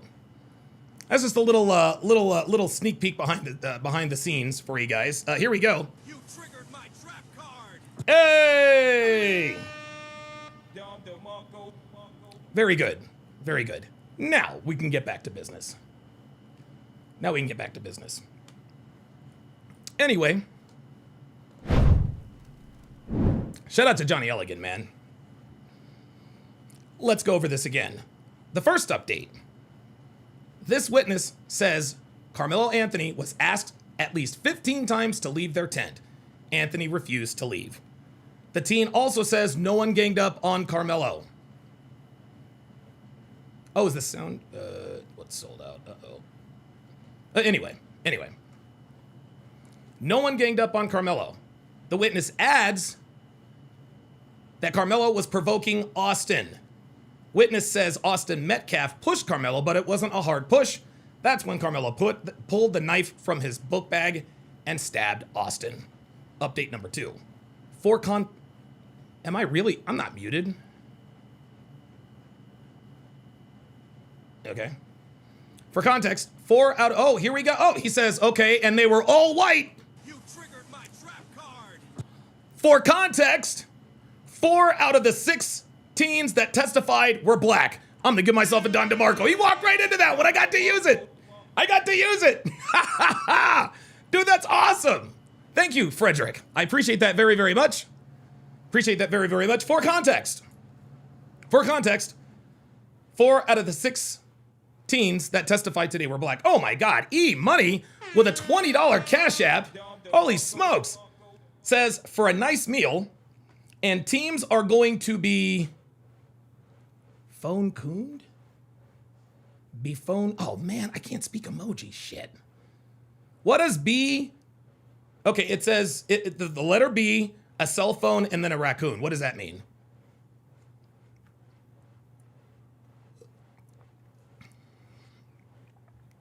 I guess Men the Man says, but wait, there's more.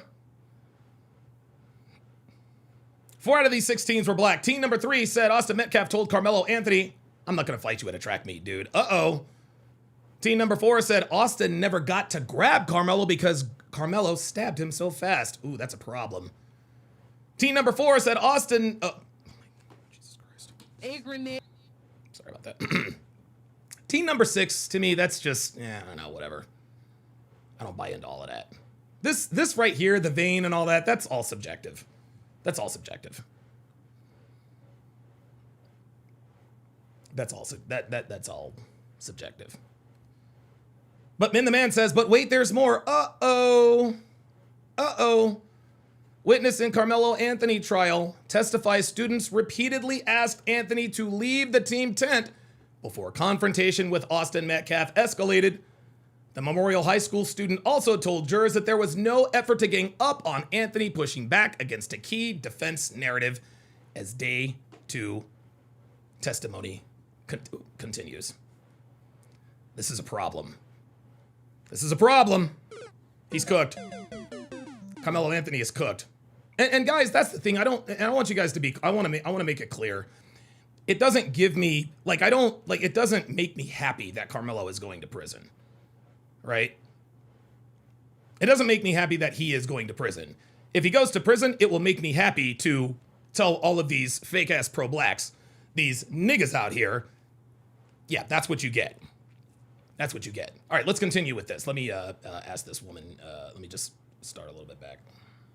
Allegedly murdered somebody. You see what I'm saying? So yeah, this is about rape. Yeah, where are you at? Where are you at, Frederick? Where are you at, Frederick G? Okay. And they were all white. Because if the shoe was on the other foot, they wouldn't give a damn. Who wouldn't give a damn? The let me say this. White folks. Let's say the community. So like if Karmelo Anthony was the one stabbed and killed by Austin Metcalf, they wouldn't give a damn. Frederick says if someone doesn't want to leave a tent, that doesn't mean you can attack them. According to eyewitnesses, are you not watching? Let me read this again, Frederick.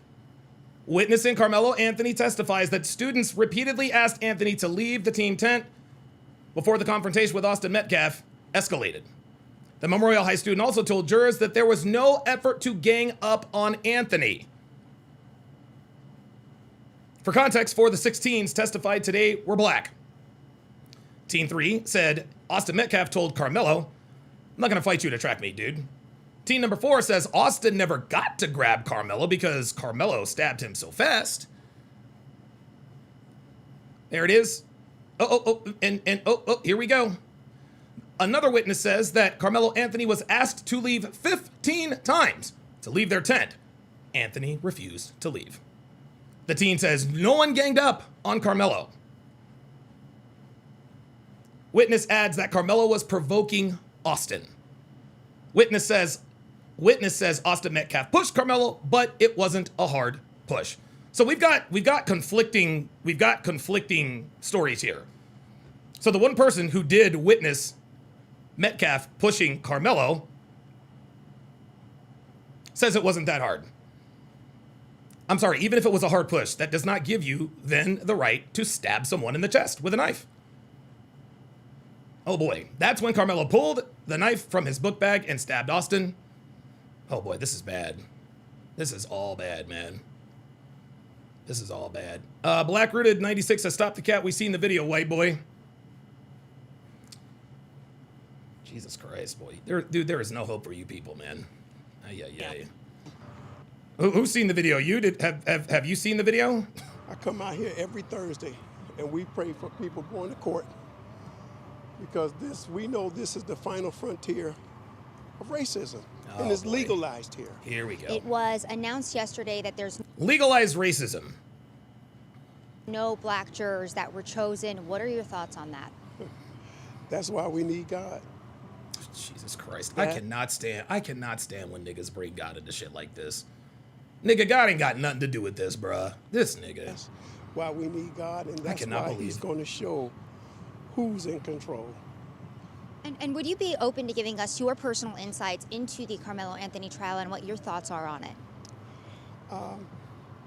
I just want justice done. You know, we know. That's the realest shit he said the whole time. That's the realest shit he said the whole time. You want to talk about racism is legalized now? What about the kid that got stabbed in the UK?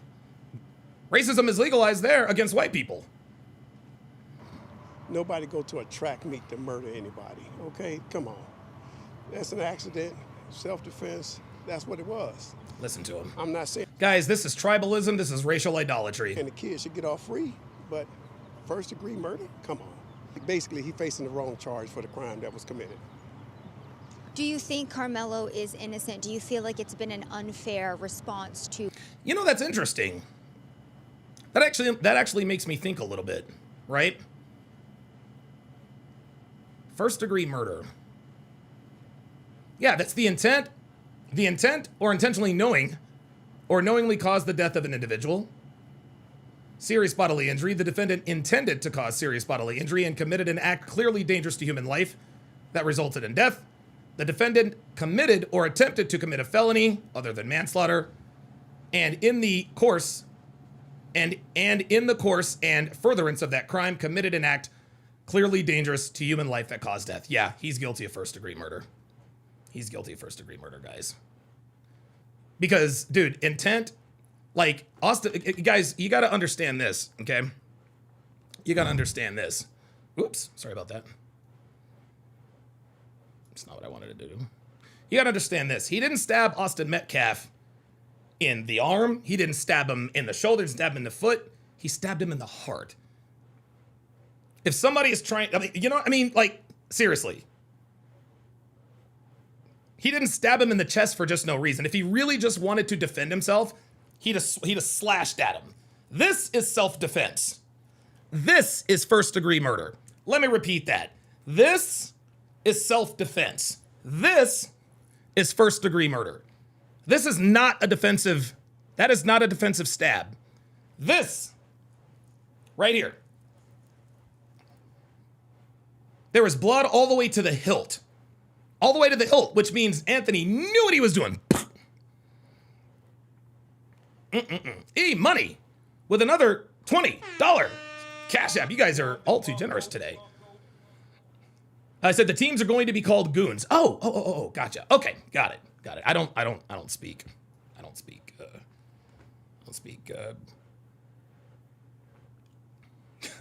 emoji yet.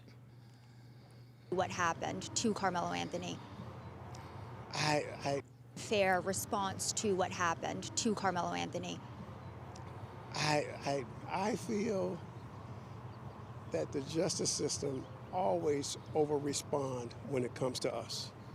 So there we go. And he's right. Oh, I'm sorry, my bad.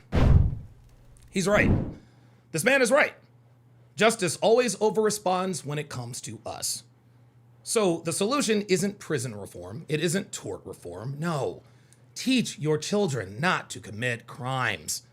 Teach your children not to bring weapons to school. Stop bitching about the justice system and quit breaking the law.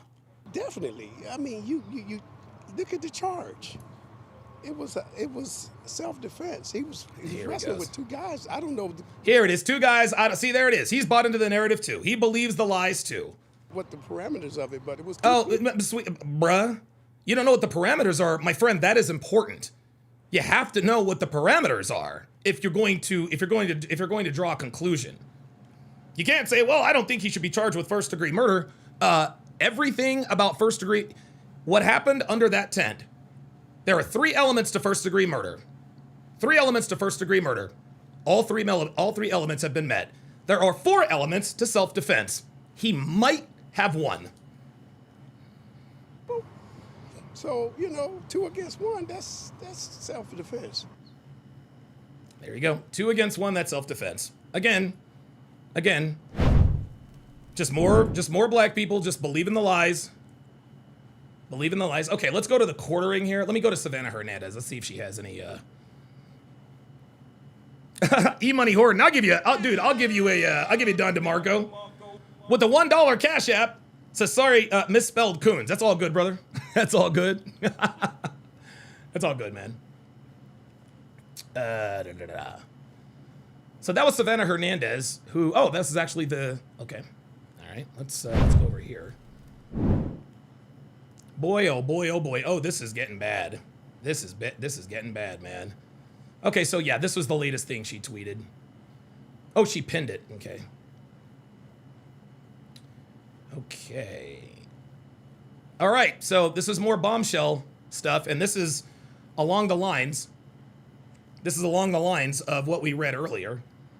It says, we have now heard from 6 teens who were at the stadium the day Austin Metcalf was stabbed by Karmelo Anthony. 4 out of the 6 were black. All have testified that Karmelo was asked to leave the Memorial High School team tent, provoked Austin Metcalf, and pulled a knife, quote, before or while Austin had even pushed Karmelo. I'm not going to fight you at the track meet, dude, Austin told Karmelo, according to Teen 3. During cross-examination, the defense attorney asks, did he, Austin, grab hold of Karmelo? He responds, he didn't get the chance to grab a hold of him. He was already stabbed. Ooh, this is bad. Wow. Oh my God. Teen 6. Yeah, I don't know about the vein in his arm. That to me is not, no.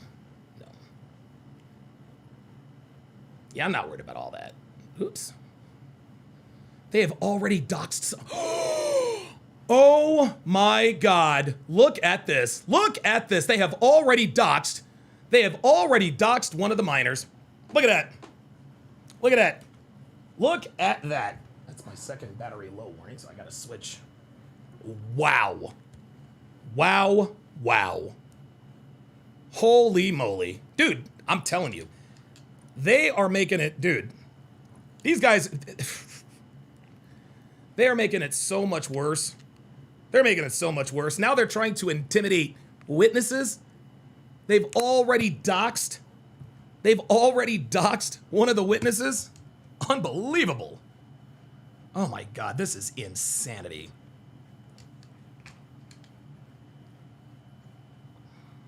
Okay, J-Labs.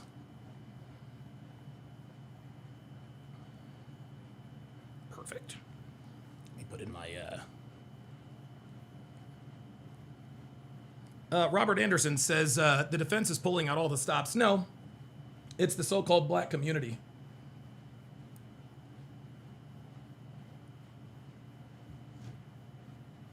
The hell? No, I don't care about that. Hey, and the Phillies are up 5-3 against the White Sox. Well, let me make sure I can hear this. Nope. Oh, there it is. All right, cool. Unbelievable. Unbelievable. They have already started, dude, they have already started doxing these people. Ay, ay. Oh, this is Karmelo. Oh, look, this is Karmelo, the good kid that didn't do nothing. Jesus Christ. Oh, look at me like an idiot. I can't hear anything outside of my headphones on this one.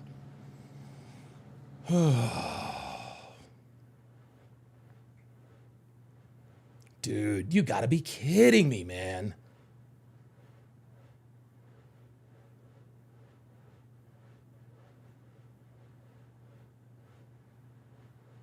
Oh boy, we'll come back to that. We'll come back to that. All right. All right, let's see what the quartering has. Let's see if, because I think they just recently posted an update.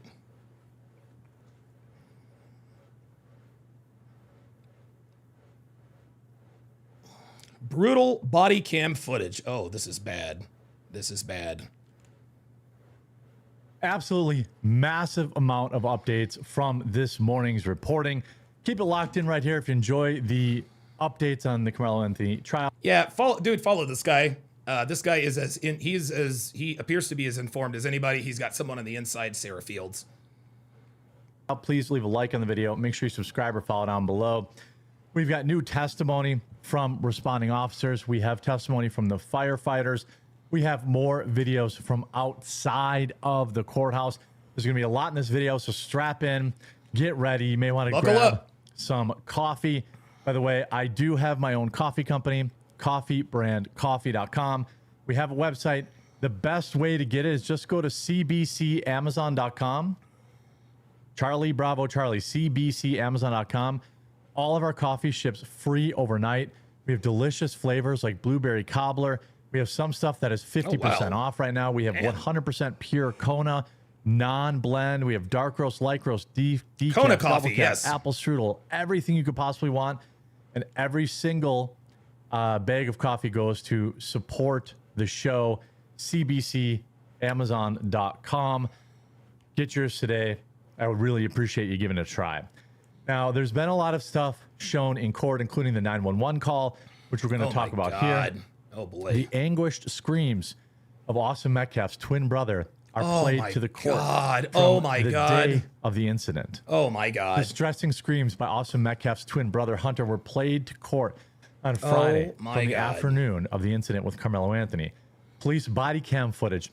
Site Daddy 8 says, to be honest, if Karmelo does not get convicted, I don't see many people rioting in Texas. Governor Abbott doesn't play that, just like DeSantis in Florida. You could be right. You could be right. But just because they don't get away with rioting in Texas doesn't mean they're not going to riot everywhere else. Capture Hunter's anguished cries as he exclaimed, "Oh my God, he's my best friend. He's my brother." Before hysterically shouting, "I can't do this," as Austin lay passing away.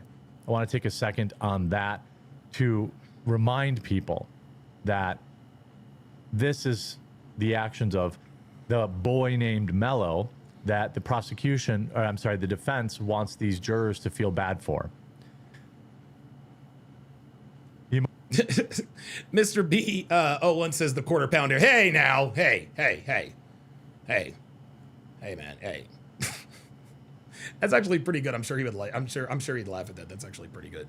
Emotional testimony began this morning after attorneys delivered competing opening statements. The trial, which is expected to last about 2 weeks, obviously has a lot of people calling for him to walk free, which is absolutely insane. You could hear him begging, pleading on this tape. I'm not going to play it, even if it was out there. I'm just not going to. Karmelo Anthony also remained completely unresponsive as they showed the weapon in court. Wow. Frisco PD officer Jacob Schals was among the officers who responded to the incident. He testified that he was involved in locating Anthony's folding weapon, which was found 6 rows north of the Memorial High School tent.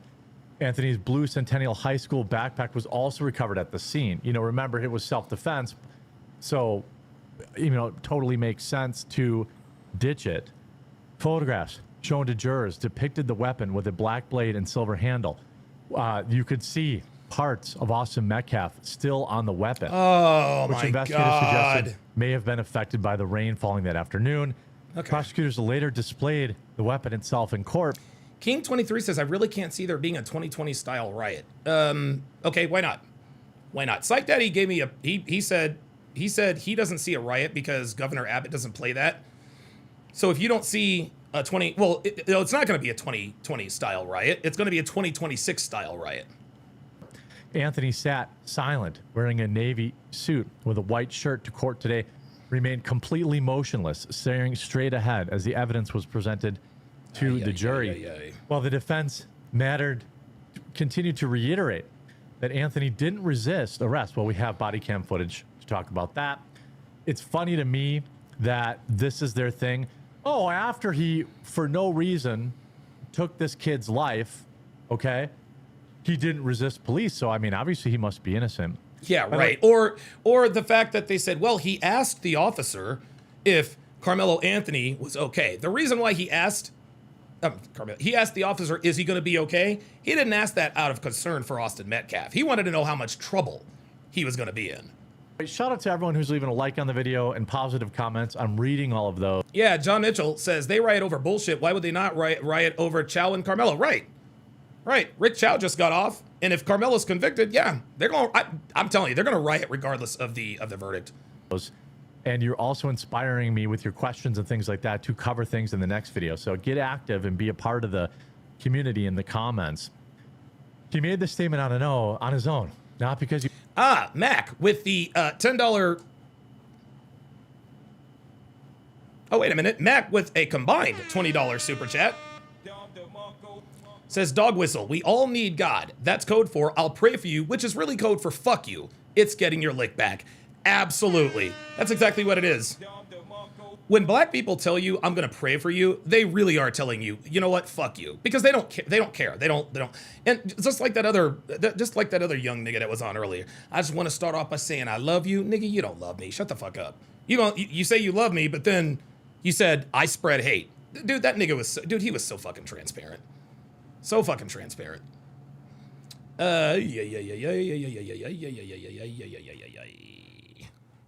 Hold on a second.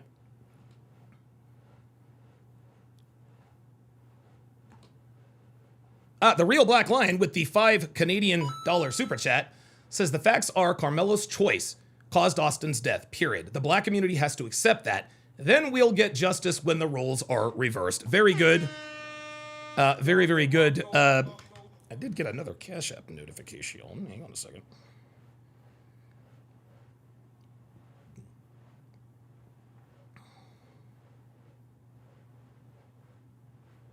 Sorry, guys.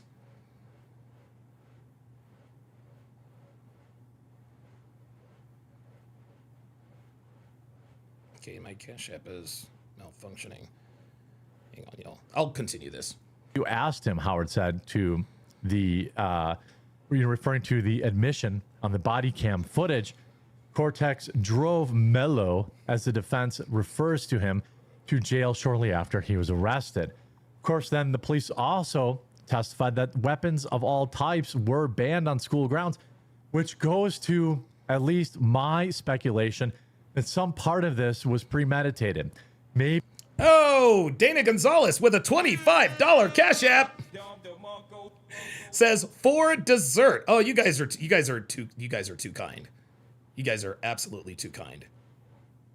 Dude, Mac with another $50 Cash App. Oh my goodness. Says steak night from me. Oh my God, you guys are way too generous. Holy moly. Thank you guys very, very much.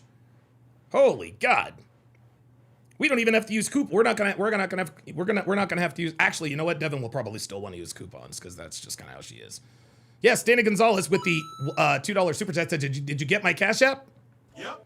Absolutely. Desserts on Dana. Let's get it. Let's get it. Maybe it was, just a fantasy of Karmelo's.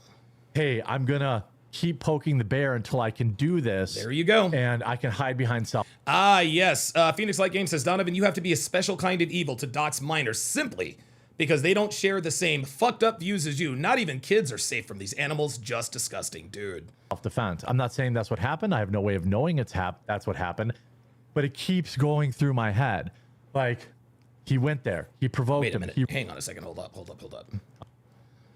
On the body cam footage, Cortex drove Melo, as the defense refers to him, to jail shortly after he was arrested. Of course, then the police also testified that weapons of all types were banned on school grounds, which goes to at least my speculation that some part of this was premeditated. Maybe it was, just a fantasy of Karmelo's. Hey, I'm gonna... And keep in mind, in order to... you don't need a manifesto to prove premeditation. It takes a split second to develop premeditation, according to Texas law. Keep poking the bear until I can do this, and I can hide behind self-defense. I'm not saying that's what happened. I have no way of knowing that's what happened. Certainly looks that way. But it keeps going through my head. Like, he went there. He provoked him. He re-provoked him. Yep. He reached into his backpack. He grabbed the weapon. He continued to provoke him. Yeah. And then immediately was like, whoa, self-defense. Self-defense. Yep. There it is. To me, this kid is cooked. That's at least plausible. Cortez said he did not expect students to be armed in Frisco, which is an affluent Dallas suburb. The officer then went on to say that Karmelo Anthony did cooperate with police. Of course he did. He wasn't getting out of it. On the body cam footage, Anthony heard Cortez's radio that he had the alleged suspect, and Anthony willingly offered the statement, I'm not alleged, I did it. Wow. Anthony told Cortez, he put his hands on me, I told him not to. Well, so of course he had to die. This also flies in the face of the defense's claims that there were multiple people who were essentially teaming up on him, that he was facing an angry mob of white boys that were much bigger than him. And it's funny, man. Black people will come on here and say he was teamed up and ganged up on people. And then in the same breath, well, you weren't there. You don't know what happened. But neither were you. That's not what Anthony said. Anthony told Cortez, he put his hands on me. I told him not to. The officer noted that Anthony had blood on him. Oh, my God. With the first witness, Neil Adams, taking the stand, he says he was gray. There was no respiration, referring to poor Austin Metcalf. Oh, my God. He had no pulse, Adams said. The firefighter who was testifying described administering life-saving efforts, including giving Metcalf blood. We continued monitoring and doing everything we could, he said. Adams then became emotional, tears welling up, asking whether or not the case affected him. Even the firefighter on the scene. Of course. Completely. James Hancock says, nigga logic. I was disrespected, so now I must take a life. Yep. Crushed by what had happened, just like all of us. Yo, guys, this kid is cooked. This kid is absolutely cooked. There is no way. There is no. The only way you would defend this is if you are a racist. And at least listen, if you're just gonna be like, yo, I'm defending this kid because I just don't like white people, at least you're being honest about your racism. Us who, have seen what happened, have seen the effects of this, the ripple effects of this. my God. It is one of the most horrific things anybody could probably witness. Any officer could, on any scene could have seen. Any firefighter could have seen. Oh my God, dude. I remember Devin and I, we watched this documentary about this girl who was lit on fire and burned to death. She was burned to death in her car. By the way, the girl was white. The guy who was on trial for burning her to death was black. He was black. He doused this girl's car inside and out and set it ablaze. The firefighter who was the first responder, when he took the stand, he could barely speak because he was the guy. He was the guy who was the first on the scene to see her burnt to a crisp, but still alive at that point. Yes, this absolutely affects first responders, 100%. It is, it is without question that this was every bit as bad as it could have been. The judge also now is enacting strict courtroom rules. T-Law. T-Law with the $5 Cash App says, for Grand Theft Auto 6, man, don't get me started. Do not get me started. Don't get me started. Rules because Karmelo Anthony supporters keep interrupting. Wait, what? Oh yeah, somebody got ejected. Yes. Question that this was every bit as bad as it could have been. The judge also now is enacting strict courtroom rules because Karmelo Anthony supporters keep interrupting. There it is, chimping out. Guys, there is no place sacred for niggas. If you can't at least show a little bit of reverence and respect for the judicial system, then what can you have reverence and respect for? How are you interrupting a murder trial? What are you doing? They keep interrupting and they can't follow the rules. This is the problem. His own supporters can't follow the rules. No. Again, no emotion while the 911 call was played. Under cross-examination, Anthony's defense attorney asked the officer, "Do you remember him crying once you and the other officers were in the squad car?" The officer responded, "Did I see tears coming down his face? I can't testify to that. I didn't see his face. My description was based on the tone of his voice." The defense attorney then said, "Did the officer admit on the stand?" He did get the officer to admit on the stand that he surrendered peacefully and complied with the officer's commands. Well, of course he did. He wasn't getting away. On the body cam at the time of the arrest. Well, okay, fine. That doesn't change. And just because he didn't resist arrest does not mean he's not guilty. What are we doing? Anything. It doesn't change anything. No. So just like people coming in here, well, he was a 3.7 GPA honor roll student. Okay. Dude, way back in the day, a white kid, his name was George Hughley. He killed his then girlfriend, ex-girlfriend. Her name was Yardley Love at the University of Virginia. George Hughley was to that point, had been a law-abiding, upstanding citizen, great student, great lacrosse player. His ass is still serving a life sentence for killing someone. Danger Close with the $5 Rumble rant says, you got to check out the gameplay trailer for Wolverine PS5. You'd love it, Don. Okay, maybe. The fact that he didn't resist arrest, big deal. Yeah, that doesn't mean anything. Big deal. Again, make sure down below you hit that subscribe or follow button because I have another video planned for later this day when we get all the news from lunch and after lunch. So there's so much to cover in this case. Karmelo Anthony's defense is falling apart in the trial at Austin Metcalf. Prosecutors showed the court juror surveillance footage that tells a very different story than Anthony's defense. Uh-oh. It reportedly shows a very brief confrontation between Anthony and Metcalf, not a larger group, which they said, before Anthony runs from the scene and the fight that lasted about 4 minutes. The idea that he was facing a huge mob and he absolutely had to defend himself is a lie. Calling it unjustified murder. So Karmelo Anthony is charged with murdering 17-year-old Austin Metcalf after admitting to stabbing him in the chest at a high school track meet last year. Police say the fight started because Anthony was under another team's tent and Metcalf told him to leave.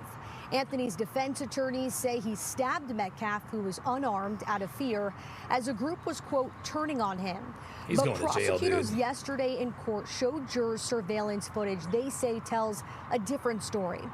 The group, this whole idea of like this group or this mob of people, he had to escalate. He had to escalate because of this mob of people. It's nonsense. It was just him and Austin. Told you. Footage, it's grainy and shot from a distance, but reporters inside the courtroom tell us it shows a brief confrontation between Anthony and Metcalf, not a larger group, before Anthony runs from the scene. And that fight, it only lasted about 4 minutes or so. That's a long fight. Emotional testimony from Metcalf's track coach. He said that Metcalf was helping lead setup efforts that day, which basically means he was in charge of setting up the tent and equipment. That's why he confronted Anthony. Coach testified and said athletes don't just go under other teams' tents. This is something that's understood. But this also flies in the defense of like, well, he was just trying to get out of the rain. Was he? It doesn't seem like it to me. Even if, dude, that doesn't, the fact that, he's trying to get out of the rain, dude, that is not a defense. It seems like he was there to cause problems. Between the athletes, this case, it's drawn national attention with race becoming a major issue. The final jury does not include any black jurors.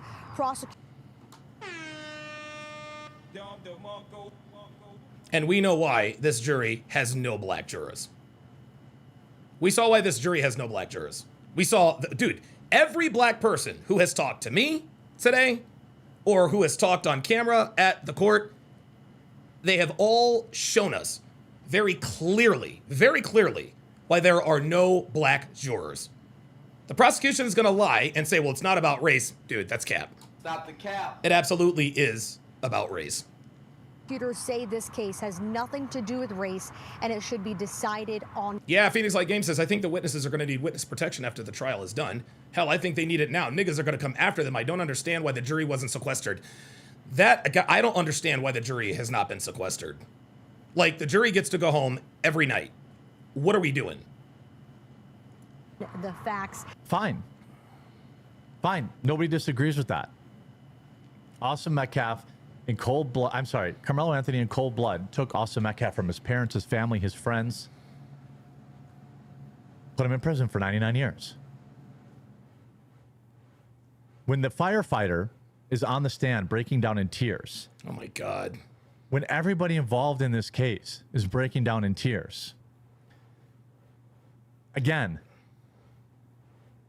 this, albeit ghoulish to say, hopefully sets the the jury's mind in, no, this just wasn't some little kid who made an oopsie. No. This was a cold-blooded act, calculated, pre-planned by bringing a forbidden knife. Jurors got their first look at the knife. It's a 5-inch folding knife, and it had oh my God, dude, and still left on him. Oh my God. And along with the backpack they saw. This whole case, we have the first courtroom sketch of Karmelo. They try to make him look like a little boy. They cut his dreadlocks off. Yeah, right. They're probably putting makeup on him. I don't know. I can't say that. Again, Frisco police officer Eduardo Cortez approached Anthony, started to arrest him, and radioed to others that he had the alleged suspect in custody. Cortez explained that he was not questioning Anthony and as that was not his role. It was only to detain him. But when Anthony heard Cortez radio, Anthony volunteered. I did it. I mean, what are we doing here? Dude. Now, for some reason, this kid admitted to the crime, and the black community they still think he's innocent. The black community, see, here's the deal. The so-called black community, they know that Karmelo Anthony is guilty. They know that he's guilty. They know he is. Okay? They can lie to us and tell us that they think he's innocent. They know he is absolutely guilty. They want him to walk because he is black. Racial idolatry. People in the pro... Oh my God, Drip Up says they gonna put Kool-Aid on his lips in prison. Oh my God, yo. Carmelo, dude, Melo's gonna be tossing some salads, y'all. He was white, so he deserved it camp. Yep. Is trying to spin this. They're saying for months, people acted as if Karmelo was Anthony was the unquestionable aggressor. Yep. Now the video appears to show Austin Metcalf initiating the confrontation. That was never actually in question. By the way, it's sad that this got 4,000 likes. It was never in question that Austin Metcalf asked him to leave. It was never in question that Austin Metcalf did touch him. It was never in question that Austin Metcalf tried to forcibly trespass, remove him from a place where he wasn't supposed to be. Oh no, Luke Perry said, no, they're gonna twist that fade up into a ponytail. Oh my God. A place that he was armed, a place that he himself was escalating the crime. These things are never in question. Witnesses are coming on the side, you know, again, he admitted it. Multiple people coming to trial to admit it, to say, yes, he did this. This self-defense nonsense. Hang on, guys.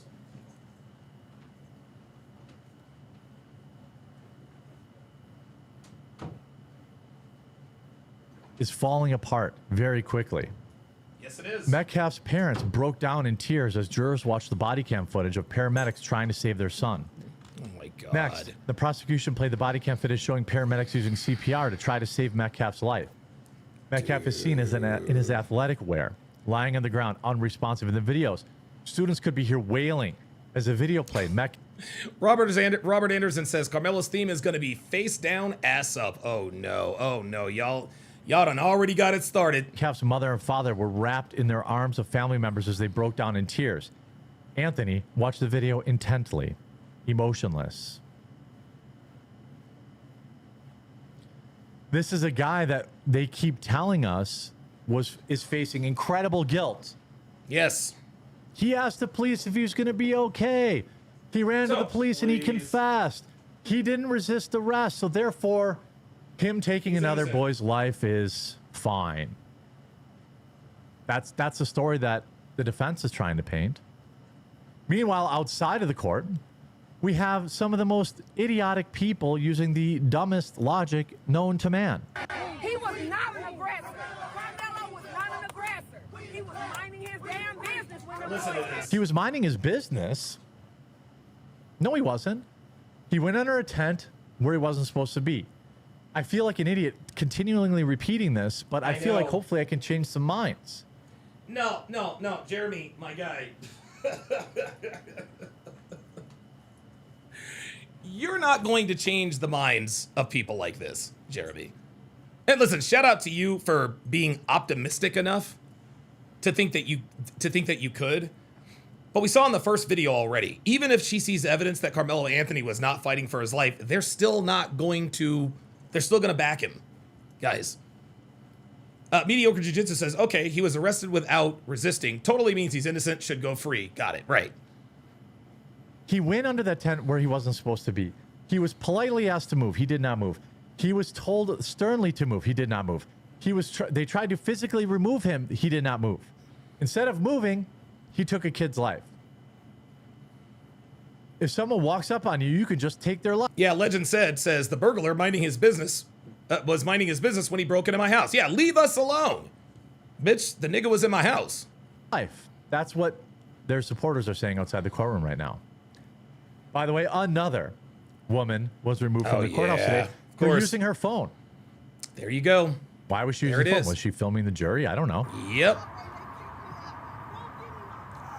Yeah, look at her playing the victim. It won't give me my purse. Yeah, bitch, because you broke the rules. I see she's wearing a Justice shirt. Yep. So I assume she's there to support Karmelo. Couldn't follow very simple rules at the court, which has been a problem. In fact, the sheriff... That's not surprising. That's not surprising. Wait, you mean black people not following the rules or decorum? Color me shocked. Sheriffs have now had to respond to Karmelo's supporters skipping the line and not following the rules so they can get into the room. Yep.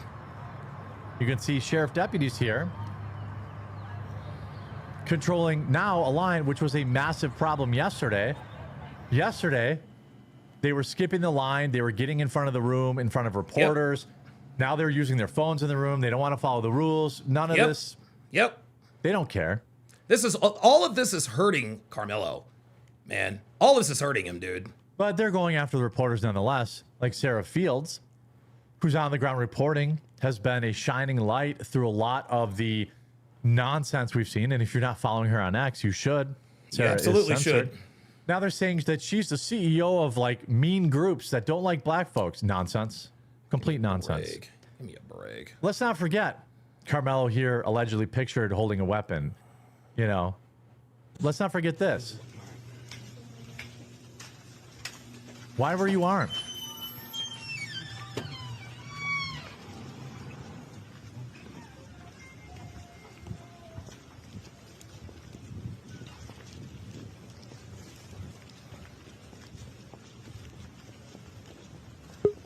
Karmelo, do you have anything that you'd like to say, Karmelo? Do you have anything that you'd like to say to the victim? To the family of the victim? She's not gonna. No, he's not going over. Sweetheart? She called him. She called him sweetheart. Explain your self-defense. How is this self-defense? Excuse me. Karmelo, you like to say? Yeah, he did the right thing. Do not talk to reporters. Don't do that.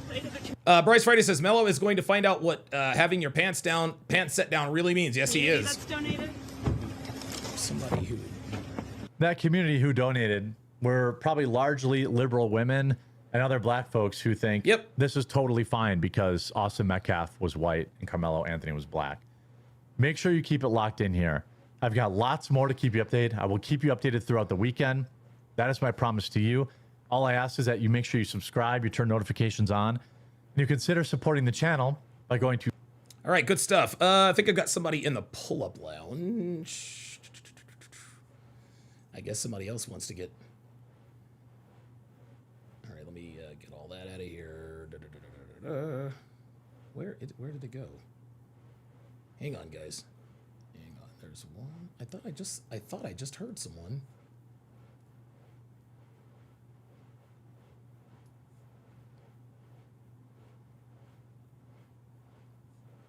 Oh, there he is. PLG. There we go. All right. Phoenix Light Games. What's going on, brother? How you doing, man? I'm doing good. And I want to say, I'm sorry. I know it's only disagreements today, but I had to come up. With all due respect. No, it's fine. It's fine. With all due respect. Okay. And yeah, I just wanted to add something on real quick, especially with everything that's been going on. Thank you for reading my chat, by the way. This is such a sensitive case. Nationwide, it baffles me why the jury was not fucking sequestered. I don't get it. I don't either, man. This is sensitive shit. We have already alleged and let's be honest, it's not alleged. We already know black women have already tried witness tampering and shit. We already saw that. We already saw the bitch that was ejected out. She was obviously trying to some sort of intimidation tactics or anything like that. They're trying to find out who these people are. We already have evidence that they tried to dox them. And like what? We need to protect. It's crazy, man. We need to protect the citizens. And you want to know this is how evil and fucking miserable and just pathetic these people are. They will dox children, and not only that. And Donovan, I even though I chatted it in the chat, I'm gonna address this right now. Okay. The reason I believe I think niggas are gonna actually hunt down and kill these minors. I really think they are. I really think they so? would do this. Yeah, I really think they would. And I think the reason why, and here's their excuse that they're gonna use. Their excuse is because these black minors prevented them from using racism or racial prejudice as an excuse for the defense. That's why. Wow. I'm gonna tell you what, because I will tell you this: if the black community does hunt down and harass or try to kill these people, dude, I don't know where we go from here. I do know that if Karmelo gets convicted, there's going to be riots. I know that if he gets acquitted, there's going to be riots. I don't know what is going to happen. Like, what do you? Let's just say for the sake of argument, because I certainly would not like. That's not out of the like. That's not like, oh my God, no. That to me, that sounds like it could absolutely happen. That is absolutely plausible. What do you think happens if, let's say, eyewitnesses start dying or going missing or getting jumped or maimed? What do you think happens then? I just like, bro, it's gonna be hell. It's gonna be it's gonna be crazy. And honestly, like, bro, I don't know. I'm not sure. Here's the thing. I'm not gonna pretend and say I know how the justice system fully works and everything like that. Sure, of course. I'm still learning. And Yeah, nobody like does. But who's in charge? Like, I don't even know who's in charge with protecting the identity of the jury or the witnesses. Whoever It's got to be the judge, right?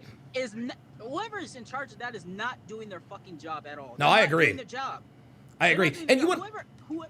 I'm sorry. Keep going. I'm sorry. No, I was going to say, and what's weird about the jury not being sequestered is that Judge Roach had all of these rules. You got to be there at 6 a.m. to get in there. You can't wear demonstrative clothing. He's got dude. There was the gag order. Everything was rock solid. Everything was rock solid. But now we want to say that the jury is not going to be sequestered. Hopefully, Judge Roach gets the picture of that person trying to dox that witness. That's incredible. Yeah, like when I saw that tweet, I mean, that tweet from Sarah Fields. Yeah, yeah, bro. And shout out to her. Honestly, I'm surprised that like she hasn't. I mean, I guess maybe she wants to be private and shit like that. But I think it'd be pretty good if Myron interviewed her. I think so too. And I'm gonna tell you what, she's got a lot of balls. She's got balls, dude, because she is an enemy, dude. She is in enemy territory, man. She's in enemy territory, dude. I respect that. I respect the hell out of her for doing all this. Especially getting in, especially when she got into Dominique's face. Yes. Yeah, and his bitch ass didn't say shit to her. Of course he didn't. He looked surprised because he didn't think she had the balls to show up. Yeah, but this whole case thing. Carmelo's going away. He's going to prison, dude. It's over. Done. It's over. And bro, and bro, like Jumpsuit Pablo was right. A lot of people were forgetting that this is how dumb niggas are. Okay. They don't realize that the Karmelo Anthony's defense and everything like that happened. I mean, he did the last video he did like 12 months ago, and he actually did a recent one. The black prison gangs in prison don't like him. They don't, because he was flashing up their gang signals, right? Yeah, he was flashing up the gang signals. Like this is why I was like, this is why I wanted to talk to these niggas on your channel. Like, even if he gets, let's say for some godforsaken reason that Karmelo Anthony gets 5 years in prison, he gets a light sentence. He still has to deal with those gangs. He still has to deal with them. He still has to deal with those gangs. Absolutely. It's gonna be scary, man. He's not safe either way, but niggas think that, oh, he's an innocent black boy. He's gonna be protected by these black prison gangs. No, he's not.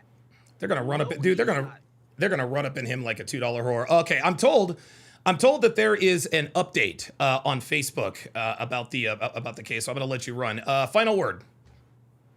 No problem. And as Fleece Johnson said, Karmelo. Oh no! No, you did not. Oh no! Now, PLG, don't do it to him. Don't do. I'm sorry. I have to start over. Karmelo Anthony, I like you, and I want you. Now we can do this the easy way, or we can do this the hard way. The choice is yours. Oh my God, yo, Don DeMarco to Phoenix Light Games, dude. Hell of a sign off, dude. Hell of a sign off. He says, I like you and I want you. Now we can do this the easy way or we can do this the hard way. The choice is yours. You know what? Actually, I might play the Booty Warrior video. Y'all. So by the way, B-Truth says, he came in here and says, am I blocked? I said, well, you are now. Yeah, fuck out of here. There it is. Yeah. Anytime somebody comes in here and says, am I blocked? Can I chat? Dude, 112% of the time it's a fucking troll. It's a fucking troll. Straight up. Let's see here. So somebody said, because I'm gonna have to run here in a little bit. Because Devin and I are going to look at a car today.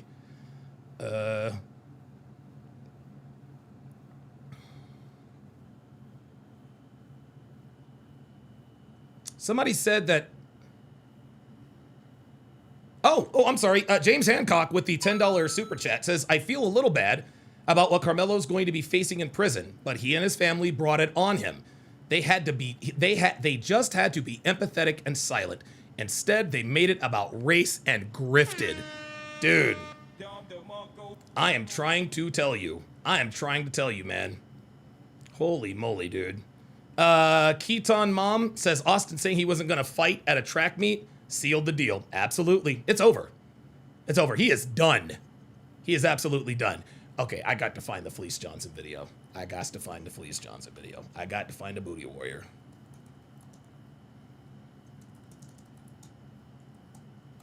Oh my God, yo. Shout out to the Booty Warrior. Fleece Johnson. Somebody said Fleece is married now. Somebody said that she gave an update on Facebook. Can somebody, actually, you know what? Hold on. Let me see if there are any other updates.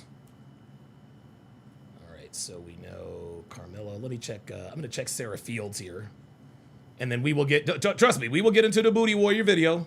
Don't get it twisted. We gonna get into it.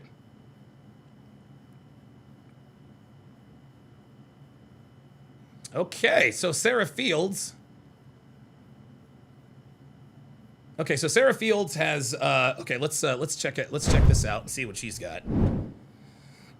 Somebody in the chat said that somebody gave an update on Facebook. I need to know who that was. Let me check my Discord. No, I don't see anything. No, I don't see anything else in the Discord. Interesting videos, main chat. To be honest with you guys, I wouldn't mind streaming for another few hours, but Devin and I are buying a car today, so.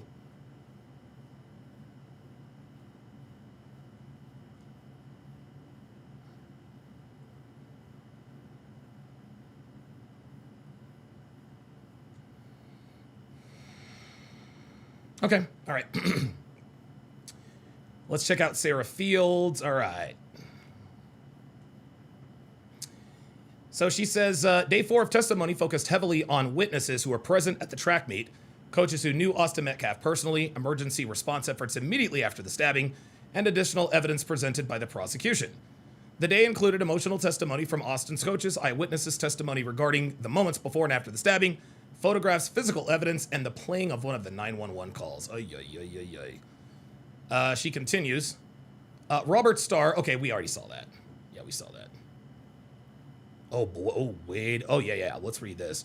Robert Starr then stated that on April 2nd, the tent was missing a crock pot. He said that was important to the students to have the crock pot. Dude, real talk. Real talk. You got to have a crock pot. Robert, DJ BFit says, are you buying a Cybertruck? Oh, no. Wait, no. Look, I'm not going to tell you what we're buying. I'm going to tell you we are absolutely not buying a Cybertruck. I'll put it to you that way. He said that it was important, blah, blah, blah, blah, blah. He was leaving the parking lot and was at the bottom part of the stadium around 10 a.m. when he saw the commotion and people were running from his tent. He dropped the crock pot and ran to the tent. Oh, no. He said that when he came up to Austin, he was laying on the ground and his face was purple. He saw a large hole in Austin's chest. He began to cry on the stand. He could hear Hunter screaming, do something, coach, do something. He said Hunter pointed at Karmelo, who was walking on the truck. He then looked at Karmelo, who was with the coach, and said, what did you do? He then threw his hat to the ground. He said after he asked Karmelo that question, Karmelo began to cry. See?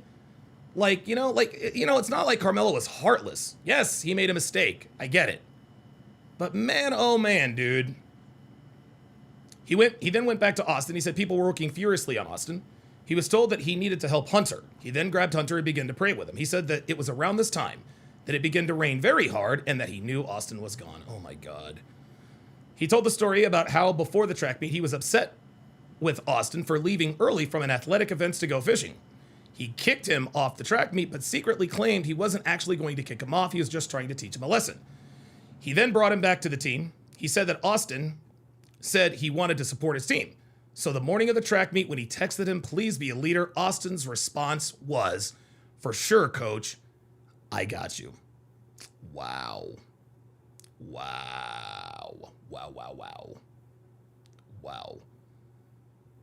Okay. Jesus Christ. All right, let's check and see if there are any updates from Martinez here. Savannah Hernandez. All right, let's see what she's doing here.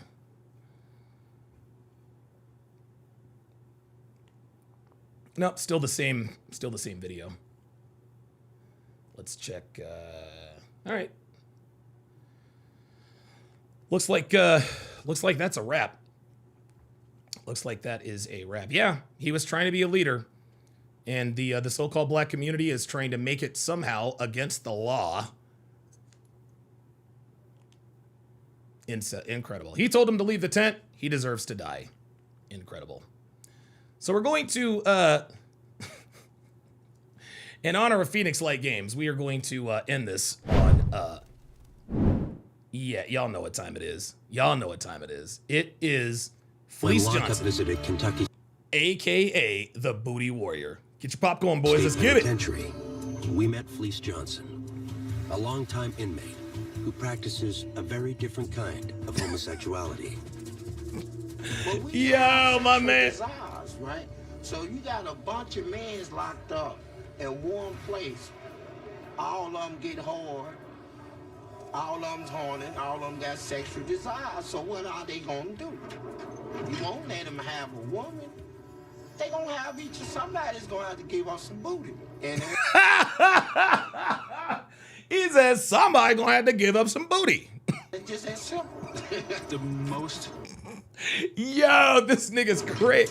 Hey, shout out to Fleece Johnson. Shout out to Fleece Johnson. Yo, wait a minute. He did an interview with Adam 22.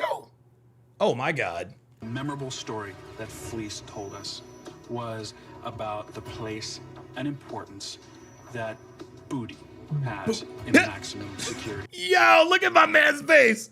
Look at my man. Dude, he couldn't even say it. He said, he proceeded to tell us how important, place the importance on, booty. A memorable story that Fleece told us was about the place and importance that booty has in a maximum security. Yo! And he went on about it and on about it. In his prison, booty was more important than food. Oh my God. A man's butt. Oh God. It was more important. I'm sorry. Oh my it was God. More booty, having some booty. Oh my God. Oh my God. Look at him thinking about it. Look at him thinking about it. Important than drinking water, man. Oh my God. Oh my goodness. I like booty. Oh my God. To tell our crew how he used to satisfy his sexual desire. Uh-oh, here he goes. Here it comes. Here it comes. Especially during the 1970s and 80s, when he was most active and prison security was more lax. Ew. When I see one. Oh, here it goes. And he looks good to me. Uh-huh. What you tell him, Fleece? What you tell him, Fleece? Mm-hmm. I said, I'm telling you what. I like you. I like you. And I want you. And we can do it the easy way or the hard way. So the choice is yours, right? The choice is yours. He said the choice is yours. And it was always yes. Johnson also had a warning for the new generation of inmates. Uh-oh. They might be asking for trouble from old-timers. You know, they got this thing where they sag their pants past their butt. It's a style. They call it some sort of gangster style. You know, it's sexy to us, right? Ew. And see, but they weren't prepared for this, right? So you say, oh my God, in her, man, somebody be up in your butt. You know. Oh my God! Oh my God! I can't believe how real he's keeping it. Johnson oh my let God! The lockup crew know that when he was in his prime, they wouldn't be safe from his advances either. Oh my God! Oh my God! Been in her back then in them days, and as much as I like booty, I probably felt one of y'all butts as y'all was walking past me and dared you to say so. I'm not no shame in my game. Ain't no shame in my game. That I'm ashamed to admit I am what I am. I'm a warrior too. You know, a booty warrior. Let that be known. I'm a warrior. Shit. Oh, nigga, I'm gonna tell you what, it is a wrap. It is a wrap for young Karmelo Anthony. Guys, that's gonna do it. That's gonna do it for the 1243rd edition of TSR Live. More updates to come. I'll see you next time.